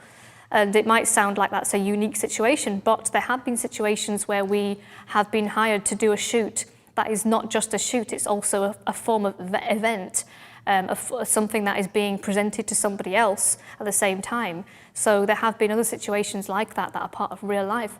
The test shoot was great for us to just get to grips with our tools and how they're going to be implemented in this particular scenario so that we can be more efficient with them on the real shoot. Because I know that an hour and a half to shoot that high production setup is just going to fly by. And especially when you're working with all the lighting and everything, because there's a million tweaks you can make. And an hour and a half will just slip by so quick that, it'll barely give me a chance to really hone in on that final magnificent shot that I want to capture with the lighting and potentially the fog as well. So you already answered this is a question from Visual Pup about how important a test shoot is, but do you try and have them on every shoot? They're not always possible because a lot of the time it's just down to constraints of budget, because obviously you have to basically hire everything or mostly everything for another day or half a day. I think it's, so like I say, most of our shoots, we have some form of preparation. We're looking at the mood boards, storyboards, the stylist's thoughts. We're going to be looking at those things a bit later. A lot of the time, no, but for jobs that allow the budget for that when you're spending a lot of money on a shoot, you want to make sure that that money is going to be well spent. So you want to have that trial run, so it's worth budgeting for that. But you'll be able to tell for yourself whether it's worth it, because it will come ultimately down to the money that you've been given for a particular job, and whether it's worth it. Whether you feel as if if something went wrong on the big day, would that be like a tremendous travesty? And is it worth doing that test shoot? But test shoots, even for smaller productions where it's not involving necessarily a massive budget, but it's important for some other reason. Like you're working with things you haven't used before. Like even if you are like, I don't know, even fog machines or you're doing something outside and you don't know what that particular location is going to look like at that time of day, or you're working with elements you're unused to, or even you're working with animals. Like I remember when I was did portrait with a snake years ago, and that was a whole new unknown in itself, the animal itself. So when you're working with these new aspects, it's really helpful to test them out, and then you might find you actually even get shots on the test shoot that you like. So it might even serve that purpose as well. Great. Quick one from Sabahat. Hi. So this location, you were mentioning that there's not very much natural light and there's no windows, but you have a pretty elaborate lighting setup. So for someone who doesn't have the budget or access to as many lights as possible, are you limited as in terms of location? Do you have to, for example, choose a location that has a fair bit of natural light coming in to compensate for not having as many strobes and continuous lights? It's a great question, because it's exactly in line with the other shoot that we're doing on location. So we're doing you'll see shortly what I mean, the examples of what I'm doing exactly in answer to what you've asked. So in this location, I also wanted to shoot without lights. I wanted to shoot on the lo-fi setup and shoot that without lights, so that I was demonstrating something closer to my earlier methods. And these are different methods. You might, for example, shoot with the ambient light that's there. So even though it has, like I say about the limited natural light, you do have light coming from these sources, the chandeliers. There's a lot of light coming from those actually, and the lampposts. Also comes down to lenses as well. So if you're shooting with a lens that goes down to 1.2, 1.4, then you've got that extra light you can bring in for a shot with more open aperture, and that has a great effect as well compared to a lens that can only go down to 2.8. So opening your aperture, also elongating your shutter speed. So if you're doing a slower shutter speed image, that does have implications, because then you have to have your model keeping very still, or you have to allow for the motion blur to be part of the image, or shutter speed as well. And obviously the other thing is bumping up your ISO. So if you've got a great camera, I mean, I consider my D800E to be good enough to go to like ISO of 1600. And with 1600, you can get a really great, decent image in that particular room that I was trying out on the test shoot.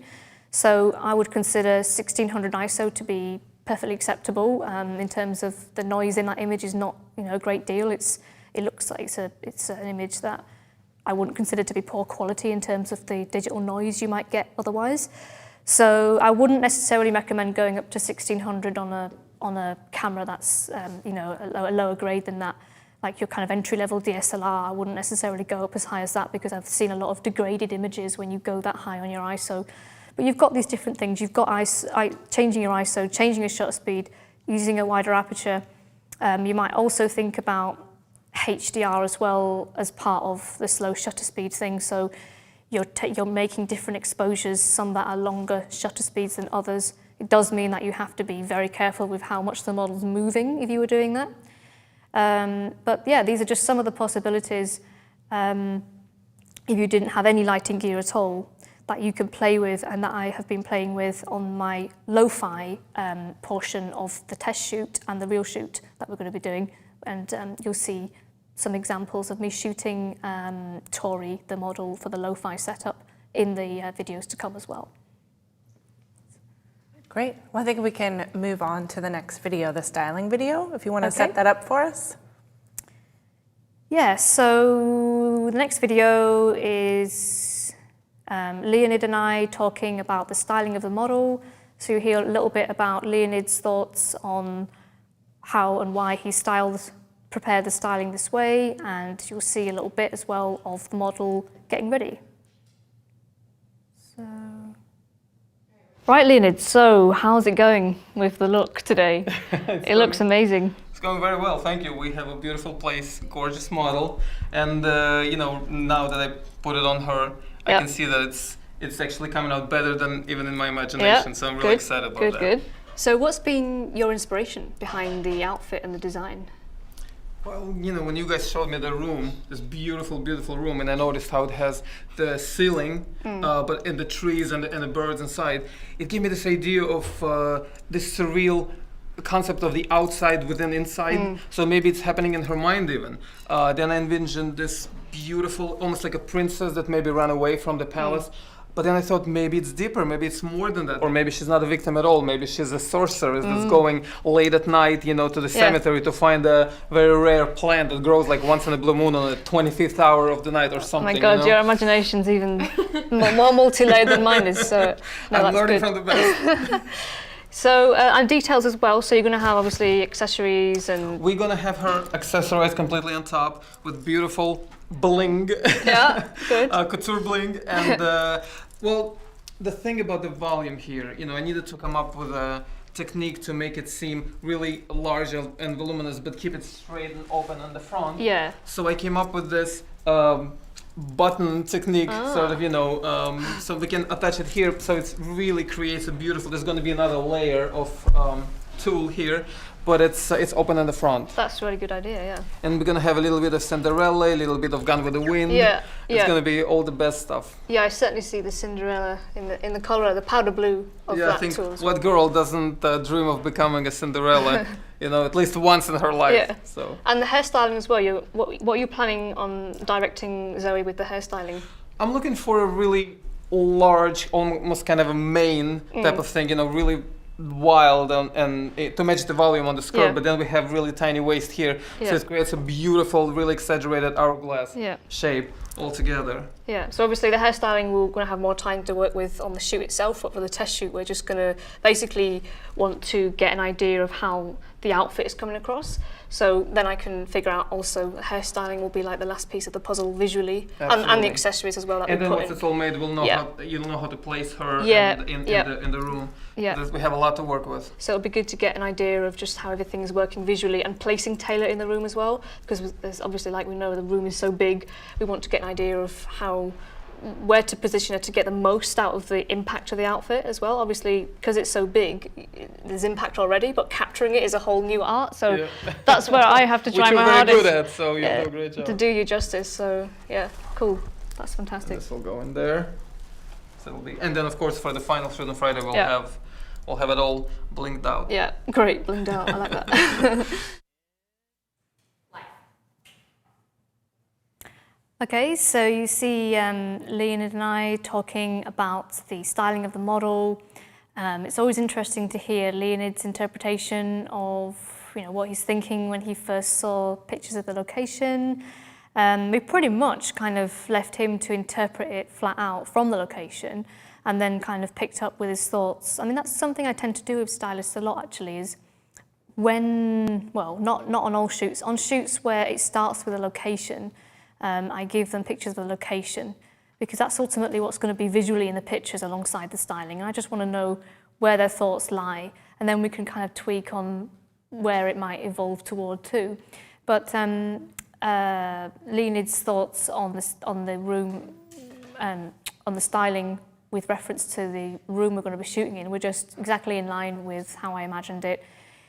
He has designed a dress that obviously it's very large, it's going to have a lot of volume and potentially can kind of, if we were to use fog, the fog can be like an extension implied of the dress, and then you've got this kind of outdoor-indoor feel of the decoration of the room, so you've got the forest and the lampposts. So I'm seeing this as being this kind of very mystical image where the woman is implied to be outside almost, but in this surreal room. So I really like the idea of that kind of contradiction or that paradox of two worlds brought together, like a world under a roof.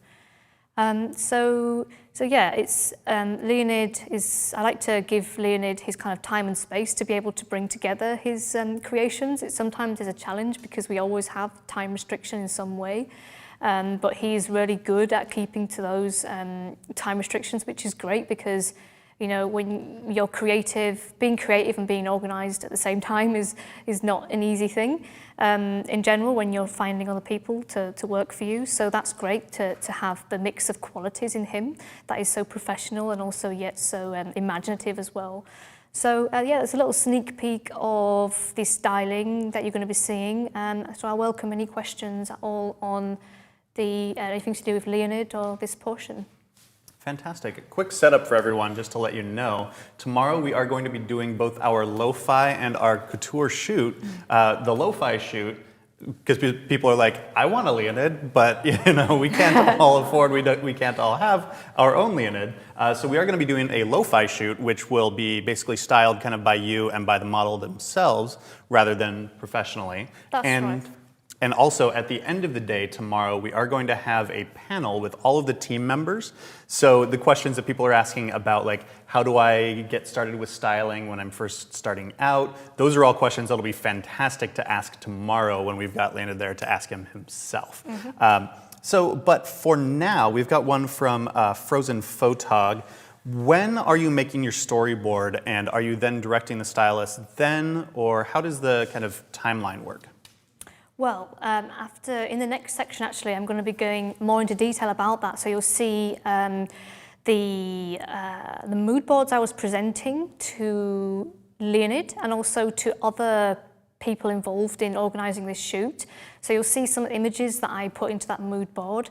I already give you a sneak peek right early on in the workshop in the beginning of Leonid's sketch of the dress for this, but I'll show that to you again in the portion to come. So yeah, Leonid has been mainly kind of given a free rein to create something for this shoot, and that's largely down to the trust that we have in him from working with him for quite a few times in the last couple of years on different projects where he's had to do quite a few looks in one shoot. And in this case, he has to do one look. So we knew that he'd be able to pull off one killer look for a location that we can really concentrate on.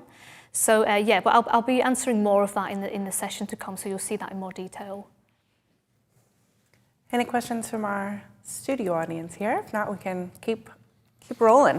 Well, do you have one? I had a great one here from Afshar. Says, would you say that the dress is the most important aspect in terms of styling, or does everything, hair and makeup and any props, does that all kind of even out, or do you have a focus on the dress? Well, it's a good question actually, because yes, all the ingredients are important to some extent. The thing about fashion, the thing that makes it kind of challenging out of all the genres of photography is that if one ingredient does slip, then you can find that it becomes a challenge. You want to get the best ingredients that are all on the same level with each other. I'm not necessarily saying you're all going for, try and all find a Leonid straight out, trying to get the couture when you're first starting out. I don't mean like that. What I mean is that you will gradually find that you improve all your ingredients and you keep kind of topping each one up. So if you, like on this shoot, for example, we want to make sure that the hairstyling, the makeup and the dress, they're all good as we can make them. Generally, when it comes to the dress being the most important thing, I find that increasingly I would say yes to that, but that's kind of the way, that's because of what I like in fashion. The dress becomes almost the piece of art that I want to, make look like a piece of art in my image, even more so. So that becomes the main ornament in my images. And because I'm often backed away from the model, it's very few kind of close-ups and mid-shots in my portfolio. And because of that, the dress becomes the main subject, the main object, if you like. And so, yeah, for me, I find that the dress is increasingly the most important thing. And that doesn't mean that in all fashion it is the most important thing. I mean, fashion is generally about selling, usually garments. So it is important to show off the garments, but fashion also includes other things as well, like the accessories and shoes and other aspects of what a model is wearing. And but also if you're shooting images that are more beauty inclined, that are closer to the model, then the makeup is increasingly important. The more focus is put on the face. So that is very important as well, sometimes even more important than the styling if it's an image that does have a lot of face and flesh in it and you're advertising maybe the earrings or if you're doing an image that is more a beauty shot with an extravagant hairstyle and there's necessarily no outfit included, it's just the shoulders of the model. So it all depends on what you're doing, what you're going for, and also if you are kind of blurring boundaries a little bit, as I'm doing in my work with fine art. For me, the dress becomes the piece of art. So it's what you're going for and it's what the brief is, whether it's a brief you've given yourself or a brief you're doing for someone else. What do you need to show off and how can the makeup and hair help carry that selling, that message of what's being sold better? Great. Let's keep going. Okay, cool. So so now we're going to move on to the test shots of the couture setup. And then after that, we'll be going on to the lo-fi shoot as well. So this is the hi-fi shoot to start with. Okay, so Matthew's been spending a lot of time today laying the foundation, the technical foundation for the test shots, whilst we've been getting obviously all the styling done. The styling has been done just to kind of a half level, not the complete full styling, because we just want a flavour of how the dress is going to look and how the model is going to perform in front of the camera and the kind of main props and furniture that we might be using with her. So we have brought the model into the scene that Matthew's been setting up with the lighting and been working out how her dress falls into that composition. So the kind of left brain technical foundation, as it were, has to be tweaked as we incorporate a person into what's been a shot of the room up until then. So naturally I've been tweaking a little bit, coming round to one side to try and build more depth into the image by not shooting too straight on. I want this grand wide shot, but then there's also the intimacy we want with the model as well, and that's always the challenge. So that's just where I've got to keep working on getting the balance right. So I'm trying to, it's like a bit of a conflict between the best shot of the room and the best shot of the model and trying to meet them halfway to get the best fashion photo. And also Leonid's, he's got expectations as well from how he wants his dress to be presented and trying to get the best impact from showing off the shape of it. So there's all these different considerations to think about, which is the challenge of any test shoot, all the ingredients coming together, trying to get the best lighting we can as part of that as well, thinking about how we might stitch the room to build out the shot into a panoramic. So I've got all these options in my mind. The main thing that I want is to get the best pose in the bag. So I know that what I'm doing at the actual shoot, I can kind of fall into it as a base and then kind of build on it and develop it and tweak it as we go along. Okay, so that's me talking very fast about the hi-fi shoot and hopefully you actually made some sense of that. So the main thing, I'm talking about keeping it simple. So let's just go down to keeping it simple. The main thing I want to do is take a wide shot of the model in the element and to get the room looking as nice as it can. A little bit similar to the website shot of the room that I showed you earlier when I showed you what we saw on the website. That kind of simplicity, but with a model in it. And the problem is that when you put a model in it, into that picture, she's going to be lost. So you also want to get in on the model as well. So it's this constant kind of like juggling between trying to get back away and close enough. How do you actually achieve a look, a picture that makes you feel like you're close enough to the model without losing the environment? And that's something I'm constantly toying with. It comes down to lens choice. It comes down to the settings as well on your camera and the way you're using lighting and also the way that you edit the pictures as well. There's been some instances where I composite the model into somewhere new. That's not necessarily something I like doing because I want there to be a point as to why I'm shooting the model in a location, but sometimes as the picture of the woman in the big red dress that you've seen in the beginning, that's a composite where I've put the model in a completely different environment and as a result of that she looks larger than life. So I'm thinking here of how to best bring together the room and the model. The dress is huge and it's amazing how little it looks in the room and how I've got an issue of making sure it looks big enough in the images because it does become lost the further you get away from her. I want to also give it a lower angle, so At first I was shooting kind of straight on with her here, and then I'm moving to one side and getting kind of closer to her with a 50mm lens. So it kind of gets closer to her, but the closer I get to her, the more I'm losing the location. So it's about fine-tuning that balance, and that's something that I've got to start on working on with the test shoot, but it's a process that's going to continue at the real shoot, and I'm probably going to play between those two scenarios and maybe coming around this way as well to really get in close to the model. But I know one thing, and that is that I want to get context around her, so it's not going to involve getting too close unless I want to take some specific close-up shots, which I may well do at the end of the real shoot. So I think we have a little bit of time for questions, but we also have the lo-fi shoot to get through, so that if there are any burning questions, I could take them, and otherwise I'll move on to the next one.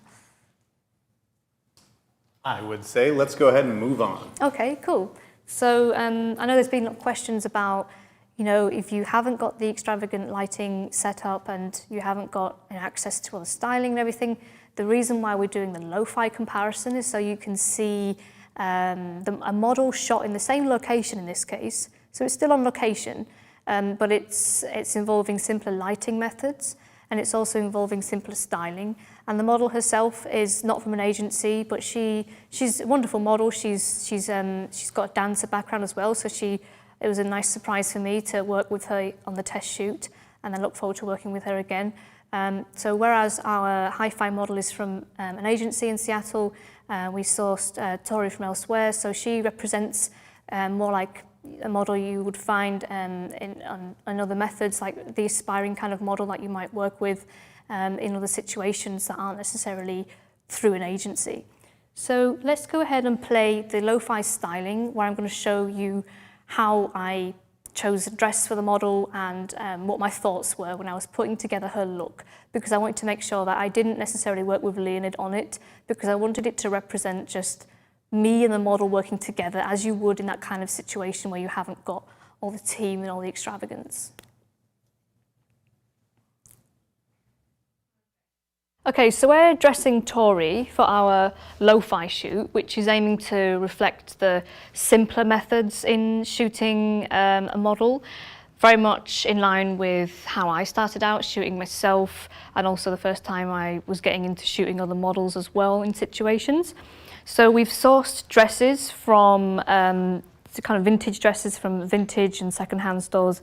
So we have a choice of dresses that we've been looking through to best suit Tori, because it's nice to have a choice, so obviously to get the one that fits her the best, the one that we just kind of feel works best.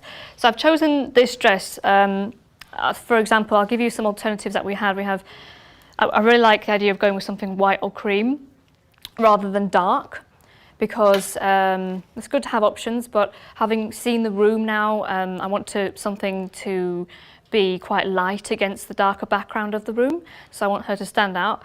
Also, because of the way that I'm going to be lighting her in more of a lo-fi, simpler way, trying to avoid using any of our lighting gear, and instead call upon the improvised lighting sources that we have in the room, like the lamp posts and the lamps and the light from the chandeliers, and also using my camera and my shooting creatively like I used to do when I did my self-portraits in my first fashion shoots, by using longer exposure, by opening up my aperture more. These all have implications for what the model can do in the shot, but I want to play with that and see, for example, if I want to keep Tori quite still in the shot, I can do a longer exposure. If she's going to be moving and it's a longer exposure, she's going to be giving motion blur into the image, which I did do with a lot of my earlier images of myself doing ghostly self-portraits and what have you. But it might be that that's not suitable, but we'll see. We'll just try that and how it goes. Also, what I like about this dress is that we have these straps that are kind of falling down, and as Tori sits here having her hair done, I quite like the way that could look when she's in the middle of a pose. She has a ballet background as well that I'm very interested in, because it means that she's going to potentially be really good with poses and the attention to detail in her feet and hands. So as opposed to this dress, which has sleeves, I see more of her flesh with this dress as well, which I think will lend itself well to the look of the final picture, to show flesh, because it's obviously flesh is very photogenic, and I want quite a natural, organic picture. So the hairstyling, I'm going for something quite clean and scrape top in a kind of ballet-esque way as well. So that's what Zoe's doing on Tori now.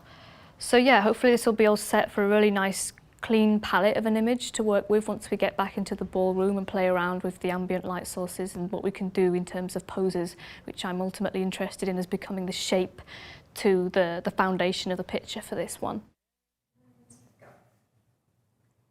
Okay, so that gives you an overview of my reactions to the model Tori and how to best represent her in the shots I want to do of her. I mean, it was a test shoot, so on the test shoot I wanted to use that opportunity to try out a couple of different dresses. It did come down to that particular dress she's wearing as the best one because it just felt like it went the best with her. The other dresses didn't work as well with the look of the room. I wanted something simple but textured. So I was able to kind of act upon the reactions to meeting Tori for the first time and looking at the dresses for the first time and trying out the hairstyle that she had as well. The hairstyling was done by our hairstylist Zoe, but I wanted to make sure it was a simple hairstyle that could potentially have been done, you know, by herself or by myself. Not something extravagant, not something you'd see in a couture image. You know, just very simple and very slicked and almost, you know, representational of the kind of ballet aesthetic that I wanted to get from her with her nice dancily poses. So that's the styling.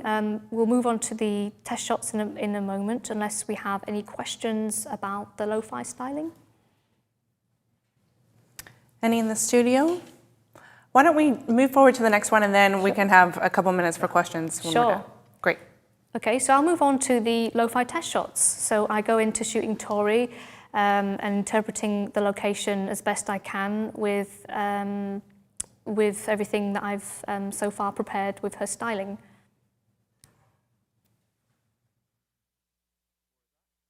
What's going on here is I've got two shots, one of there and then one across, so I could potentially like put them together to make a panoramic image. Mm-hmm. So you're doing your pose by the lamppost, and then, you know, and then stitch that on so it's a wider scene. The question is, you know, what do I do to the image then? But that's one potential thing. I want to do something between these two lamps as well and see if there's, you know, any interesting spark that happens in this particular setup as well, and then we might move over and try something by the electric candles as well, which I think are very photogenic. So it's just about trying you out in different corners of the room and finding the best place to put you in your pose and the best place for your pose to grace the environment. So I've been doing test shots of Tori. So really I'm trying to figure out the best compositions that I want to use for the shoot with her.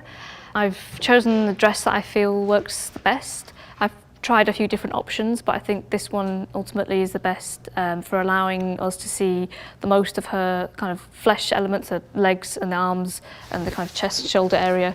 This one I think is the best for the ballerina kind of look that way, I think suits Tori's poses.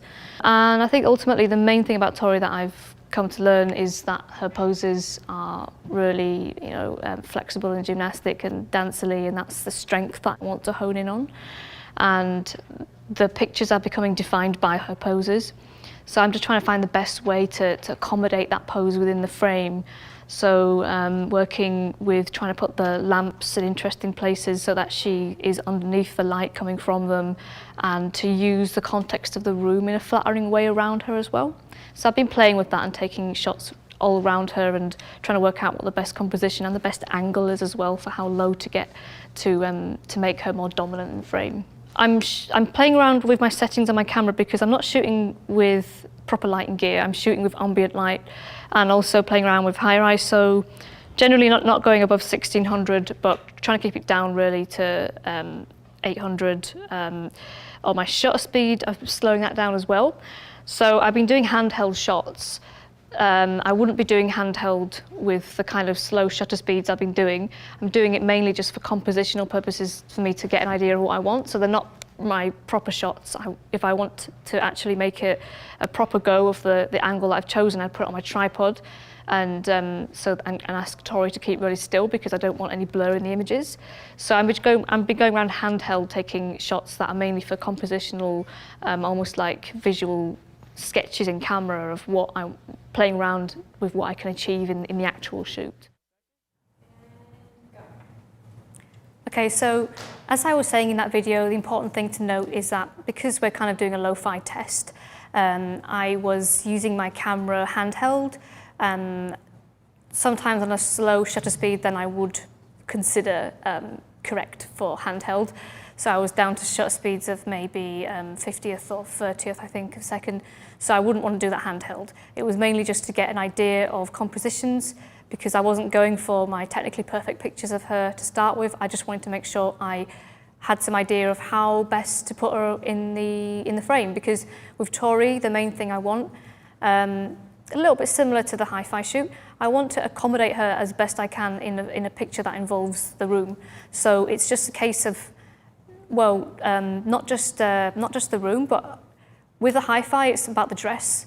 It is about pose as well, and I'm going to talk about that, but with Tori, like I said in the video, the pictures are becoming defined by her posing.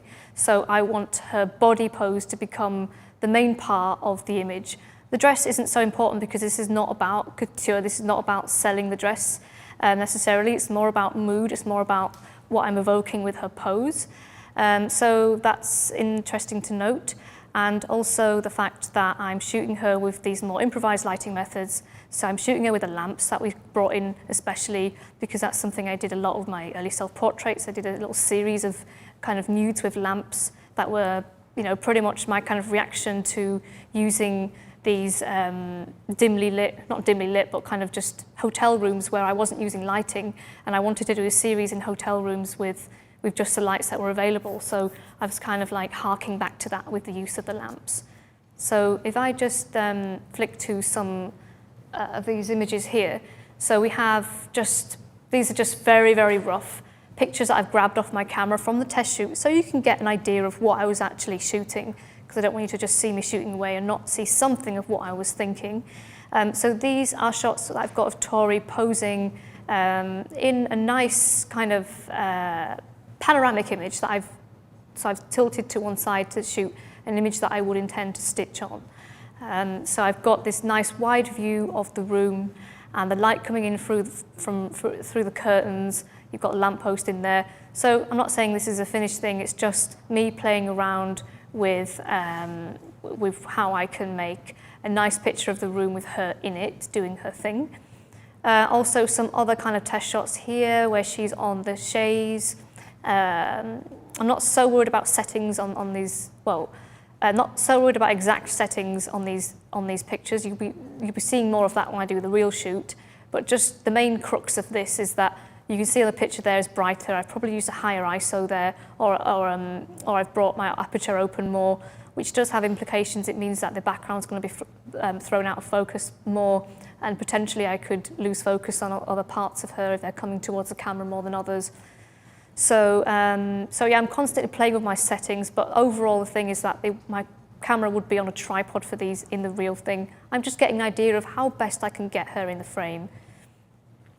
And here's just a couple more test shots of Tori where I've also played differently with pose, because she has such a great array of poses and I want to make sure I'm getting the best I can. And it's this challenge between getting the best pose I can and trying to get the location looking as good as it can around her as well. And then you've got this pose on the right where she's holding the dress up, and I quite liked that because it gave the dress a whole new form. Whereas in other shots it might not necessarily look so exciting, but here it kind of becomes a part of her. And while we're showing you the test shots, I'll just show you also a couple of test shots from the hi-fi, the couture setup. So we took quite a fair few test shots, but I just want to show you these as a sneak peek, because these are the ones that I keep coming back to from my test shots in terms of this being the most informative for how I want to do my shoot at the real thing. So when these shots were taken when I moved to one side a little bit, from originally being dead center straight on, I moved to one side and used my 50mm lens instead of my 24-70 as I was using originally. use my 50 mil to one side, and I was getting closer to her, and I like that because she becomes she feels like she's closer to me. I feel like her dress is becoming more, you can see it more. But then obviously I'm losing the location a little bit, but I've still got the chandeliers in there. So these would potentially be stitched with an image to the left. And I really like her pose in these images. I'm probably going to show that picture on the right to Leonid at the shoot itself. He's already seen it. I've already showed him. I've already told him that this swan-like pose she's doing, I think, could be the one that we do in the real thing. So those I've got on my mind. So if you have any questions about the test shots, please go ahead, or indeed about the lo-fi shoot. We actually have run out of time for questions, unfortunately, at this point. I just want to say how I am sitting here and so excited Russ and I are looking at each other like, I can't wait for tomorrow. That's just straight out of camera test shot, let alone what we're going to see you do tomorrow. So. Yes. Very, very exciting. It's rare that we actually get to go behind the scenes of a test shoot for a shoot like this in any of our workshops. Right. So I think it's really, really cool that you not only did that test shoot, but allowed everybody into your mind and talked us through everything that you went through once you got there and getting this set up. So that was really, really awesome segment. We are going to head into our next segment, which is all about inspiration and making the pitch. Can you give us a little preview about that? It's a packed segment, as they all tend to be, but I will be first starting with word-busting inspiration, and then I'll be moving into talking about how that relates to mood boards, and going back into the preparation for this shoot as well, so answering some questions that were asked earlier about how I kind of communicate with a stylist and also other members of the team as well, and some of my thoughts that were going into the ideas that I have visually for the shoot that we've tested for and that we're doing tomorrow. But yeah, lots of interesting stuff there and lots of food for thought coming up. So I'm actually quite excited about this segment because I also talk about pitching and how pitching and practicing for a pitch and even a pitch that you don't get the job for can really help you define who you are and where you're going with your photography. And I think that's important for anyone, no matter where you are, to just call that question to your mind and to think about what you actually want to do with your photography and what is the mission, what is your dream and how are you heading towards it. That is wonderful. Can't wait. All right, so we are going to take our 15-minute break now, and folks, just so you know, this is the kind of 3-day look into the mind and into the process and the art of Miss Aniela. If you're watching this, you most likely are someone who has been a fan of hers and her work for probably a long time. Or you're seeing it for the first time and are understanding why the rest of us have been paying attention for so long. If you want to be able to have access to this and really rewatch any segment as often as you like to really get down deep and understand exactly what's going on so that you can translate it into your own work and into your own style, which you can develop as you go, then you can purchase anytime access to the course. It costs $149 to be able to rewatch and see any segment as often as you like. We do offer a live discount to the price of $99 if you purchase that access now during the live event. So we'd encourage you to go ahead and make that decision. If you decide you do want to purchase it, you can press the blue buy button, which is directly below this video feed. For now, though, we are going to take a 15-minute break, and we will be back in 15 for more with Miss Aniela. See you then.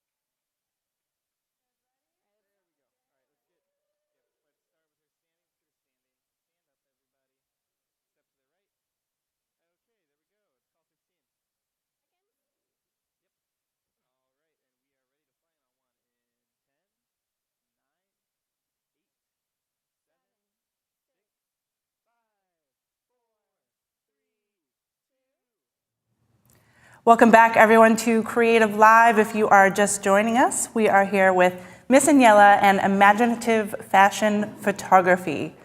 We just had a really cool segment where, Natalie, you walked us through the big shoots, plural, that we're going to be doing tomorrow. Both the lo-fi shoot and the hi-fi shoot, if you will, the very fashion couture. We met Leonid and saw some previews of the dress that he has created just for this shoot. We got to hear about what you feel when you walk into a shoot and what you see and what you do. And that was a really cool segment for me. I am excited that we are going to now do another one of your word busting exercises with the word inspiration. Earlier today, if you missed us, we talked about passion. And these are words that we hear all the time, passion and inspiration. And I love the insights you had on that earlier. So take it away. Thank you. Thank you. Okay. So I quite like this segment because I'm going to be talking about something in a quite philosophical way, but also then relating to how it becomes very practical as well. So it's a really nice mix of art and business. So it starts with this whole word busting thing with inspiration and the word inspiration, because we use this word a lot. I mean, I use this word a lot. Everyone tends to come to this word when they want to describe something it is about the way they make photography or want to make some kind of photography, and the spark of passion that comes to you as the reason as to why you want to make it. So when people describe being inspired, usually it's because they are moved by something they've seen, and it can be that it's directly motivated you to want to make something like what you've seen. Or it can also be just a general feeling of motivation when you see something. It might not be that you necessarily want to create something like it. It just makes you want to make things. So I'm going to be exploring all these different angles and facets of inspiration. So we all have this landscape of things that inspire us inside our minds. Some of those are more conscious than others. So I want to start by suggesting this idea of the unconscious. We are inspired by so much more than we know. So when we ask a photographer, what inspires you, or anybody, any artist or anyone who creates, and we want to know what goes into what they create and why they create it, we ask them, who inspires you? And often the answer is that the person who's answering it says the names of photographers that they aspire to be like. They usually choose the ones that they want to get to the level of, the ones that they consider to be higher above them. But there's so much more that inspires us when we are just generally, not just creating work, but generally digesting the world around us. And a lot of these things are things that we don't even realize inspire us. So it's a little bit of a kind of theoretical point, but it's quite interesting because if you go back to when I was first doing my self-portraits and somebody asked me on Flickr, I think it was, are you inspired by Cindy Sherman? And I was like, well, no, who is Cindy Sherman? I don't have a clue who Cindy Sherman is. I'm not inspired by her. Is she copying me? So I didn't really consider it to be relevant to me. I wasn't really looking at other photographers' work much to start with, and I still don't necessarily look at loads of photographers' work. I do definitely look at more than I used to. But in the beginning, I looked up Cindy Sherman like a while later, and kind of got to know that she was this, she's a self-portrait artist, and she's got this whole evolution of her self-portraits and what she's been doing in her work as a photographer. And I realized that even though I hadn't heard of Cindy Sherman, her work still plays a part in the whole kind of inspiration chain of where my work comes, because other people may have been inspired by her. She's affected people who I have been inspired by in this kind of whole domino effect.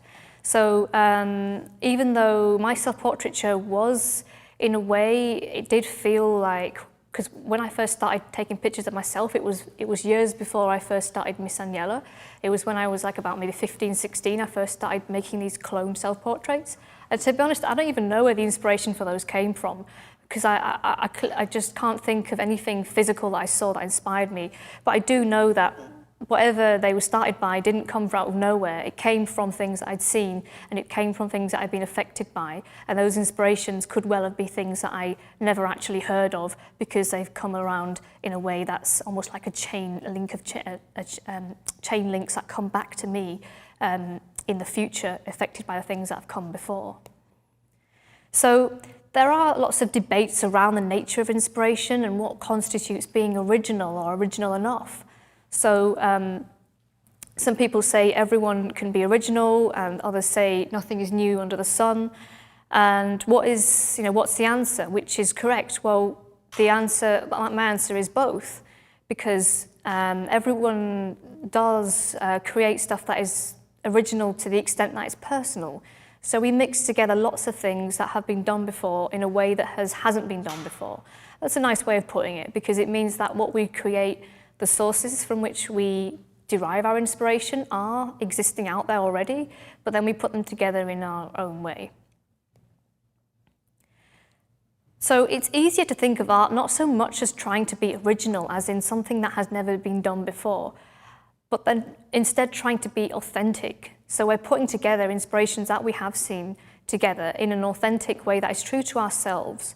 So when we kind of forget this word original for a second and think about authentic, we understand more what the whole nature of art is.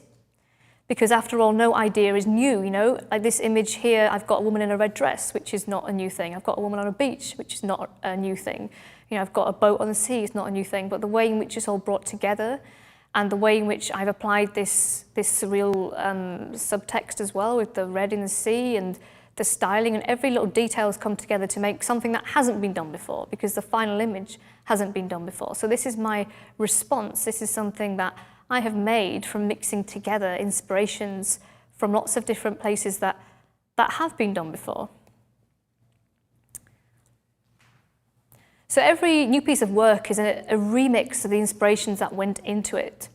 So if we think of the word creating, it implies that we've kind of birthing something new, but even in every new life that is made is a mixture of the mother and father that goes into that new life. So it's created something new from something pre-existing.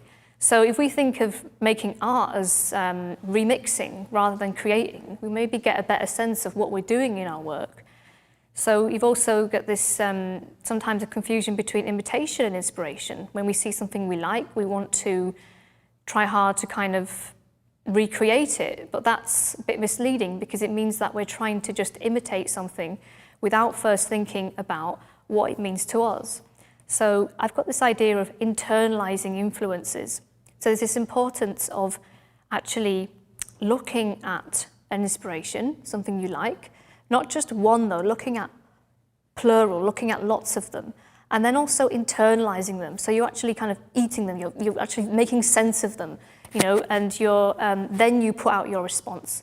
And that's something I've tried to make a diagram of as well. So this diagram here, I've got these shapes, and they represent all the inspirations that we see in their differing forms and colors. And then these all come to us, and we internalize these inspirations before we do anything. So it's important. I mean, you see that some of the colors and the shape, the size of the shapes has changed because we're making sense of them in accordance to what they mean to us.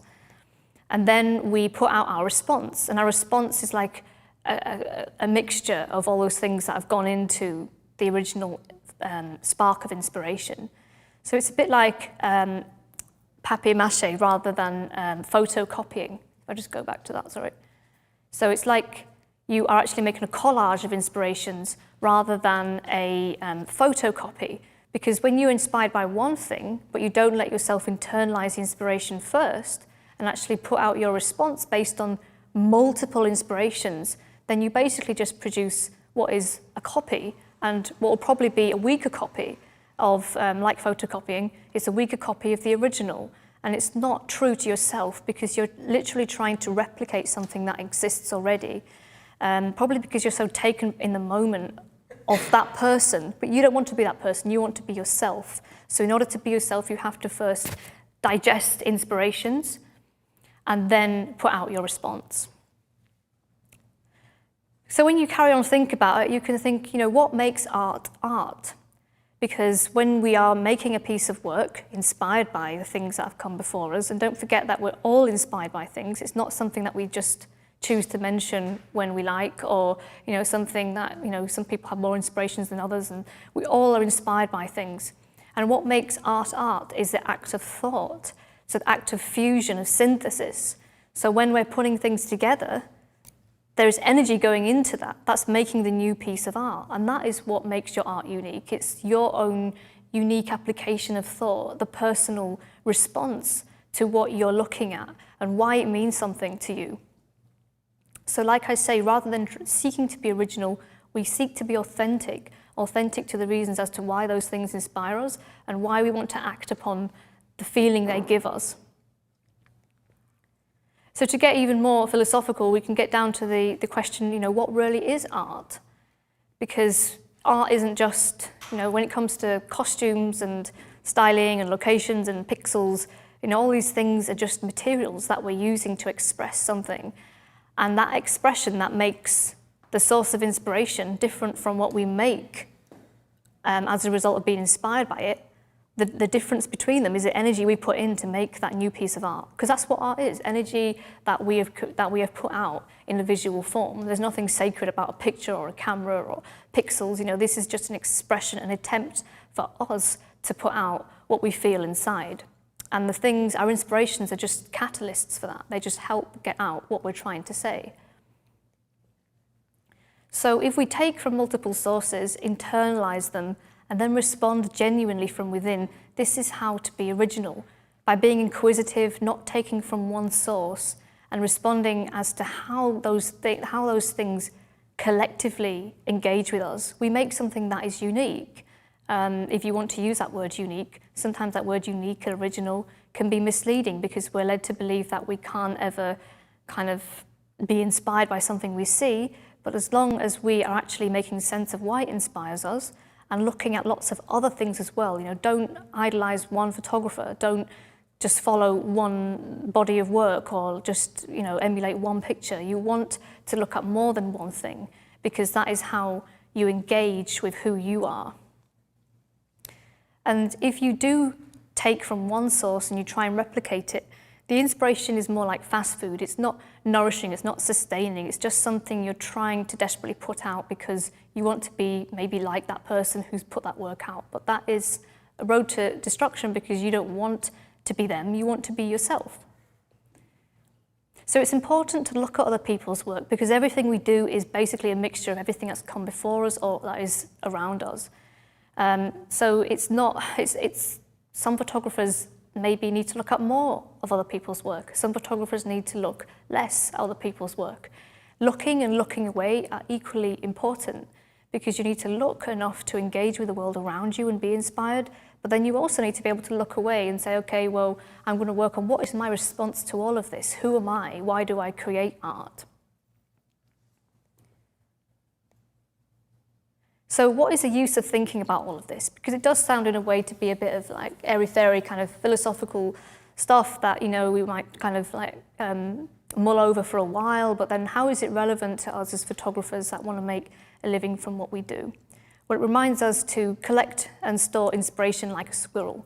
So like I've been saying, to look at other people's work. It's really important to keep seeing things that you like, whether it's like saving pictures off what you see off the internet into a folder of inspirations, and you have that kind of that visual storehouse to go back to, and you realize that it's not just one picture you're obsessed with, it's lots of pictures that inspire you in lots of different ways, and they're all making little sparks that you want to make your own kind of alchemy from yourself.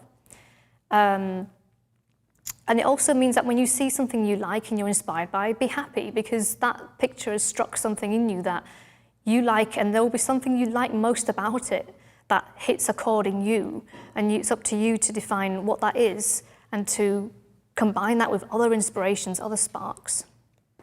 But also to retreat into your squirrel den. So just carrying on that strange analogy I started there, I also think it's important not to just be completely immersed in other people's work all the time because you'll never get a chance to breathe. You want a chance to digest what you have consumed from all of those different sources and to think about how you might, go about kind of going inside yourself. And that's the point where I guess some people think their inspiration does come purely from within, but it comes purely from within after you have digested the inspirations from the outside. So it does come from within, but only after you've collected it from the inside, because No one arrives on Earth, you know, pure from another planet without being affected by anything we've seen before. When we're born, we're affected by everything as we're growing up. Things we see, things we experience, they all become part of our pinboard of inspirations. Some very deeply rooted and subconscious, and some more obvious. It also reminds us not to fear duplication as long as we remix. So what I mean by that is not to fear using things that other people have used in their pictures, whether it be props or locations or whatever. As long as we mix them together with other things that we like as well. It's not so much about, you know, avoiding things, you know, there being a stigma around using a certain type of prop or location.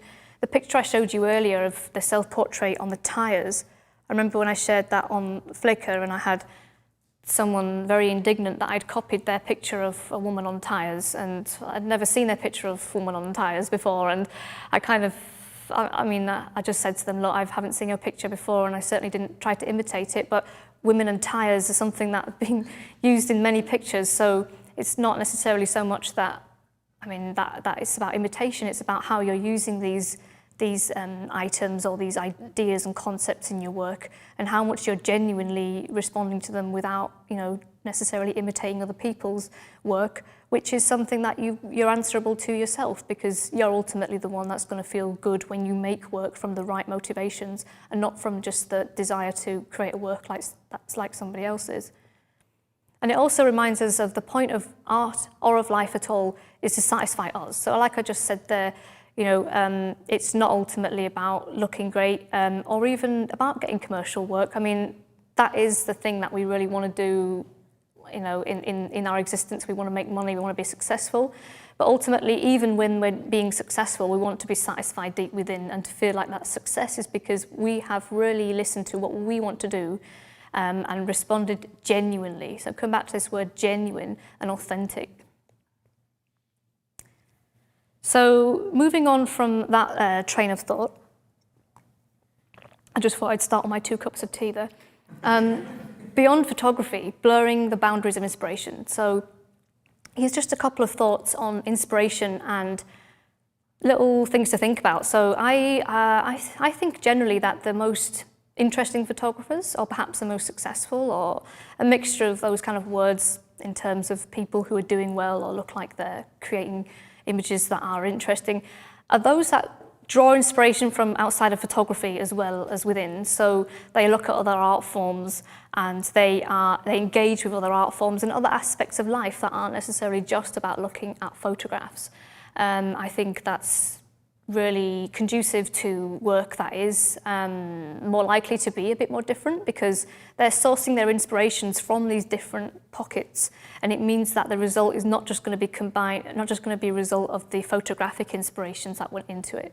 And it also means that oftentimes you can create something that is interesting in itself, even if you haven't been inspired by that many ingredients. So what I mean by that is, for example, a few years ago, I did a little series of work where I was directly inspired by the works of the painter Balthus. And I just basically created works that were directly inspired by the colors and the furniture and the mood in his images. So I wasn't really combining necessarily, at least consciously, that inspiration with loads of others. I was just making a photography version of it. So by making a photography version of paintings, it was already something different because it was 2 art forms that were crossing over there. Look to the child. Childhood contains purest motivations. This is one you could talk about for a long time, but I just wanted to touch upon it because I really believe that a lot of our characteristics we show as children and the things we were interested in when we were little have real relevance to us as we grow up, and it's almost like in adult form we have the ability to put into practice a lot of things that we were unable to do as a child, but we can still put the same flavors and motivations. I think there's real glimmers of our real self as a child because you're pure and you're basically just acting on impulse. So I'll give you an example of this that made me think of this. I remember watching a video about a fashion photographer and a few years ago, and she was talking about how she was always reading fashion magazines when she was little, and I kind of thought, well, I'm not, because I haven't done that myself. I was kind of reading all kinds of things, not necessarily a focus on fashion or kind of feminine things. I was kind of a mix of all kinds of things, from adventure books to comics to a few kind of fashion-related things, but there wasn't a pure focus on fashions, which is why probably now as an adult I don't have that, you know, fascination for just fashion. It's something more about adventure and artistry that isn't just about, you know, the fascination with fashion as a commodity, because I'm not so interested in the whole cycle of trends and seasons as much as I am about making art that is timeless. Your machine, not just to have ideas, but how will you make them consistently happen? How does dream meet reality? So the photography you do at any one time will be in accordance to what you can actually make happen. I don't want to make this point sound too complicated. What I mean by this is that at any one time, if you want to do something, you have to think about how you're going to make it happen. So it has to be kind of in accordance to what you're willing to do as part of your lifestyle. So for example, if you want to make a series of images of, you know, beaches throughout the world, then how are you going to get to go and see all these beaches? How are you going to make travel a part of your lifestyle? It's no good just going to one beach on a holiday and, one set of images doesn't make a series. You have to think about how it's going to match what you're willing to do and what you're able to do right now. And I'm going to be talking more about that on day 3, because I'm going to talk about how my lifestyle at any one time has informed and shaped the photography that I am producing, from the self-portraiture days through to what I do now. And that will be in accordance to photography and life being kind of hand in hand, and part of evolution being this natural progress that you make according to the lifestyle you're living and how the true you comes out in what you do for a living. So this is just like a brainstorm of loads of inspirations of stuff in my own work. The reason I've just put it all on like that is because I want to visually show you how this is just like an explosion of different things.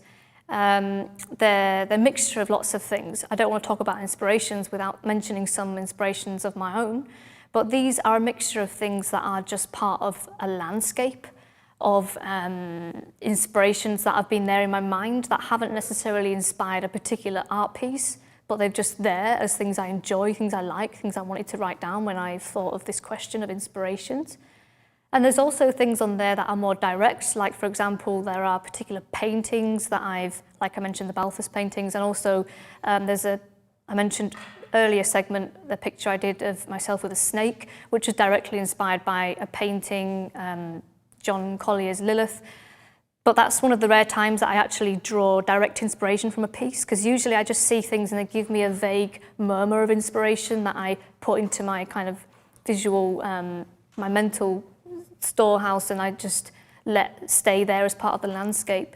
There's also things in there that inspired me very early on in my work, that inspired me more in the beginning days as part of that stage of my evolution. Things that inspire me more now, new things, old things, things from childhood. So this is like a laughably slim slither of what really goes into inspiring and informing my work, because of course, like I say, there's so much more that inspires us beyond our comprehension. And it's important to be aware of that, because it's not that we have some great ability to be completely original. It's about how we respond to the world around us and how we're kind of remixing and making new consolidations of it. That is what art is, because art is your thought, your ability to look at things and be moved by them and then express that in a new piece of art. So this is the tip of the iceberg, and there's so much more that goes into my work, like I say. I'm going to be showing inspirations that have gone into my mood boards of my shoots a little bit later, so you can see where I've put together images that I've just found on the internet and such like. So everyone has a trail of inspirations. Talking about them is not so much about honesty, but awareness and discussion. So, for example, I'll talk about an artist here, Kirsty Mitchell, who some of you may have heard of. I mean, her work is inspiring on many levels. Her work is very visual. If you haven't seen her work, definitely check it out, because it's just an amazing feast for the eyes. But amongst the many things I find inspiring about Kirsty Mitchell is the way that she's very open about her inspirations, because it very much reminds me of when you're at college and you're putting together like a sketchbook showing visually what's gone into the planning of a piece. And she treats her blog like that. When she's showing how she's making a new piece of art, she's shown all these many inspirations within and outside of photography. So she's inspired by, for example, paintings or visuals from different tribes around the world, films, other photography as well, like Gregory Crewdson. She's inspired by so much, but she shows how she's putting it together. So that honesty makes her work even better, because it shows that she's got nothing that she's trying to necessarily hide. She's responding very genuinely based on her own feelings as an artist and what she wants to put into her work. And that's what I find inspiring about her, is that she really has her own vision and drive of why she does her work and how she puts together those inspirations. So it doesn't necessarily mean that everyone should kind of create blog posts talking about all these inspirations that go into their work. But it's just interesting when you can call upon things that did become part of an inspiration, because it doesn't mean that you are somehow admitting that you're not as unique as people thought you were. It's something that you're just highlighting that is everyone has, and you're just simply pointing out something that everyone has, and you're just making it more of a talking point, which can be interesting for people who are watching and reading and learning about the artist. Inspirations are on all levels, not only visual. Like, for example, I just mentioned Kirsty Mitchell and the way in which she expresses herself through her sketchbook-like blog posts, but also a person's focus, person's attitude, business skills or other skills. So, I don't know, for example, you might be inspired by the way an artist puts themselves into their work, even if you're not inspired by their visual outcomes necessarily in line with the genre that you're interested in. Like, I don't know, for example, Banksy and the way that he puts political messages into his work. You might be inspired by the way someone makes a business branch from what they do as a photographer, like maybe they have made a particular business from what they do on the side from their photography. And I find endless inspiration in looking at the way in which people conduct their lifestyles and the creative ways that they make money as well. Because I find the way art and business come together a very interesting relationship, because it's not just about kind of compromising your art to make some money from it. There's also this whole world of creativity when it comes to ways to actually make a living from what you do that wouldn't have been the same if you didn't have to make a living, and bring out these whole new worlds and whole new situations that you wouldn't have had otherwise. I mean, an example of that is my fashion shoot experience and the situations that's brought out between myself and other photographers, and a lot of friends that we've met through that, because of that kind of slightly, I guess, entrepreneurial aspect to creating it. So mood boards. Sometimes inspirations are mystical, like I've talked about, all the unconscious, the subconscious inspirations that go into what we do. But some inspirations give us a clearer view of where we want to go. A mood board is like the physical version of the papier-mâché of inspirations that I mentioned earlier when I showed you the little bad diagram of the smiley face with the shapes. So a mood board is where you are literally getting inspirations visually to put in a place where you can show either yourself or usually someone else what your vague kind of pinboard of moods is for a particular shoot. So we're going to be looking at some mood boards now from different shoots I've done in the recent past. So I'm really pleased that I'm able to show these mood boards. These are not my images. These are images that have been sourced through the internet and I put together as a mood board. So it's really helpful for me to be able to show these, because this is like a great way for me to show it's not just all about my work and looking at my own past work and where do I want to go. It's all about looking at other people's work as well. And so this is a mood board I did for a shoot in LA that we did last year. So it was like a sci-fi themed shoot. And I just went sourcing images on Google Images and stuff like that, and just throwing together a mood board, mainly for my own purposes. So this mood board that I'm showing here is a mood board that I've put together just to communicate, not so much with the stylist, but just to Matthew mainly, and to myself in terms of what I might do with the lighting on this shoot. Because a little bit later I'm going to be showing you stylist mood boards, but these are my photography mood boards. So I love the word mood board because it really sums up what it is. It doesn't necessarily mean you want to recreate a picture in that set. It doesn't mean that you really strongly love the picture. It's just a general vague feeling of mood that you are called to when you see that picture. You might even wonder why on earth you put a picture in there, but it's just something that strikes you. So in here, I'm drawn towards this kind of sci-fi aspects of the styling, and also the lighting in some of the images as well, and the futuristic appeal. And the final images that I created on this shoot, they're not necessarily completely in line with the images that I've sourced, but it's all about the mood. It's all about there being some kind of like arrows pointing from those images to the final results I got in terms of their lighting and in terms of some uncanny similarities, like the blonde woman kind of being replicated in the image there that I've got that wasn't entirely intentional at all, but it's just interesting to look at them afterwards and see where you have called upon some of those little inspirations that went into it. So let's have a look at another one. This is another set of images that's not my work. It's images that I've sourced from the internet and put together. There's a lot of Tim Walker pictures in there. And this is a selection of images that I just put together upon interpreting the location for a shoot that we did in this Brooklyn brownstone mansion a couple of years back. So you see some similarities in terms of the warmth and the tones in there. You've also got a little bit of an uncanny mirroring of the man by the fireplace in the middle of the mood board and the woman by the fireplace that I produced at the shoot, which wasn't, again, intentional. It's just something that was kind of in the ballpark area of what I was inspired by after seeing images of the location, to then go and look for mood board images and then reflect upon how those mood board images have affected the look of the final things that I made. Then we've got another one here, a mood board for Hampton's mansion shoot that we did last year.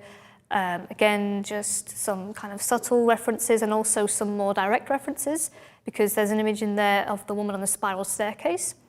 And this is an image I actually plucked out. It's an image by Tim Walker, and I showed the stylist, and Matthew, Leonid and I kind of communicated together and said, we want to create something inspired by this image because we know there's going to be a spiral staircase in the location. Let's have Leonid make a dress that is long and something in line with this, not to recreate it by any means, but to respond to the inspiration of the impact in that image and the coincidence of the same kind of prop, the staircase.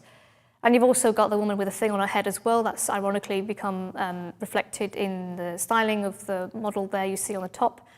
So these images, a couple of these images were in the stylist mood board as well, so may well have influenced Leonid. So yeah, there's quite a few Tim Walker pictures in there as well, because his images are a very broad range, almost like an encyclopedia of inspiration for fashion and fine art. And here you've got a stylist mood board. So this is a mood board that's put together by the stylist for a shoot that we did in London last year with a kind of mermaid nautical feel. So she was sourcing images that had this kind of mermaid look to them. And so this was in response to the location that we gave, images of the location we gave her. She suggested this kind of look, and we thought that was great. And that went into the look of the styling and affected also obviously my images as part of the way I interpreted that theme as well, because the styling becomes part of the way I interpret the directions for surrealism. Not that all the images had surrealism. I did a couple of surreal images from this. I also created another one that's not on there that you will see through the workshop, which is the girl in the fishing shack with the big blue dress and the fish underneath her. That's another one that was part of this particular shoot with the mermaid references. And here you've got another styling mood board for a particular shoot. Lots of kind of headpieces and ethereal kind of powderiness going on, and a little bit of kind of taxidermy and antlers. So this became reflected in the styling and the outcomes from that shoot. Again, it's by no means supposed to be some kind of like direct replication. It's just that mood board and the usefulness of a mood board. So the stylist was using the mood board to communicate to me and the other photographers involved in this shoot, because it was one of our production shoots, our fashion shoot experience shoots. So we were able to show this to the other photographers and show them what they were ready for and what they could start preparing ideas for. So mood boards in pitching. So I want to talk about how they're important, what is a pitch, and how do you get to the stage of doing a pitch. So I want to move on to talking about pitching, which is very much in line with what I've been talking about with the mood boards. So the mood boards I've been showing you here are mood boards that I've made to help myself, and the stylist has made to inform me, and to kind of inform each other. So when you're pitching for a job, a mood board is something you can present to show what your ideas are for a particular job and give the client or the agency or whoever you're pitching to an idea of what's going on in your head and what you're planning, what you can make possible. It inspires them. It also gives you an idea of where you are going with something as well. So when I talk about a pitch, and I mention naturally answer the question of how do you get to the stage of doing a pitch? Because usually when you get to that stage, you've already got the interest of the client or the agency, and they're asking you to do a pitch to continue the process because you're probably up against a few other photographers. So it's not so much that you send pitches to clients out of the blue, it's something that you're invited to do. But then again, this is also relevant when you're pitching to fashion magazines and you're asking a fashion magazine to believe in your idea for a story so they can give you pull letters so your stylist can go and source outfits to be part of that shoot that's going to go in the magazine they're going to publish or promise to publish or near enough promise to publish. So, but what I want to do is, everything I'm saying is relevant in many different ways on different levels of the ladder. If you're doing kind of mutual collaborations or you're presenting a mood board for your own shoot. But this I want to talk about with particular reference to a pitch that I did for a Campari job last year or the year before, I can't remember exactly when it was, but I did a pitch for a job that I found a really interesting experience because it allowed me to really call upon a lot of interesting things about my own portfolio or where I wanted to go with it. So first of all, just to visually show you what I mean by pitch, here's just like the whole thing laid out. From the title through to the textual sheets, through to all the images, and then the final sheet. So that's what I mean when I talk about a pitch in this particular case and in the kind of anecdotes that I'm going to be following up with. So the purposes of a pitch depends on the stage you are at with a client. So what you're putting in a pitch depends on, obviously, whether you have actually got a job. Usually the whole point of the word pitch is that you're pitching, you're trying to get something. But also once you have got a job, confirmed, the process of making mood boards and making things that continue from the pitch, they continue because your communication keeps going and you're hatching ideas, you're developing ideas, and you keep needing to get those approved so that you can get your ideas approved in line with what they want. So it depends on the stage you're at with them. It depends as to whether what they're asking you for, basically. They're asking you for your ideas, then you're presenting your ideas in that pitch. If they're asking you for how to actually make something happen, then you're showing them how you're going to make your ideas happen. So the pitch is shaped by the brief they've supplied to you. So they may have already given you very detailed storyboards. So for this particular Campari pitch that we did, we were given very detailed storyboards drawn by an illustrator, very detailed, full of colour. And our job would have been to basically recreate those images, stroke for pixel. But then there'd be situations where you don't get anything near half as detailed as that. You just get a few lines of description, and it's up to you to kind of respond to it and to do that kind of speculatively until you get more information. And sometimes you are kind of put in a situation where you are expected to respond quite creatively. And you're a bit like, well, how do I know where to start with my idea? And you really do have to kind of give some idea, because often clients struggle with, their imaginations. They want you to come up with ideas as well, and they want you to come up with really interesting ideas. And sometimes it's scary to know, how high to jump, but that's part of being a photographer is being able to use your imagination at the right times.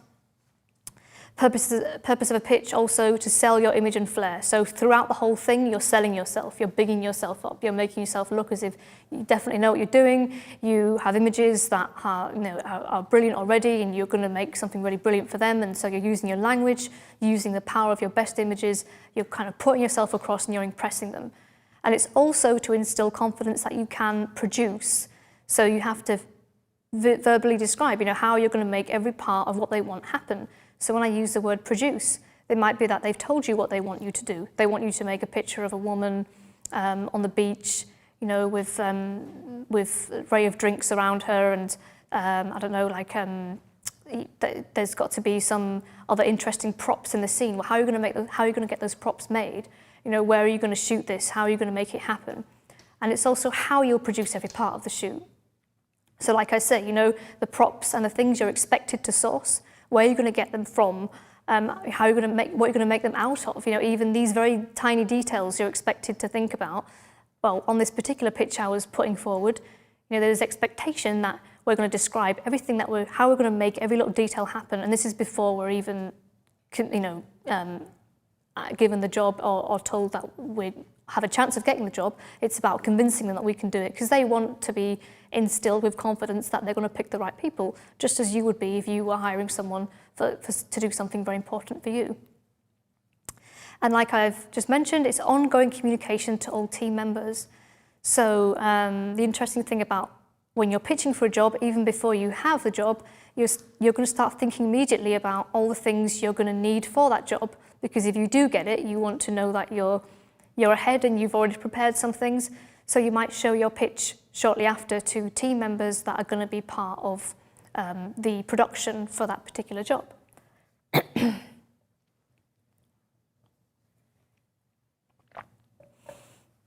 So what I learned from making a pitch, I've put present tense there, what I learned, because I learn every time I do a pitch. It's not just about what I learned from making a particular pitch, as in this case, the Campari one.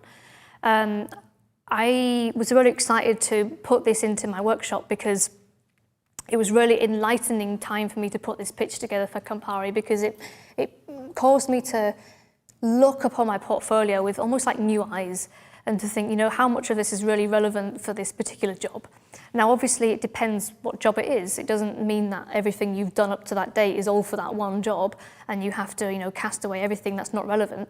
But it does make you just suddenly look at all your work and to want to put the best quality into that PDF. And sometimes you look at work with different eyes than you might be with your kind of, when you were maybe kind of looking in a different way at your work when you were in the moment and you were so kind of carried away with it. You might look at it differently from a commercial point of view, which, in my case, sometimes I look at some of my most experimental kind of fine artwork and I consider it irrelevant for a lot of commercial purposes, because a lot of the time what I'm doing in my fine artwork is distracting for a commercial purpose or a fashion purpose. So for a situation like this, it may be that the images that I had the most fun making are not so relevant, and it's more about pictures that are strong, have a good foundation, have good composition.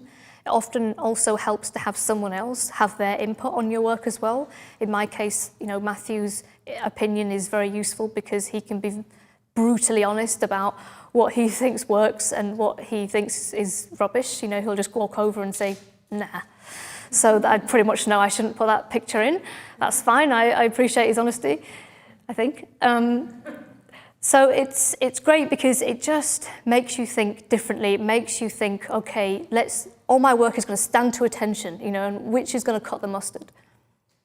So it's just a slide from the Campari pitch. It's not particularly important to read. You can just kind of cast your eyes over it, but it kind of gives you an idea of set by set what I'm talking about. So we had this calendar of storyboards presented to us, and we had to basically describe month by month how we would make each image come to life.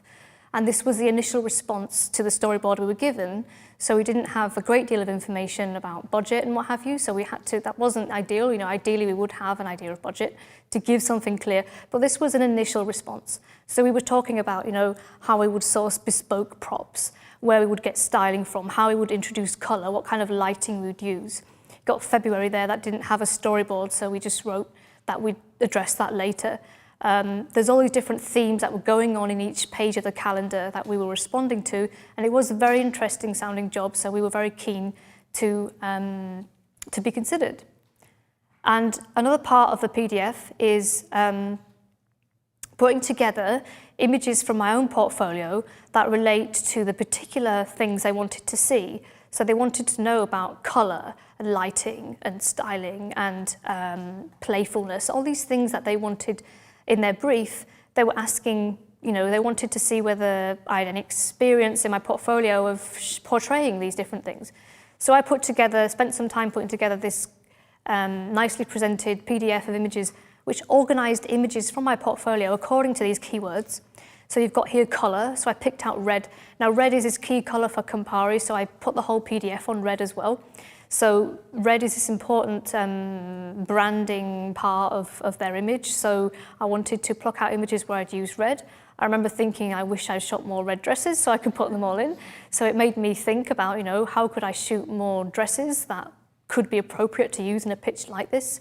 So it already had got me thinking about thinking critically about my portfolio and what I could be doing, whether or not I get this job. Lighting, so looking at lighting, one of our responses is that we were going to use flash as a mainstay and HMI lights as accessories to the flash, so pretty much in the same way we're doing the shoot tomorrow. So I put examples here of flash and where I've used flash, just to illustrate the different ways in which I have utilized that drama in my work. Then we've got attitude, so I plucked out images where the model is conveying attitude, wanting to just kind of stimulate the senses to show the variety of images.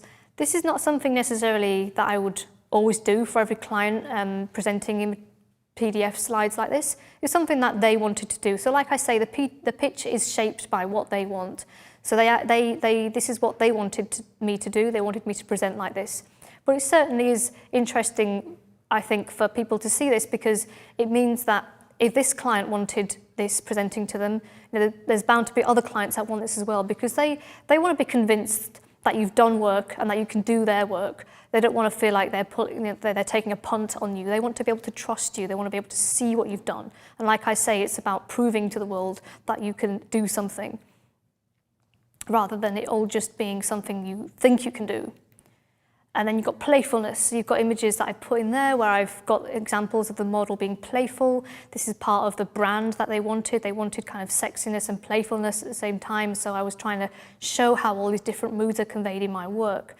But again, the reason I'm kind of showing this extensively is because I want to show how I have been looking at my work with these labels.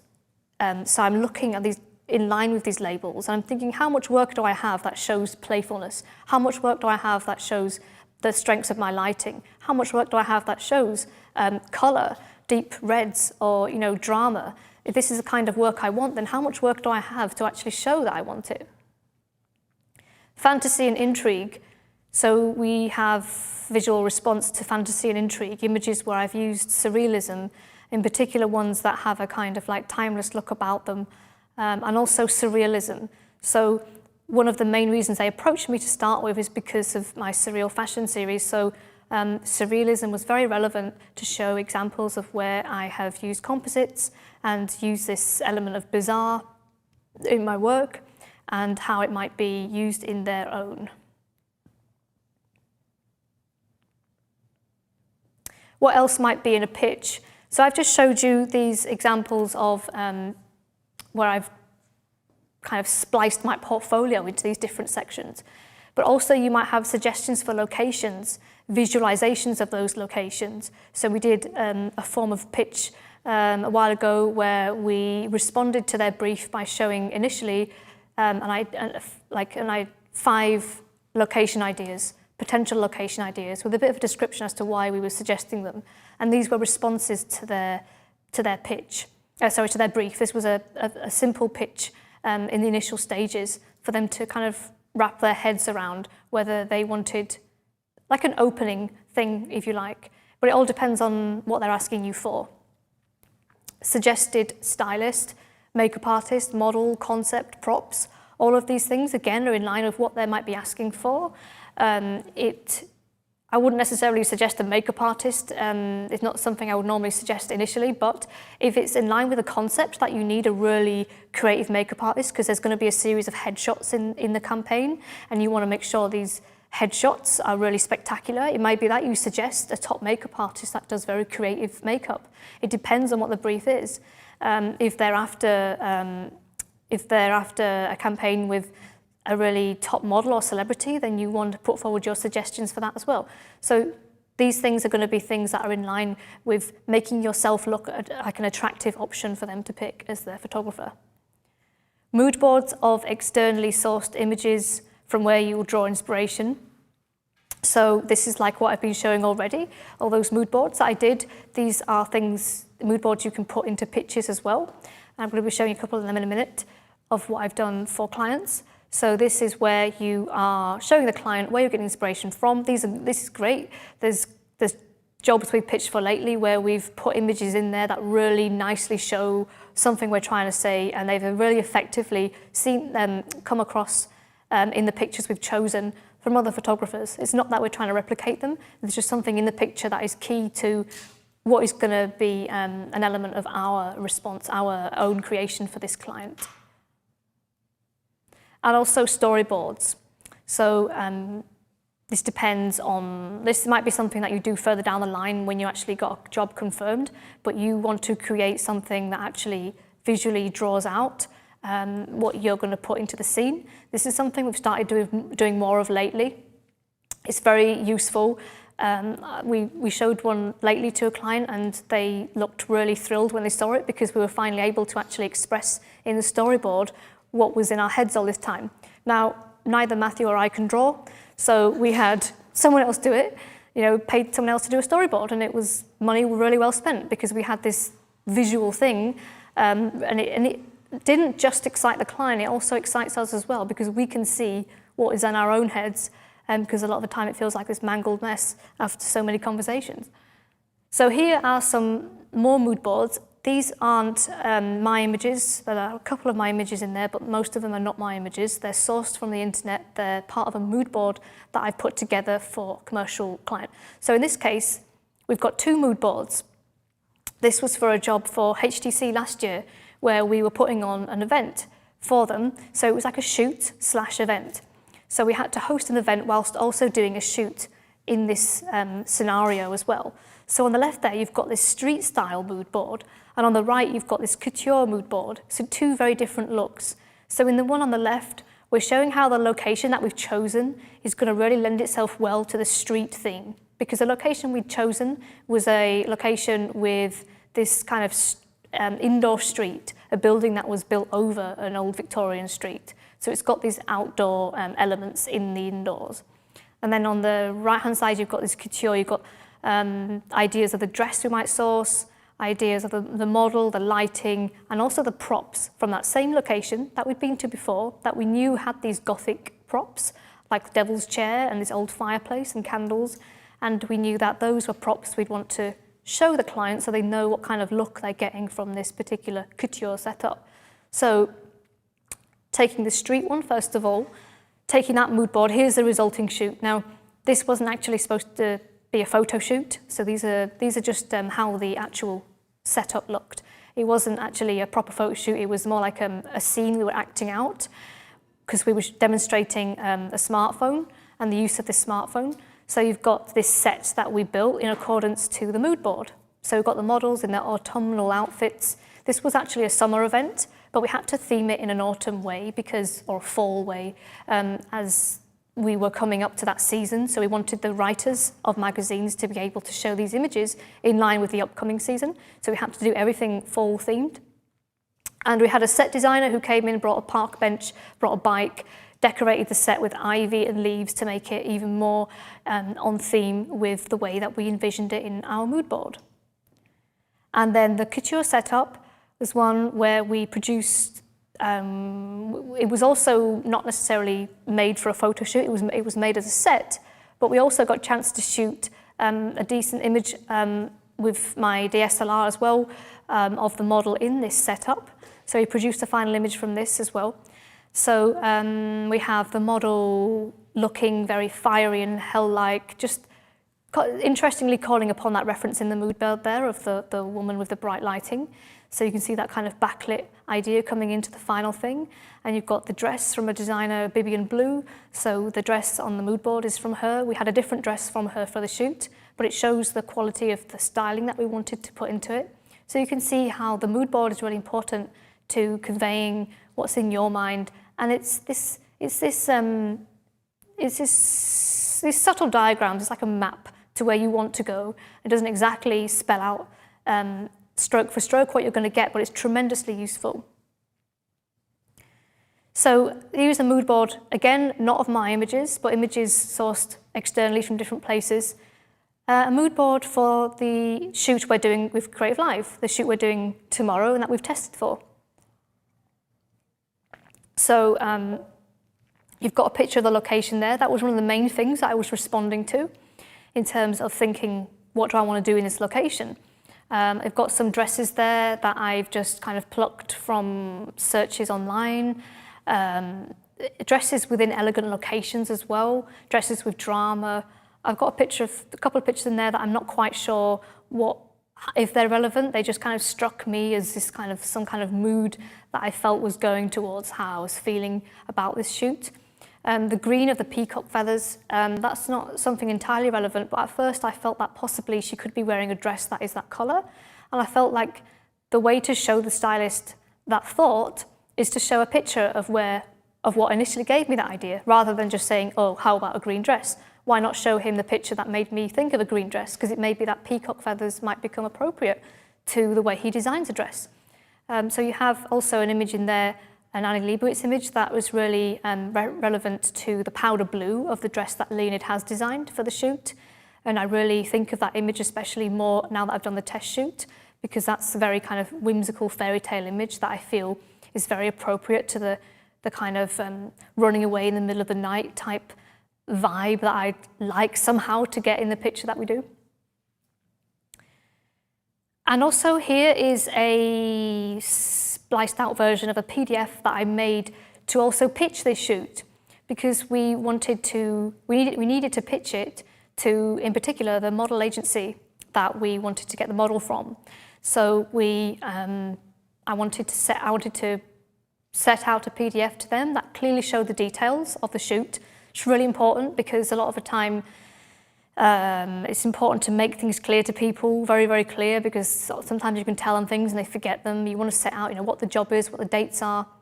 But luckily I had the Creative Live team to help with that. So my main job was to kind of sell myself and Leonid to make us look like, we could really do a good job, make this an interesting job with the model, make them want to be involved, basically.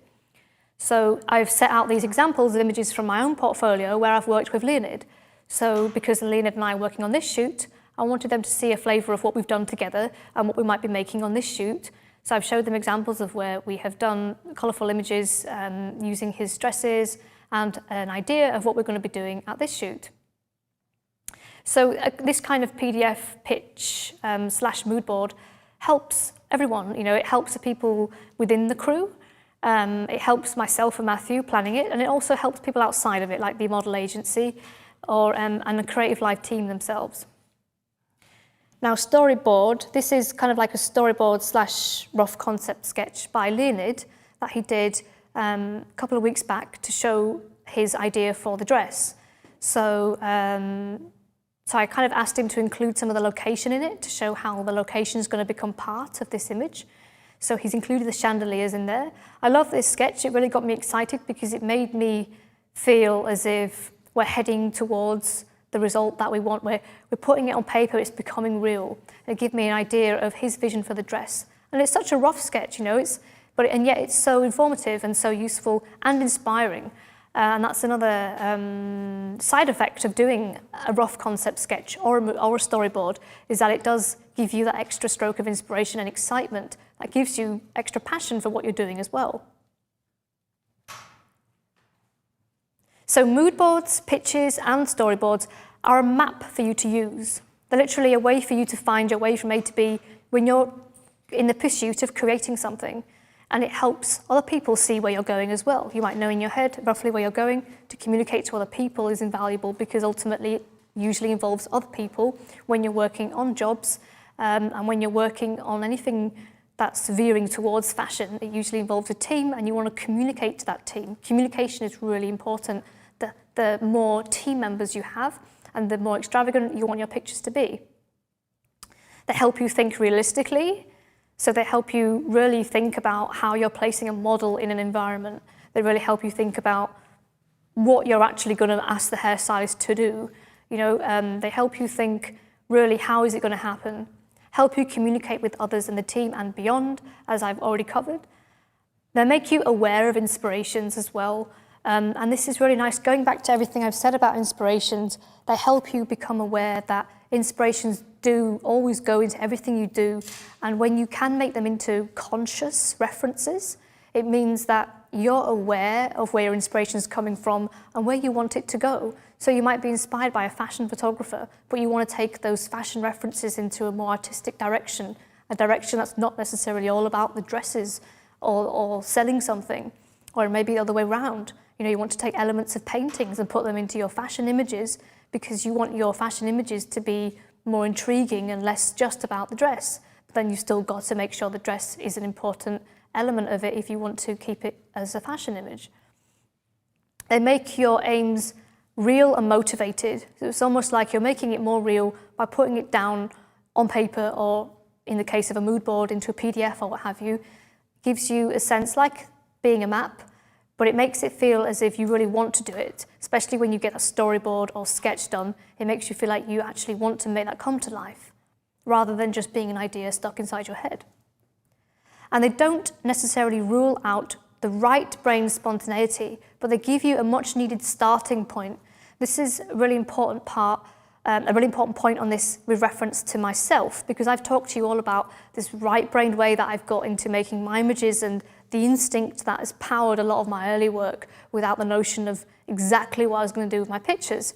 So how does this correspond to what I'm saying about all these mood boards? Well, all these mood boards help you communicate with teams, and they help you tackle big jobs that you want to get cracking on, whether that's something of your own, a collaboration that involves many people, or a job for a client where they're expecting you to work with many people. But they give you a starting point. So everything you do, even commercial jobs where you're working with clients and directors on set, you're still going to have moments where something happens, where something spontaneous happens, or the shoot leans a bit in a certain direction because of the conditions in which you're shooting, or because of something looking great that you didn't expect to look that way, or you try something a little bit experimental, and then you can act upon that inspiration in the moment. And it might be that the client also is fully on board with that, but communication in that case is very important. So this exercise of doing a pitch really helps you get to the nitty-gritty of what you want to spend your time doing. Because when I was doing that pitch for Campari, and it was a pitch that I didn't get the job for, but it was so interesting for me. I mean, I don't look back and think, oh, you know, damn, I didn't get that job. I look back and think, wow, I genuinely think that was really interesting exercise for me to see what they wanted, because it called to mind what I want to put in my portfolio for the next pitch. Because I was wishing I had a certain type of picture to put in there. I was wishing I could maybe show examples of more of this or this or this. So it makes you really think about who really inspires you, what do you want to create, and how are you going to create it and get it in your portfolio in time for the next pitch. So even if you don't have a job to pitch for, preparing a hypothetical pitch of a hypothetical job is so useful, because it makes all the work that you've done, no matter how little or how much work you've done so far in your careers as photographers, it makes you think about where it's heading towards. How is this work a map, your own mood board, your own map to where you want to go in terms of proving you can do a particular job. So later in the workshop, I'm going to be talking about the dream job and what your dream job might be. And I want you to keep that in mind, because I want you to bear in mind how you would put together images that you've already done to pitch for this particular dream scenario that you envision. So that's something I'm going to be coming back to and talking more about, but just keep that in mind. So I will touch upon that more, because all this I find very interesting, because ultimately the passion of what fuels the images that you make, the passion I have when I make my surreal fashion images, I'm really thinking, where is this going? where do I want to go with my work? I'm going to talk more about where I want to go with my work. But when I look at my surreal fashion work, yes, I'm proud of it and I love it and my heart's in it, but I know that it's somewhere I'm going next with it that makes me excited. Everything that you do in your work is like you're showing a flag to potential clients of what you can do and how you can make it bigger and better. And obviously it's not the case for all work because some work is more fine art oriented. It's not all about clients. But ultimately, if you do want to be a commercial photographer, you do have to think about how the work you're putting out there, what its message is saying to potential clients, because that ultimately is what it is. It's a series of symbols and signs to those potential clients. Wow, this bit right here, this segment, when I think about creating I was going to say the word profile, but a portfolio. Yes. Thank you. A portfolio and editing down the images just to create a portfolio is such a big process. This is like that amplified, and so what an amazing exercise for everybody to go through step by step of what you've just showed us in order to create this pitch, combining all those different elements. That was really, really very educational. Thank you. Thank you. We have some time for some few final questions. We'll start with our studio audience, and then we have some online. You can feel free to add some more in there in the chat rooms if we have anybody. Sam, I see. So you're talking about editing down the portfolios. I have the opposite problem. I feel like I don't have enough work, and if I don't put anything in, then there seems to be like nothing. So what advice do you have for people who are sort of more at the start of their career and don't have so much choice about what kind of images they put forward for that? Oh yeah, I mean, I wasn't necessarily always implying that I have too much work to put into my pitch or portfolio.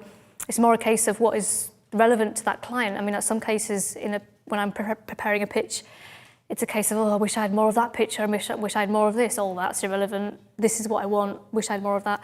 So yeah, I mean, your situation is one I can identify with.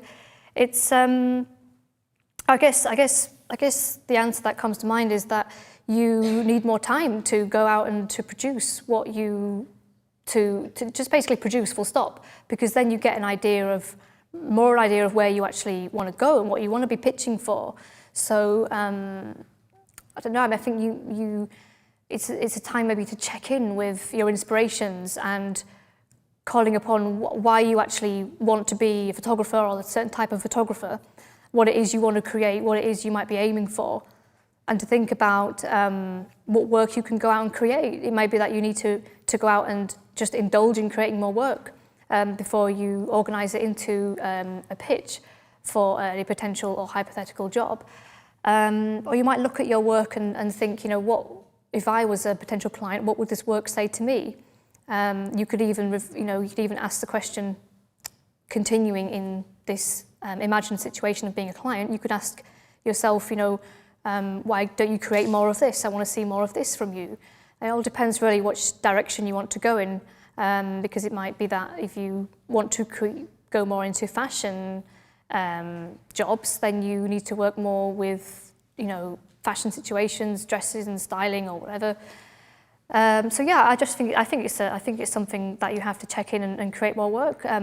It's like with me. I mean, if I think that I need to create more work for the next potential Campari job, then I would want to create more images that I know they'd like to see in there, that are in line with their particular kind of aesthetic, or the aesthetic that made me want to pitch for it in the first place, because there was something about their work, their look and their past work that appeals to me. Why is that? Why am I drawn to them? I've got just using the time to make more images to get in there, and imagining, for example, that you've got a pitch coming up in, I don't know, 2 or 3 months or something like that, and what can you do in that time? Even if it's just 1 picture or 2 pictures or 3, what could you really put in those pictures that just kind of will blow them away, and concentrating on how you're going to make those pictures happen. So yeah, it's not a bad problem to have. It just means that you haven't got maybe enough that you really believe in. So you need to go and just make it happen. That is great. So we've got one in the back. We're going to take one from online, and then we'll go to Dallas after that. Janine wants to know, are there any contracts signed before the pitch? Are there any type of agreements in place? Or is this purely just you're doing this work in order to get the job in the first place? Pretty much the latter.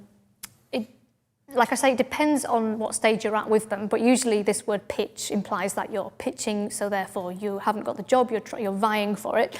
So most of the time when we talk of a pitch, we talk about, not necessarily having the having the job. Often you might be asked to sign like a non-disclosure agreement, because often the client or the agency is showing you something that they don't want kind of publicized, so you sign that, and then they show you the brief, and then you develop a pitch based on that brief. But there's no guarantee at all that you're going to get the job. It's just something you're doing speculatively. It's almost like they're having like a free consultation with you, if you like. So it can be hard because sometimes, you do a lot of work on this pitch and you don't get the job. And so it's time you've spent doing research and obviously all the layout and just all the work. But it never necessarily is wasted effort, especially if you're just starting out, because that effort, like I've been saying, can be really useful for helping you define where you're going with your work, because ultimately it's all about selling yourself, and you can't sell yourself to the whole world at once. You're trying to sell yourself to some particular audience. So if you've been interested enough to make a pitch for a client and you haven't got the job, it's not a wasted pursuit, because there's a reason why you pitched for it, and it may be that you've done really great preparation for the next pitch, because that will be a job that is most likely related to what you've just pitched for, because it's something that you're interested in. That's a great concept. Dallas. Just a question about logistics and etiquette. When you're putting together a pitch and making suggestions, like models or stylists, is that something that you'd suggest you touch base with those suggested people with beforehand? Or would you kind of be committed to it in case the client is really on board with your idea? Or would you approach those people after the fact? Yeah, good question, because my answer is kind of a bit of both, I guess, yes and no. I mean, sometimes if there's someone we've worked with before, like Leonid, for example, then we'd feel fairly confident putting them forward. But to be honest, if we know that the budget and the dates are kind of appropriate for them. But then, to be honest, even if you suggest someone and then it turns out they're not available, I wouldn't sweat that necessarily, because I think as a photographer and the producer, you are basically kind of in this industry, people are often become unavailable at very short notice, and you have to just find a substitute. And I don't think the job would depend on you getting that particular ingredient, because the client has chosen you. You're the main ingredient that they want, and it's more about they should trust you enough to be sourcing and using your judgment to get those particular things. Like, for example, when I mentioned the location pitch that we did, suggesting these 5 different locations, if any one of them wasn't available, then we would find a close alternative. And I think the client is pretty much in a position to accept that, because they trust us. It's not about the importance of any one ingredient. It's more about why we chose them.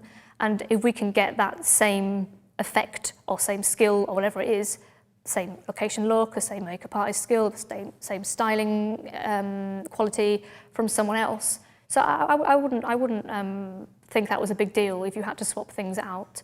But a lot of the time you put forward a suggestion because you may have a close relationship with that person already, and you know that they may be available and interested and free for that job. Great question. We have time for a couple more. This one is a quick one, but Dance Lady from New Hampshire, what type of magazines were you selecting your pictures from when you do your mood board setups? Where are some of the other places that you go? What types of magazines? Where I source the references from. For your mood boards. Yeah, to be honest, I mean, I see pictures in magazines that I like, but most of the time when it comes to practicality, I just look online for them, or I just search online keywords that relate to whatever it is I'm looking to be inspired by. So yeah, just to be honest, to be honest, all of my mood board images are from the internet, just from search engines and sourcing those online, because sourcing from magazines you can obviously do, but it would involve scanning and placing that into your PDF, which is more time consuming, because most images that I'd be the magazines, if you know how to search them, you can find them online anyway and just use that. So that's the easiest way. So we have a question from our friend Adrian Farr, Eddie Farr in England. When starting out and you have no clients, it's kind of maybe similar to your question, but is showing your personal, more creative work still a good route to getting noticed by clients, or should you show more toned down shots instead? I think it depends, really.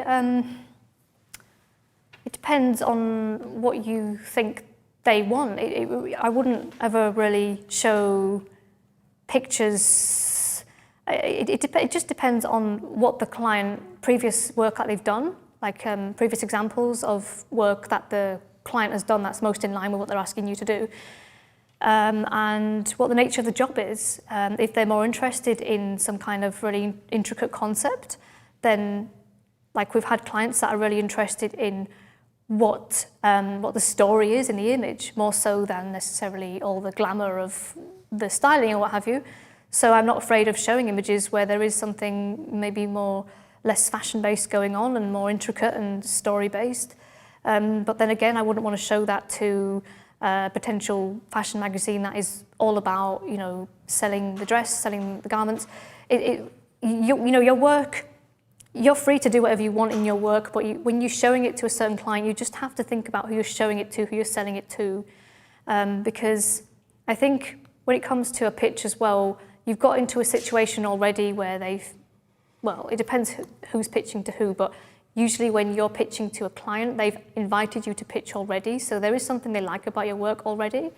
And it's just a case of you kind of like showing images that are most appropriate to the job, so you don't necessarily have to show everything. It's a case more of just using your images as tools to show you can do certain things. So it really, I wouldn't like to go any more specific without a particular example. I think it really is a case of case by case. That's one of the most important things I've learned as a photographer. There are many situations, many different situations I've been asked to do some kind of work for and in.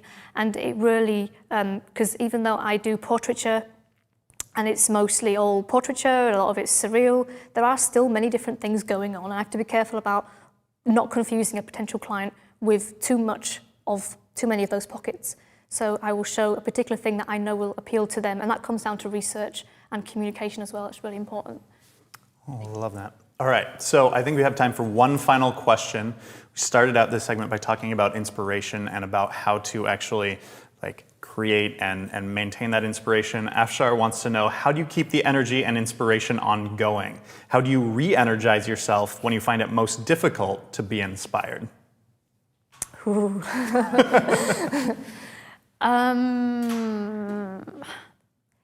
you mean during the actual process of one shoot or in general? I'd say in general in your career, as we go on, you put so much energy into each one, and it's easy to kind of lose a little bit of that and get tired of the grind. How do you keep that inspiration? How do you keep that fresh? Well, I think it's like I was saying earlier about looking and looking away, equally being important. Well, looking is just important. I think just checking in with other artists, not just photographers.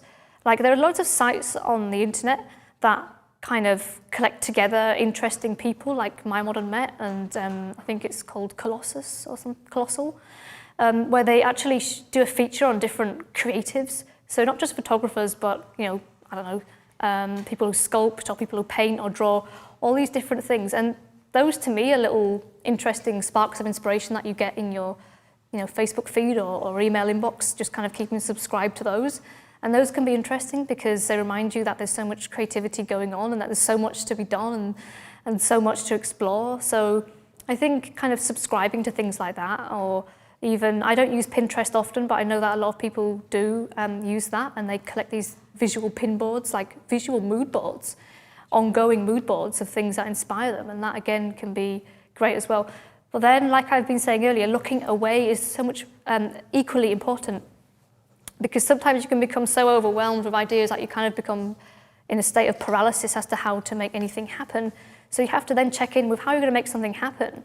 You know, how maybe you've seen a big amazing dress in a vintage shop nearby, and you're going to buy this dress, and you're going to put that money, you're going to invest that money into making a really great image for your portfolio. You know, make it happen. Making it happen is just as important as being inspired. So you have to go with these little inklings of inspiration. It's not just about you know, just having a whole library of it. You have to also go with little feelers that make you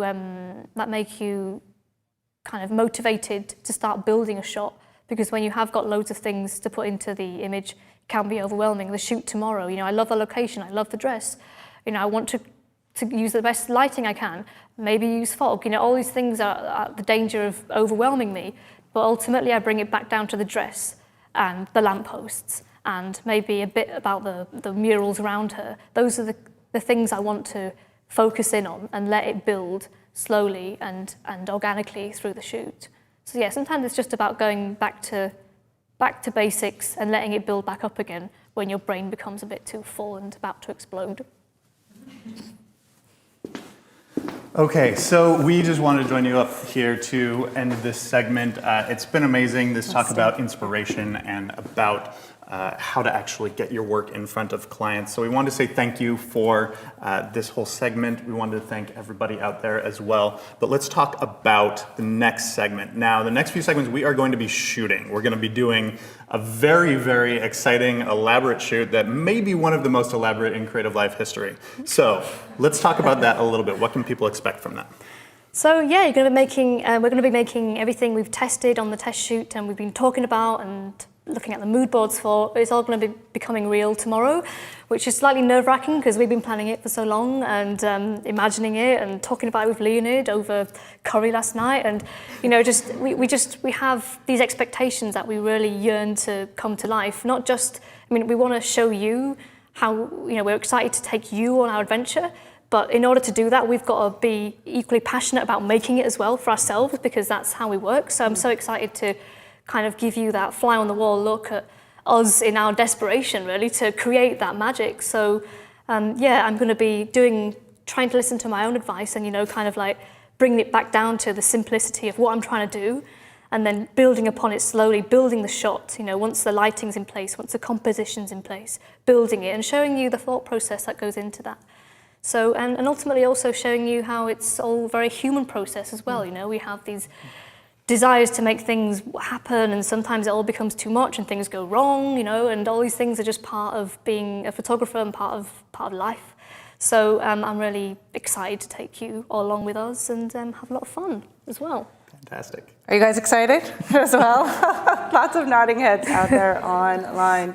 It's incredible how much work you have put and your team have put into this workshop, and I think it's great that we got to learn today about you, about how you work, about just a lot of the process in addition to how you're inspired and what you're passionate about, so that tomorrow when we are seeing you in action, we have all of that as the basis of what we're looking at you through the lens of your lens. I don't know if that makes any sense at all. I feel as though, I don't know about you guys out here and out there, but that Natalie is putting me in a zone where I'm thinking like a lot at a deeper level. I don't know, you put me in a zone. So if you guys out there are also have enjoyed whatever little bit you've been able to see with us here today, the way that we work is that you can upgrade, you can purchase anytime on-demand access to this course. What that allows you to do is stop, pause, rewind, go back, watch the parts that you weren't able to see over the course of these 3 days, and have it to have as your own, as perhaps one of those pieces of inspiration that you so eloquently talked about, how we input and take in all these different things that then we output what are our own creations. So there is a blue buy button beneath the video that you are watching right now. The course is $149 regularly, but we always have that special $99 discount price here for this course. and you can take advantage of that. You can make that decision right now. So thank you to everybody who has joined us today. Thank you, Russ, for being my partner in crime. Thank you to the 10 of you who have joined us here in person. We look forward to involving you and seeing you again for the next 2 days. Thank you to Natalie and the full Miss Aniela team. To Matt, we got to meet Leonid today as well. Russ, thanks to you. I think we have one more thank you. Absolutely, we do have one more big thank you. Everybody on a workshop like this, the line producer is someone that really just makes everything happen and brings the whole team together in a way that, that really organizes it and makes it flow extremely smoothly. I'd like to bring out our line producer here, Ms. Janae Gerard. I don't think she's too surprised about what's happening right now, because as the line producer, you are in charge of everything. You make sure that all the lines of communication are clear and that everyone has the information they need to do their job. Sadly, Ms. Gerard is leaving us here at Creative Live to explore other things that she's passionate about and exciting times in her life. We are very excited for her, but we are very sad for all of us here because this is her last workshop. So we just wanted to bring her on and have you guys help us out to give her a big worldwide round of applause for everything that she's done here at Creative Live. So everybody, please, as we go out, help me to thank Ms. Janae Gerard for everything she's done for us. Thank you, Janae.